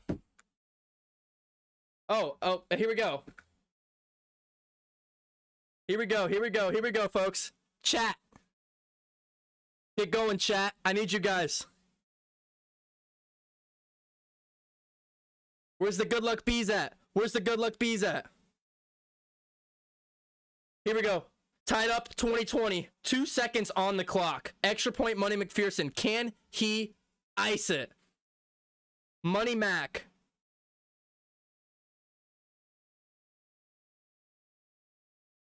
Oh my gosh, he blocked it! They blocked the kick! Oh my gosh, what is this game? It's gonna go to overtime! The kick was blocked! Oh my gosh! Bro, no way! No! No! What is this? Chat! Chat! Chat! Oh. Put me in, coach! Put me in! I haven't done this since Fat Randy. But do I need to go out there and be an offensive lineman to block? The block for our kicker? Do I have to be the kicker? Put me in. I'm ready. Put me in, I'll block. I'll block, coach. Put me in. I'll block. I'll kick too. You need me to kick? Put me in, coach. Oh my gosh. Are you serious right now? Guys, we're gonna go to overtime. Oh my gosh. What is this? What is this?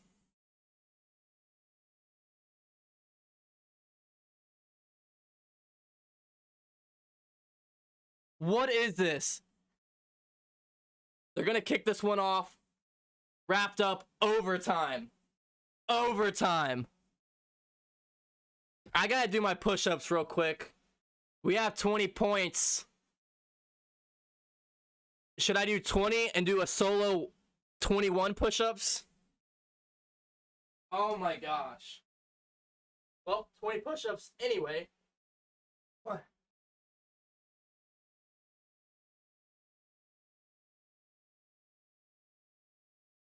Alright. 12, 13, 14, 15, 17, 19, 20. Should I do 21? Just kidding, I can't. I can't do 21 because we lost. well, we didn't lose, but it feels like it. Luckily, it was only a 6-point deficit, so we didn't need that for the win. Oh my gosh. This literally cannot be real life. We got to get the ball first here.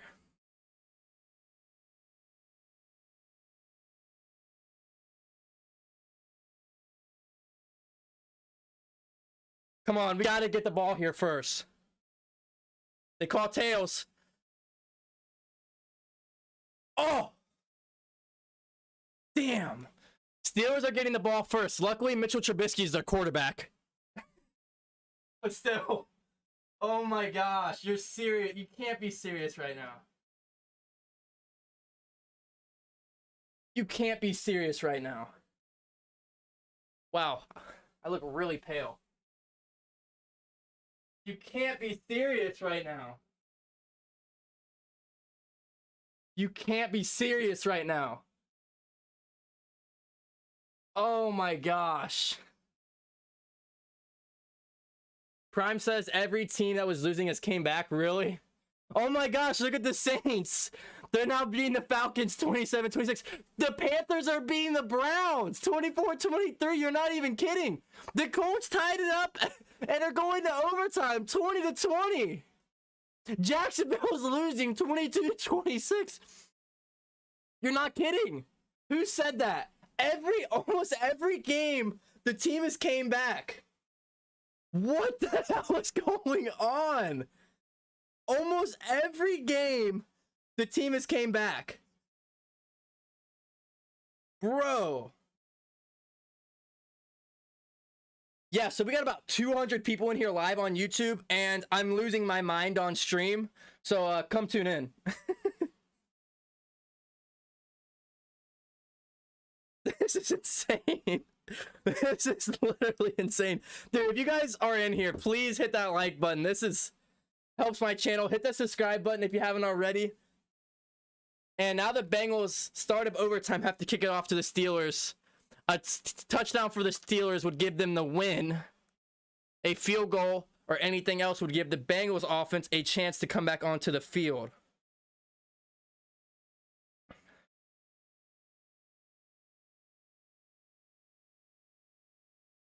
So the Steelers have lost Najee Harris with a foot injury and TJ Watt with a pectoral injury. Start of overtime.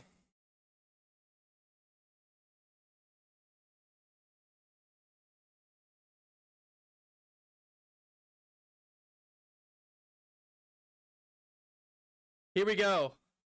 Warren, the backup running back, a gain of 2 here. Bengals wrap him up. Steelers fans, I feel bad for you guys. TJ Watt out with a pretty bad injury. I mean, he went straight to the locker room. You know it's bad if you go straight to the locker room. And same with Najee Harris. Both guys straight to the locker room. That is a terrible sign.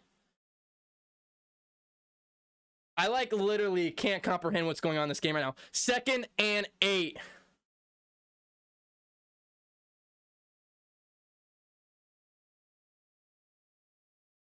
Second and 8 here. Now live on Instagram if you want to tune on Instagram. Trubisky throws out to the right. Wrapped up. 3rd and medium. I'm trying to find a good camera angle for this. What if I do the chair? Guys, I've never wanted to do push-ups more in my life, ever. I've never voluntarily wanted to do push-ups, but now I feel it. I feel it. This is nuts. Chat, how we feeling? Mike says defense. 3rd and 3, here we go. A 3 and out here, and Bengals get the ball back for a chance to win. Chase Claypool in motion. Pressure is there. Trubisky throws on his back leg, and it's dropped by Chase Claypool. Mike Hilton on the tight coverage. 3 and out. This Bengals defense has been phenomenal all day, and they continue to do so in overtime. Claypool, the ball went right through his hands on a back shoulder catch, underthrown by Trubisky, and they get to punt the ball back to the Bengals, who only need a field goal to ice the win. But obviously we don't want to do that because we might get the kick blocked. Taylor receives it from the 20, gets up to about the 24, called a touchback before being wrapped up. 2 timeouts, 8 minutes for Joe Burrow and this Bengals offense to do something. Chat, how do we feel? Elfish Presley says, let's go. It ain't me, says Houday. Guys, if you're in this stream right now, let me know where you're from. A lot of new people in the stream right now. 117 likes on the stream. Guys, let's get that to 150. I'd greatly appreciate it.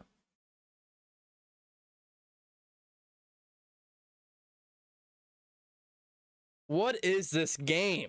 And even all the rest of the games, because it looks like all the other games, the team that was losing ended up coming back. I can't even sit in my chair right now. 1st and 10. Burrow throws sideline. Looking Mike Thomas's way. And it's overthrown. There is a flag on the play. Bengals offense moving down the field. And that's because it's going to be pass interference on the defense. Which is going to be Weatherspoon. Clear as day. They've been bumping and grabbing all game long. And it really has been inconsistent with the calls.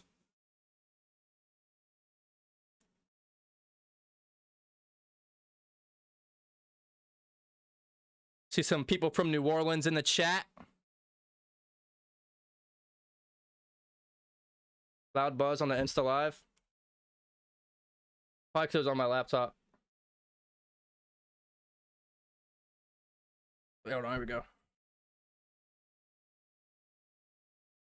Yeah, I was right. So TJ Watt did have a pec injury, which is what I thought.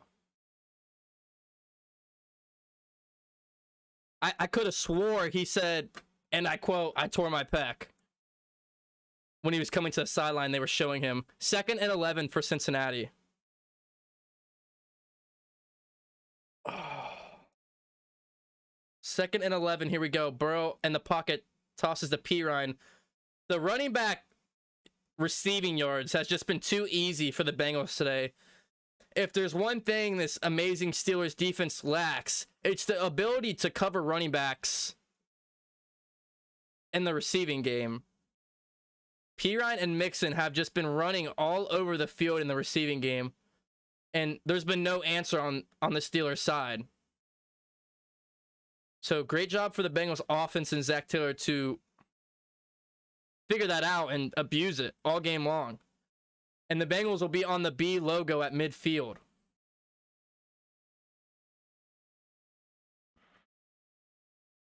Burrow, play action, has all day to throw, dumps it to Hayden Hurst, who's going to go for the first down and be thrown out of bounds. Hayden Hurst having a good first game in a Bengals uniform. Haven't called his name too much, but he's had 2 really important first downs today, and he plays with a lot of enthusiasm. And Boyd is hurt and limping off the field. Looks like he may be cramping as a training staff is stretching him out on the sideline and feeding him water. Down T. Higgins and Tyler Boyd. Oh boy. Both teams are down many men. Many men. 1st and 10. Mixon trying to find a hole, shake and bake for a gain of 7. Mixon slow to get up. Mixon, this might be his most elusive week 1 that he's looked in a couple years. I mean, there is absolutely no hole there until Kappa pushed over the right side of the defensive line over to the left and gave him one. Mixon's going to limp off to the sideline. Oh boy. Tyler Boyd, T. Higgins, Joe Mixon, TJ Watt. What is going on? Najee Harris. Burrow sets the throw, looking sideline. And he was trying to get Pirine vertically, but it is over his head and out of bounds. 3rd and 3 for Cincinnati. DC said McPherson in his ice in his veins. Mike says, I'd be mad if this ends in a tie. Boat says 2027 Bengals.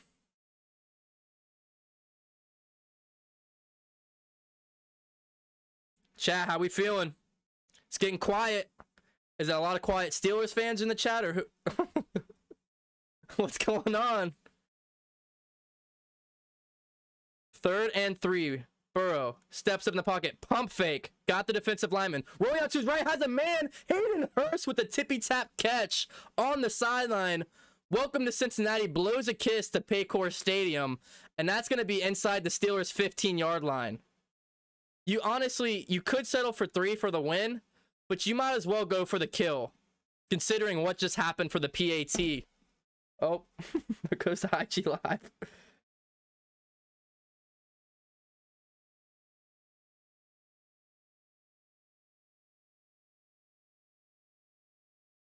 Here we go.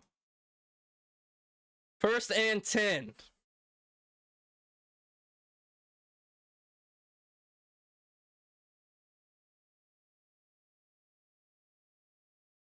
Nothing there going from Mixon.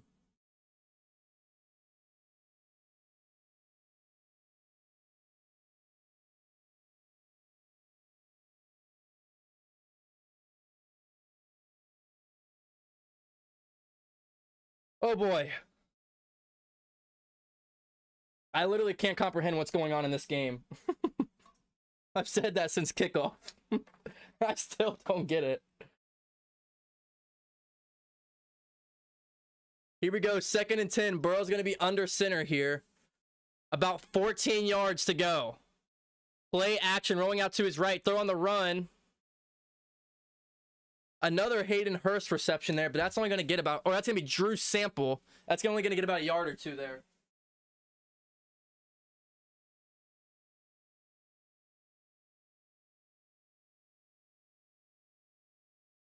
Sorry, I'm trying to get a setup for the Instagram.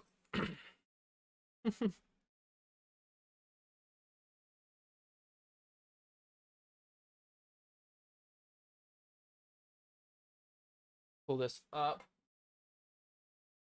There we go.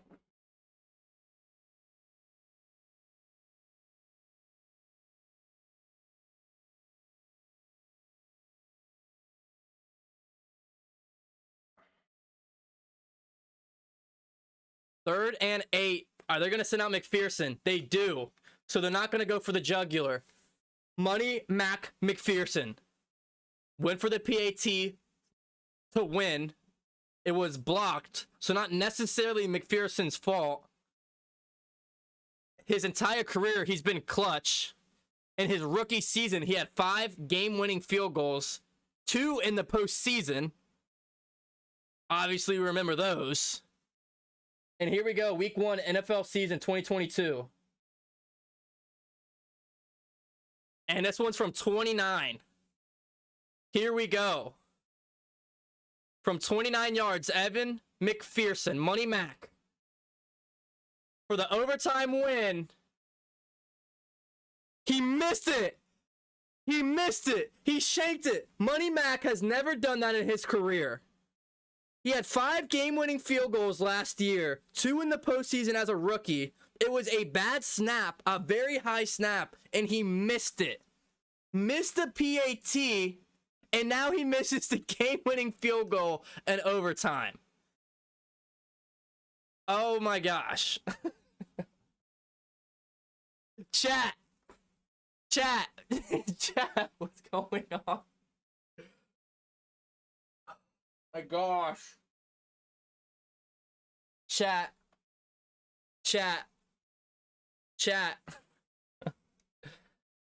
Oh my gosh. Shout out to everybody tuning in. But what is going on right now? Steelers get the ball at their own 20-yard line. They have to go 80 yards to score here. 2 timeouts. Mitch Trubisky looking downfield. That's got to be a push-off. Deontay Johnson with a one-hand catch against Chidobe Awuzie way down the field. Hold on a second. They might be calling it out of bounds. He is out of bounds. That second foot looked like it was on the white. But if that is a catch, that is a beautiful catch by Deontay Johnson. If they count it.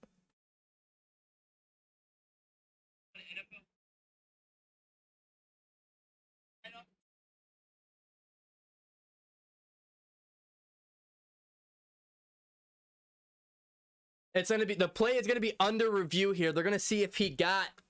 But what's crazy is they're reviewing this play, but not the touchdown from Jamar Chase earlier.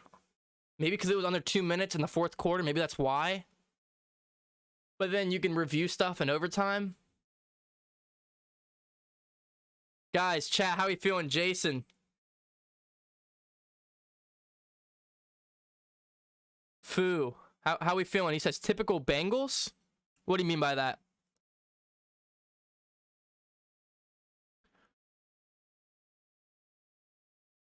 It is so close whether he got this or not. I'm not a referee, so I'm not going to decide, but it is inches away whether Deontay Johnson got this ball, and if he did, it's going to be game-changing, because that is a huge reception.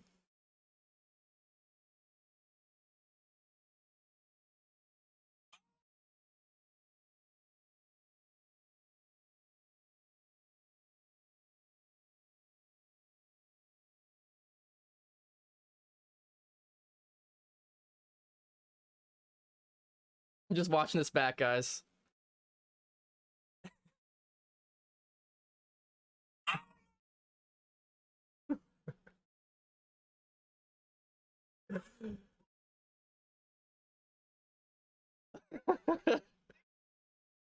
Oh my gosh. I'm low-key internally crying. What is this game, man? So here we go. The call for the pass. Oh my gosh, they're gonna roll a completed catch. Oh my gosh. Oh my gosh. McPherson, can he ice it?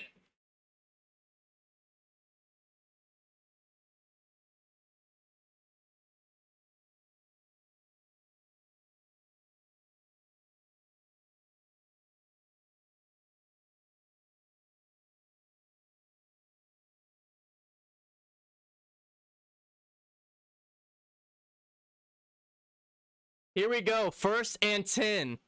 Overtime. That puts Pittsburgh at the 45, a reverse end around to Chase Claypool. He's going to the 50, the 45, all the way to Bengals territory between the 45 and 40 of Cincinnati.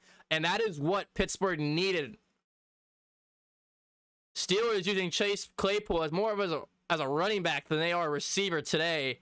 And it's worked at times, and it works right there. Jermaine Pratt pushes him out of bounds there. Raven said, kitty cat, stop crying. Word.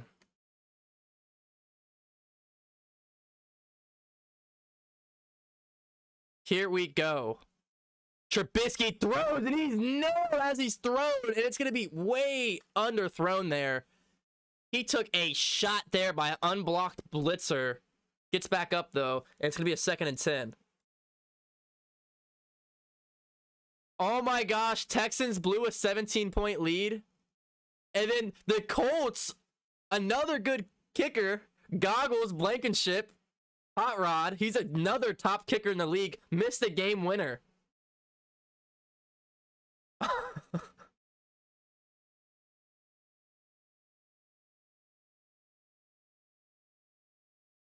Here we go. Trubisky out to his left. The short dump pass is going to get about the Steelers to the 37-yard line, officially in field goal range. Mike Hilton, the former Pittsburgh Steeler, on the wrap-up. With 3 minutes left, 3rd and 4, Steelers can call on Boswell in the field goal unit at any time to end this game. This is ridiculous.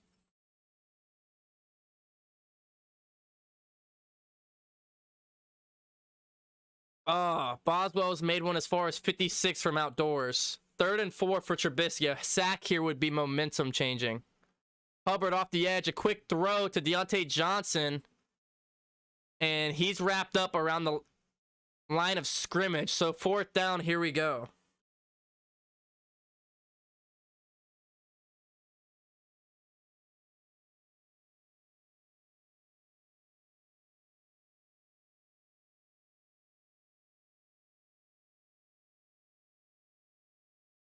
And Boswell is going to come onto the field.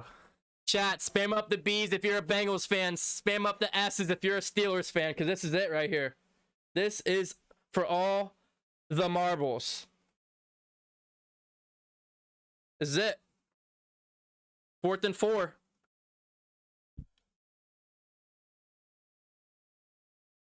Boswell. B's it for the Bengals, S for the Steelers.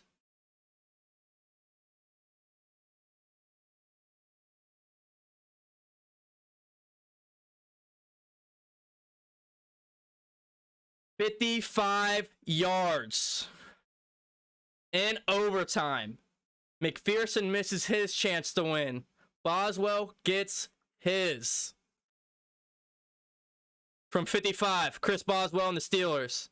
And Paycor Stadium, it's off the goalpost. It's no good. Bengals get 2 minutes and 22 seconds to go back down the field. What is this game? This isn't real. This isn't real. Rick and Morty, the creators of Rick and Morty, made this game, and it's just like a joke game for fans to get heart attacks and to not believe football is real and that it's scripted. What is this game? 200 people live in chats losing their minds. Steelers fans, where you at? What is this game? Oh my gosh, again. Oh my gosh. What is going on? I could have sworn it looked like it was good. It curved out and then curved back in. I was like, game. Doink, doink, doink. Hey, can we get doink in the chat? D-O-I-N-K, doink. Get doink in the chat. Doink in the chat. 1st and 10, Cincinnati on their own 45. Burrow throws. Gets out of a sack. He's going to take it himself, actually, and get to the Pittsburgh 45-yard line. Bengals have 2 minutes left, and they're going to have a chance at a field goal, most likely. Oh, my gosh. Oh, my gosh. What is going on, guys? Oh, my.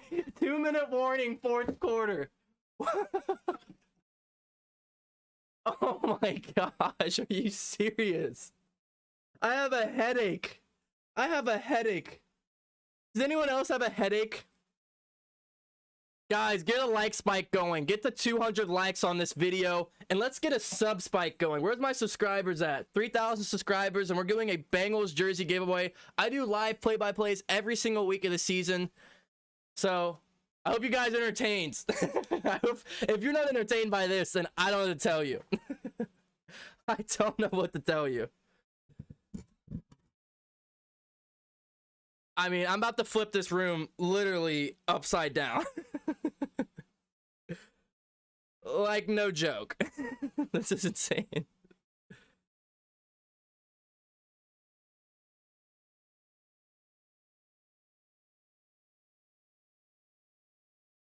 Oh boy.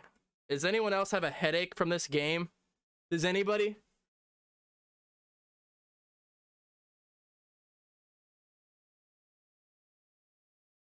Shout out to everyone in the chat. Retro. Burner. Yo, if you're in the chat, let me know you're here. Richard, D&J. Army. Bengals for life. It ain't me. Boo. Boat. Sean Carter. Gloria. 2nd and 1 in the QB sneak for Burrow here. Needed 1. Got about 3. Good push by the offensive line. Securing that 1st down. And, I mean, they really have all the time in the world here. They need about 10 yards at least for McPherson. Tyler Boyd is back in the game. Love to see that. That's huge. An injured Steeler. It's going to be 98 for Pittsburgh.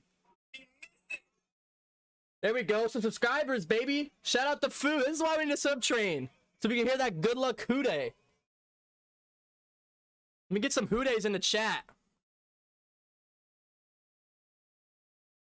29 yards, Evan McPherson. Money Mac. For the overtime win. He missed it. He missed it. He shaped it. Here.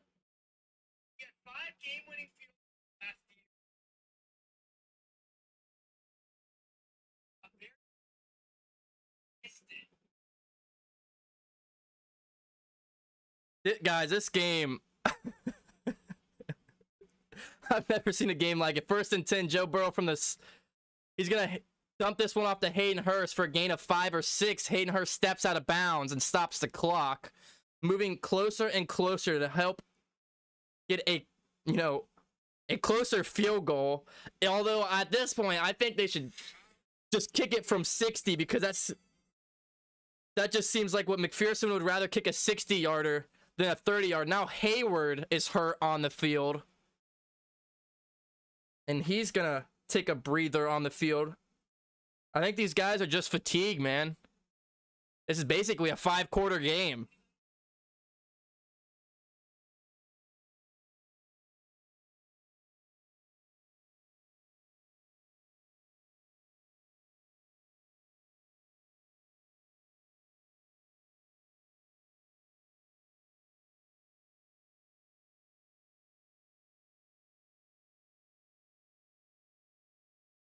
Hayward is walked off to the sideline by training personnel, and these players on both teams are dropping like flies in this 5th quarter game. And you can only imagine how exhausted these players must be.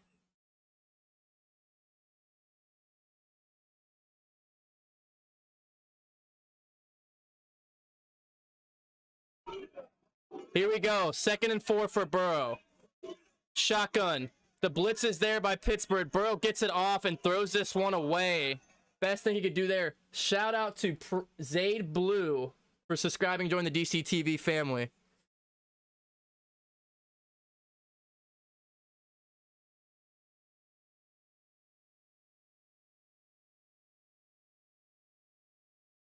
Guys, are we good, chat? Are we alive? Are we alive, chat?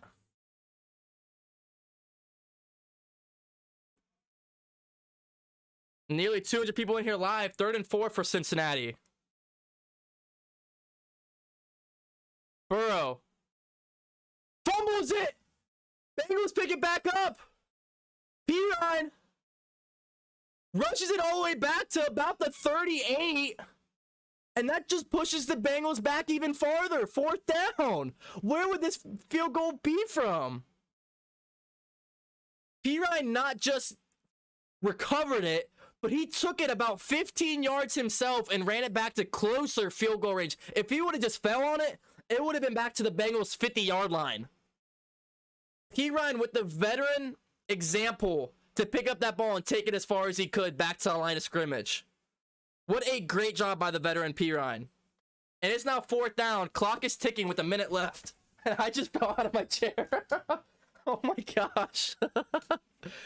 The clock is ticking. I fell out of my chair.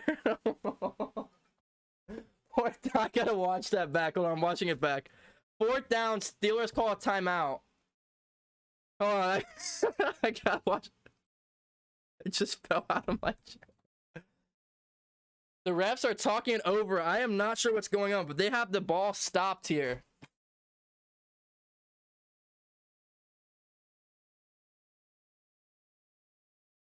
Looks like they're talking about if the fumbler could advance the ball, if the guy that picked it up wasn't the guy who fumbled the ball.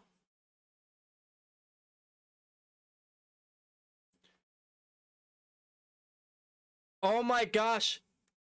I think they're going to move the ball back to where they picked up the fumble. Are they not going to allow the Pirine that he brought it back into field goal range? Oh my gosh, that's going to be game changing if so.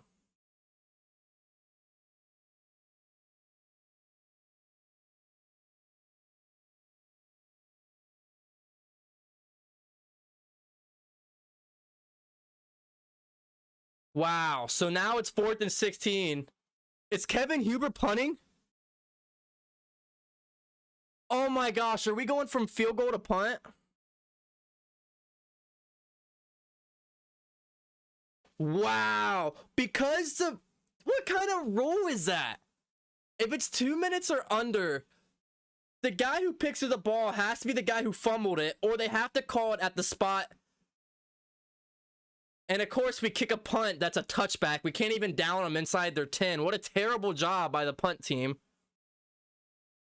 What kind of rule is that? If they would have allowed Pirine to pick the ball up and take it to where it was, they would be kicking a field goal. But because there's a rule where you can't allow that, they had to punt the ball. And now we're basically playing for a tie unless we get like a pick six, a fumble. Unless we get some type of scoring turnover. We're playing for a tie unless we can get some type of scoring turnover. I'm calling it right now. Pick six, Eli Apple.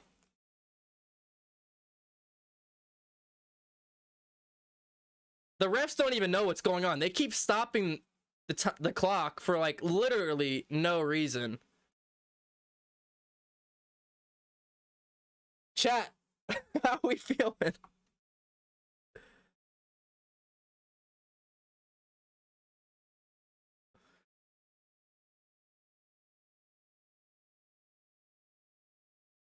The Colts and Houston ended in a tie?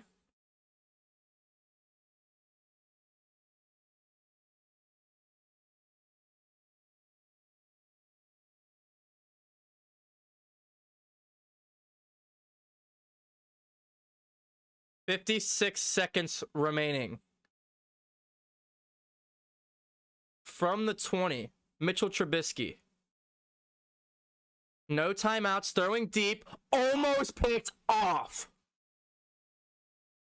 Trey Flowers almost had an interception. Oh, that's what we got to play for. You got to play for an interception or fumble. Looks like the Chiefs take the lead ahead of the Cardinals. Travis Kelce with the 9-yard receiving touchdown. Vikings are beating the Packers. Titans are beating the Giants. Chargers are beating the Raiders. And this is a 6-hour game. We have been live for 4 hours and 40 minutes. Mitch Trubisky throwing out to his left. The catch is made around the first down. It's going to be Deontay Johnson. But they still have to go 70 yards for a touchdown, and they have 35 seconds. Sam Hubbard is going to be called offsides. This is a free play right here. Nightmare for Bengals. Oh my gosh, and they get the ball to the 45. Sam Hubbard just screwed over the Bengals defense. He got offsides, which allowed the Steelers to be risky and just throw down the field, and they did. And Sam Hubbard missed the sack. He's offsides, missed the sack, and then they get a gain to the 45-yard line.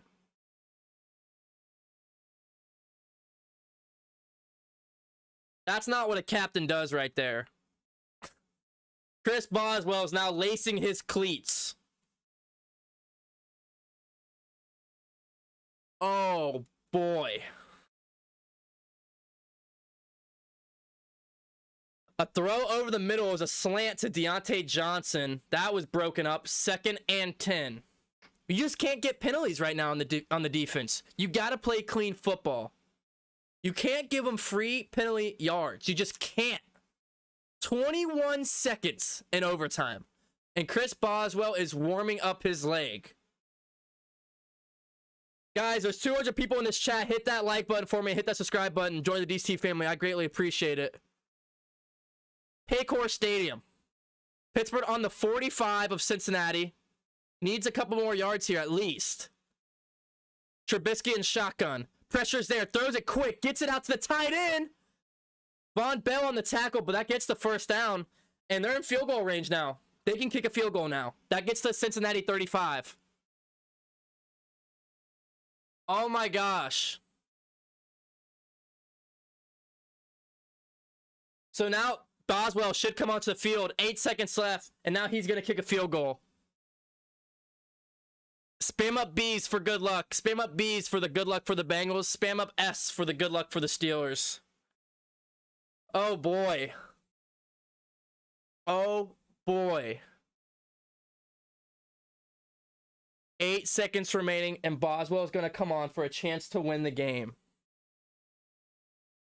Oh, Mitch Trubisky's still on the field. Really? 8 seconds left. Trubisky's on the field and tosses it away. I guess it was just to burn out the rest of the clock. 5 seconds. And Boswell comes on to the field. Oh, boy.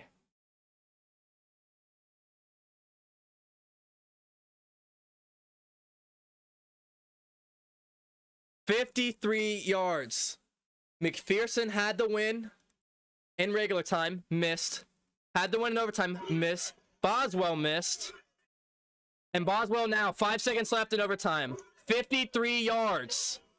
It is up. It's good. Oh my gosh. And the season opener, a heartbreaking loss for the Cincinnati Bengals. 23-20 Steelers.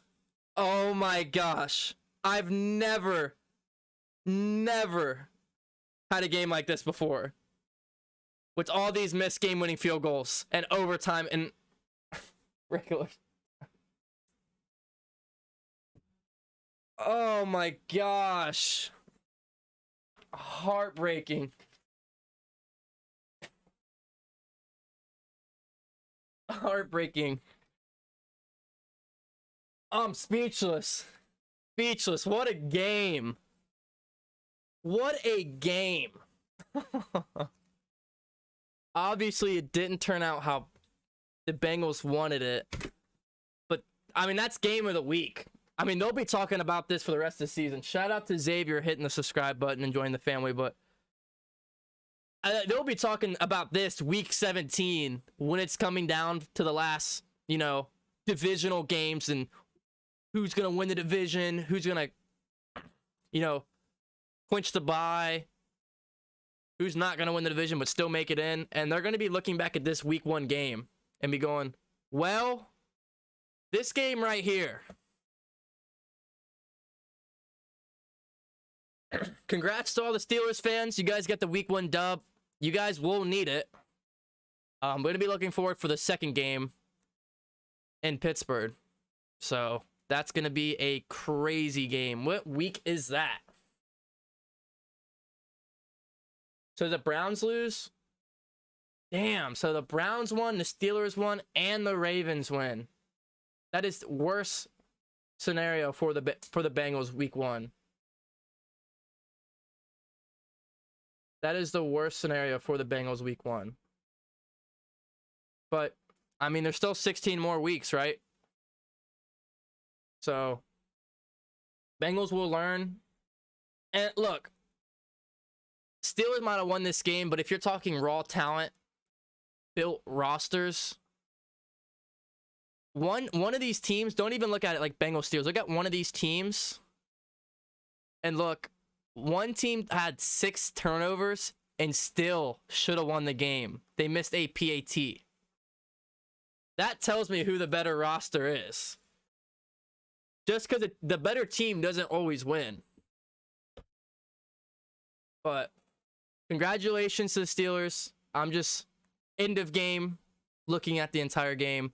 One of these teams had 6 turnovers and a pick 6 and still should have won with a PAT. So, I mean, if you're a Bengals fan, look, it's just week 1. We still have 16 more weeks. It's not the end of the world. We will play them again, and we still have divisional games. I'm looking at the schedule right now. Obviously, everyone thought the Bengals would win. They were predicted 6.5 favorites, 6.5 point favorites, which was tied for the most this week. They had the Dallas next week, which I will be live for, so please hit that subscribe button and come back next week. It's a 4 o'clock game. Week after that, they have the Jets, who the Ravens just played, and then the Dolphins Thursday night, and then the Ravens, Saints. So they don't play the Steelers until November 20th, and that is a 8:20 game. So that's either Sunday night or Monday night. One of the two. Is that Monday night or Sunday night? I believe it's a Monday night game. Correct me if I'm wrong. So we will see you Steelers fans November 20th at 8:20. But Bengals have a lot of stuff to take away. And that is, they can't lose games where they have the better roster. And that is, 6 turnovers will lose you a game.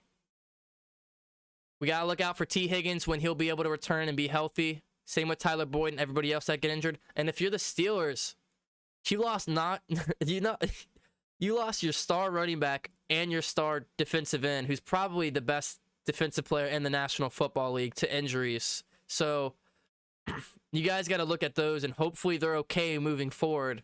I mean, they both went straight to the locker room after the injury, which isn't a good sign. So stay tuned for that. If you're a Steelers fan, even Bengals fans will, because that will tell us more about your season. If you guys, I mean, you're a totally different defense without TJ Watt, and same offense with Najee Harris.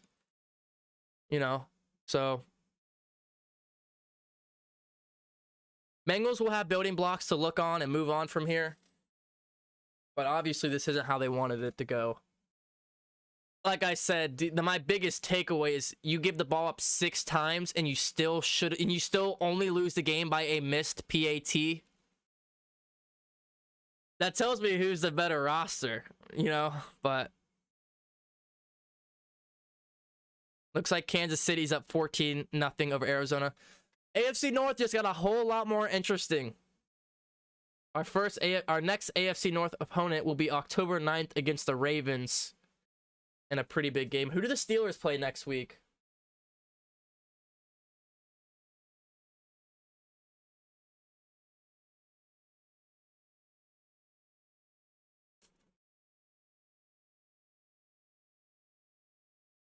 So Steelers have Pats, and then they have Thursday, September 22nd against the Browns, which will be a big game. Realistically, the Steelers could start 4-0 if you look at their upcoming schedule. I mean, they got the Patriots, who aren't very good. The Browns, who I didn't get to watch them today, so I can't speak. Same with the Patriots. And then the Jets. I mean, they could at least start 2-2 or even 3-1. And then they have the Bills and then the Buccaneers back-to-back weeks after that, which are tough.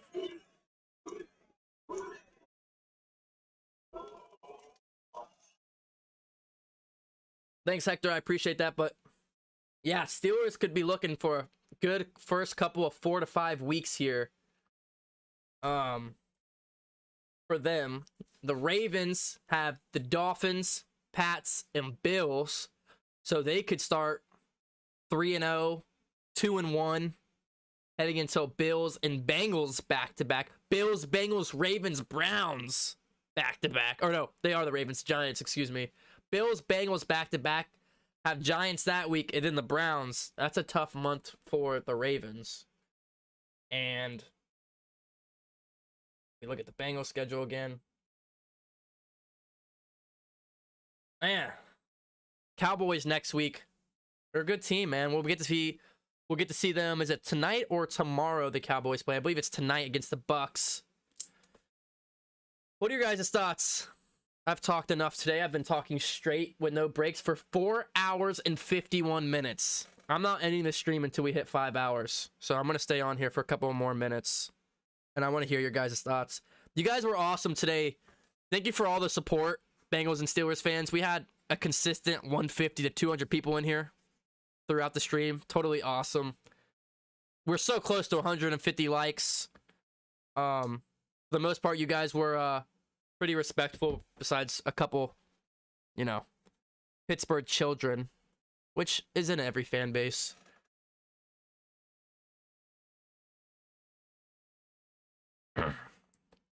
Don't know how to say that name, but this game shows that the Bengals won't have any fluke luck to save them this year. They choked. Cincy's season is over already. And that sounds like something an 11-year-old would say, so their season's already over week 1. And them making it to the Super Bowl last year was a fluke. In all realness, the biggest problem is that offensive line, man. We know Joe Burrow's turnovers. It is what it is. It's not going to happen week in and week out. It's that offensive line. We signed those guys, I mean, some of the best guys in the league, and they just really didn't play well until the fourth quarter. those guys seemed uncomfortable and off, not on the same page for 3/4 of football. And when they finally started to get it together in the fourth quarter, the Bengals actually started looking like a good offense. And so that's probably going to be my biggest offensive note moving forward, outside of the T. Higgins and Tyler Boyd injury. This offensive line, it's got to be better, and the chemistry's got to be better. So that's my biggest noteworthy on the offense. The defense was phenomenal. I mean, they were fantastic. They were really good. Your offense gives up 6 turnovers and you give up only 23 points. And I take that off because you take the pick 6 off of the 23. So you give up like 16, 17 points through 6 turnovers, or well, I guess it'd be 5 because you take one off for the pick 6. So through 5 turnovers, you give up 17 points. You can't play much better defense than that. They were put in extremely bad positions by the turnovers, and they, really only gave up field goals outside of that one Najee Harris touchdown. It is what it is, but, so I'm not worried at all by this defense. This defense looks ready to go. But that's also against the Steelers offense, which just doesn't look good. I think first off, the Steelers are going to be trouble. If TJ Watt did tear his pec, the Steelers are going to struggle. And if Najee Harris is hurt, they're going to struggle because look, I mean, they're only going to win games this year from their defense. It's no secret. Even Steelers fans know. You have to get, 6 turnovers to win a game because of Mitchell Trubisky and possibly a backup running back. So yeah, I mean, Steelers defense, probably the best defense in the league with TJ Watt. And, ultimately that won them this game. And that's how the rest of their games are going to be, because we know Mitchell Trubisky is not going to go out there and score 30 points a game like Kansas City, Cardinals, Bengals, all the high-powered offenses from the past few seasons. So,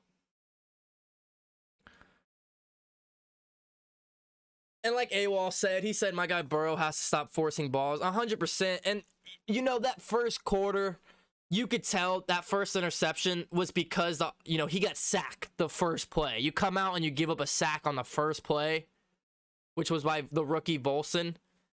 And you could tell that kind of shook up Burrow. He got into that, oh shit, the NFL season is back. These sacks hurt. I don't want that to happen. And so what does he do? He kind of flinches it. He gets the ball out because there was pressure on almost every single play in that first half.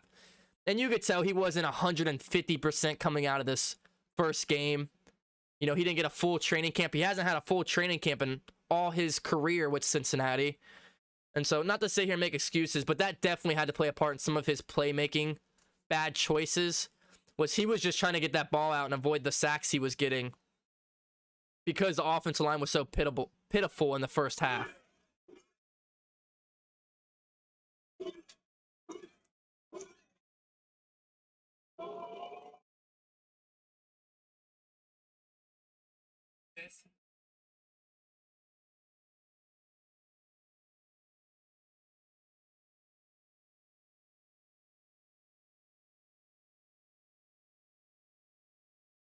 Sorry guys, I'm just watching this back from my TikTok. If you guys are still in here, please give me a follow on my Instagram. I post a lot of good stuff on there. I'm with the Fox 19 sports crew here in Cincinnati, so I'm constantly going to Bengals practices, FC Cincinnati games, all the good best high school sports games, Reds, when even though their season's over, etc. So you'll see me constantly posting stuff on there throughout the week. The Discord, if you want to talk to other Bengals fans, there's like 160 people in there. All Bengals fans just talking and having a good time. My Twitter's pretty juicy. But totally up to you guys. What are you guys saying? Who wins, Dallas or Cincinnati? I don't know, man. I haven't watched the Cowboys yet. I'm going to have to watch the Cowboys tonight, as all Bengals fans should. Shout out to Johnny, by the way, for joining the family. All right, Richard, have a good night, man. I wish there was more Steelers fans like you. Fantasy Bengals said agreed. Brand new O-line. That's the first game they play together. Pure stupidity. Yeah, man. I mean, it's just an offense which Cardinals score here, James Conner. So they're going to get back in the game 6-14 now. It's going to take time for these guys to gel, and I think a lot of us were hoping they would be ready week 1, and they obviously weren't until about the 4th quarter.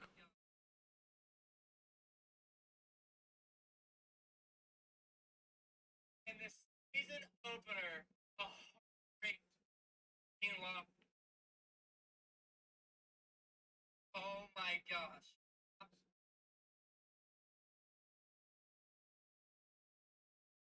Why are you bots still going? Anybody else got something to say? Thank you. Oh, back to back.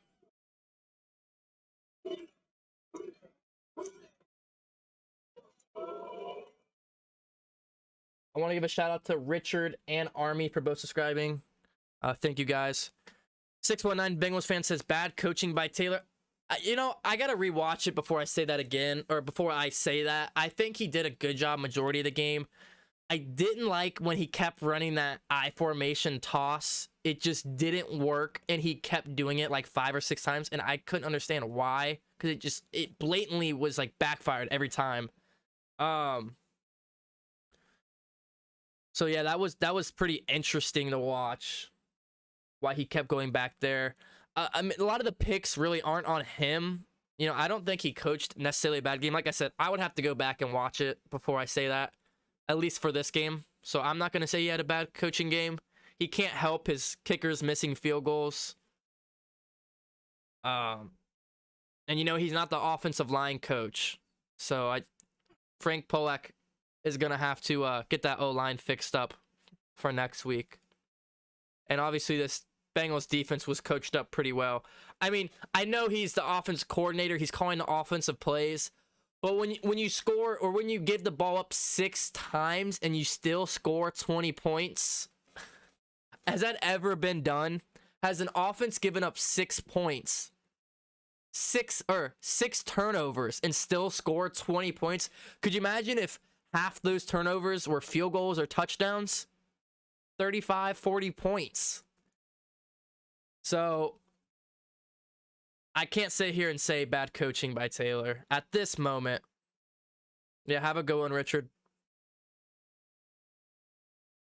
What if Cincinnati starts 0-2 this season? Any concerns? I mean, there's definitely going to be a little bit of concerns. Of course, national media is going to pick up on it and say, oh, Super Bowl slump, Rams, Bengals losing, because, you know, that is statistically been a thing in a lot of these past years. Would I think it? I mean, no, because you got to bounce back win against the Jets no matter what. I mean, I say that, but anything's possible. So in theory, if we lose against the Cowboys, you win against the Jets, and then you got Thursday night Dolphins could go 2-2, and if you did go 2-2 at that point, you got another divisional game with the Ravens week 5. So this is what I'm going to tell you. Like, I'm not going to jump the bandwagon and say we need to be concerned, because we don't know what's going to happen to the Cowboys. You can mark it easy win for the Jets, although you can't, because you never know. Thursday night and the Dolphins, I think the only time I'm going to be concerned is if we lose to the Ravens week 5. If we lose to the Ravens week 5 and we didn't play well in the Cowboys, Jets, and Dolphins game, that's when, for me, I would be concerned, because if you start the season going 0-2 in the division, that's not a good look. And if you guys recall, the reason the Bengals did so well last year was because they balled out in the division. They played well in the division. You swept the Steelers. They played it good against the Ravens. Struggled a little bit against the Browns, but, you know, they did good against the Ravens as well. And so, I mean, the AFC North, it's so good every year, where if you can win in the AFC North, you can win the Super Bowl. It's just, that's any team. The AFC North is so stacked where you're playing such good teams twice a year, times that by 3, it's 6 games a year of, you know, Super Bowl potential teams. That's why the Bengals were so good. So if the Bengals start 0-2 in the division, a little bit of concerns for me. But if you lose against the Cowboys should be a good team this year. You know what I mean? And it's in Dallas. Now, okay, if they go 0-3 with the Jets, a little concerning. But my only concern would be if they lose out against the Cowboys and the Ravens, because you just got to win in this division. It's how you get to the playoffs. You win in your division. You clinch your division, and the AFC North is no joke of a division. So, sorry, I could have said that in a lot less words, but and Danny said this well. We beat Cincinnati ourselves. Cincy beat Cincy, and when you look back at this game, it's very well true. The bad turnovers deflected by linemen, which there were 2 of those. You know, the early pick six, the missed field goals. I mean, there's a lot of things you can point to and say, well, you know what I mean? Shot yourselves in the foot there. How many times did I say it during this game? I said it at least 5 times throughout the stream. Oh, shot ourselves in the foot. Shot ourselves in the foot. So, I mean, those toxic Steelers fans could come in here and say whatever they want. But at the end of the day, even though the Steelers won, just by watching this game, you can get a feel for the better roster. It's really not close. If you watch the game, the Bengals have so much of a better roster. They turned the ball over 6 times and lost by a missed PAT with seconds left in the 4th quarter. I think I'm going to end it on that. Any last comments, guys? We've been live for 5 hours and 3 minutes nonstop talking. So I need to get out of here. I appreciate all the support from you guys. I really do. Make sure you come back next week for the 4 o'clock game. I will be here as always.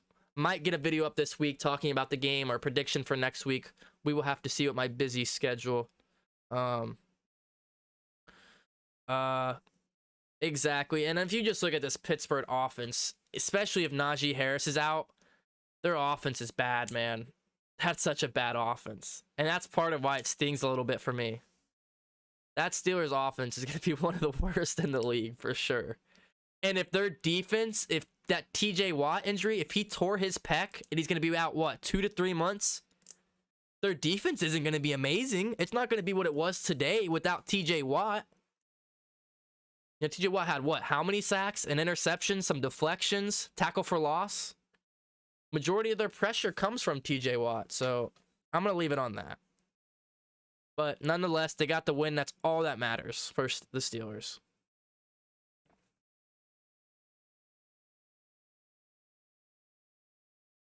Somebody correct me if I'm wrong. Didn't we kick the last field goal on a 3rd down? I believe we did. I believe so. I believe we did. But at the same time, it's like you got to have trust in Money McPherson. You know, he's the only reason we got to the Super Bowl last year because he was so clutch. So if you're going to go in there doubting your kicker, you're going to put doubt into his mind. So it's easy to look back on it and said it was the wrong thing, but it's harder to be in the moment and say, you know, what's right or wrong.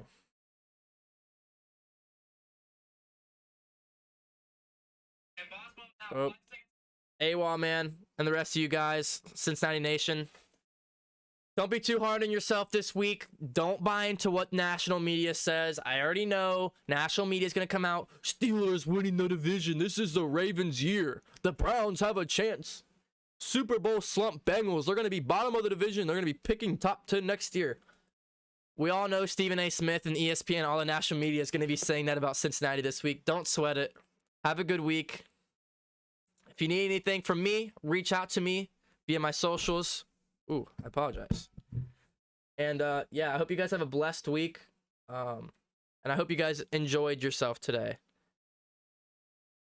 I'm going to wrap this one up. As always, guys, stay you, stay true, and hoo day.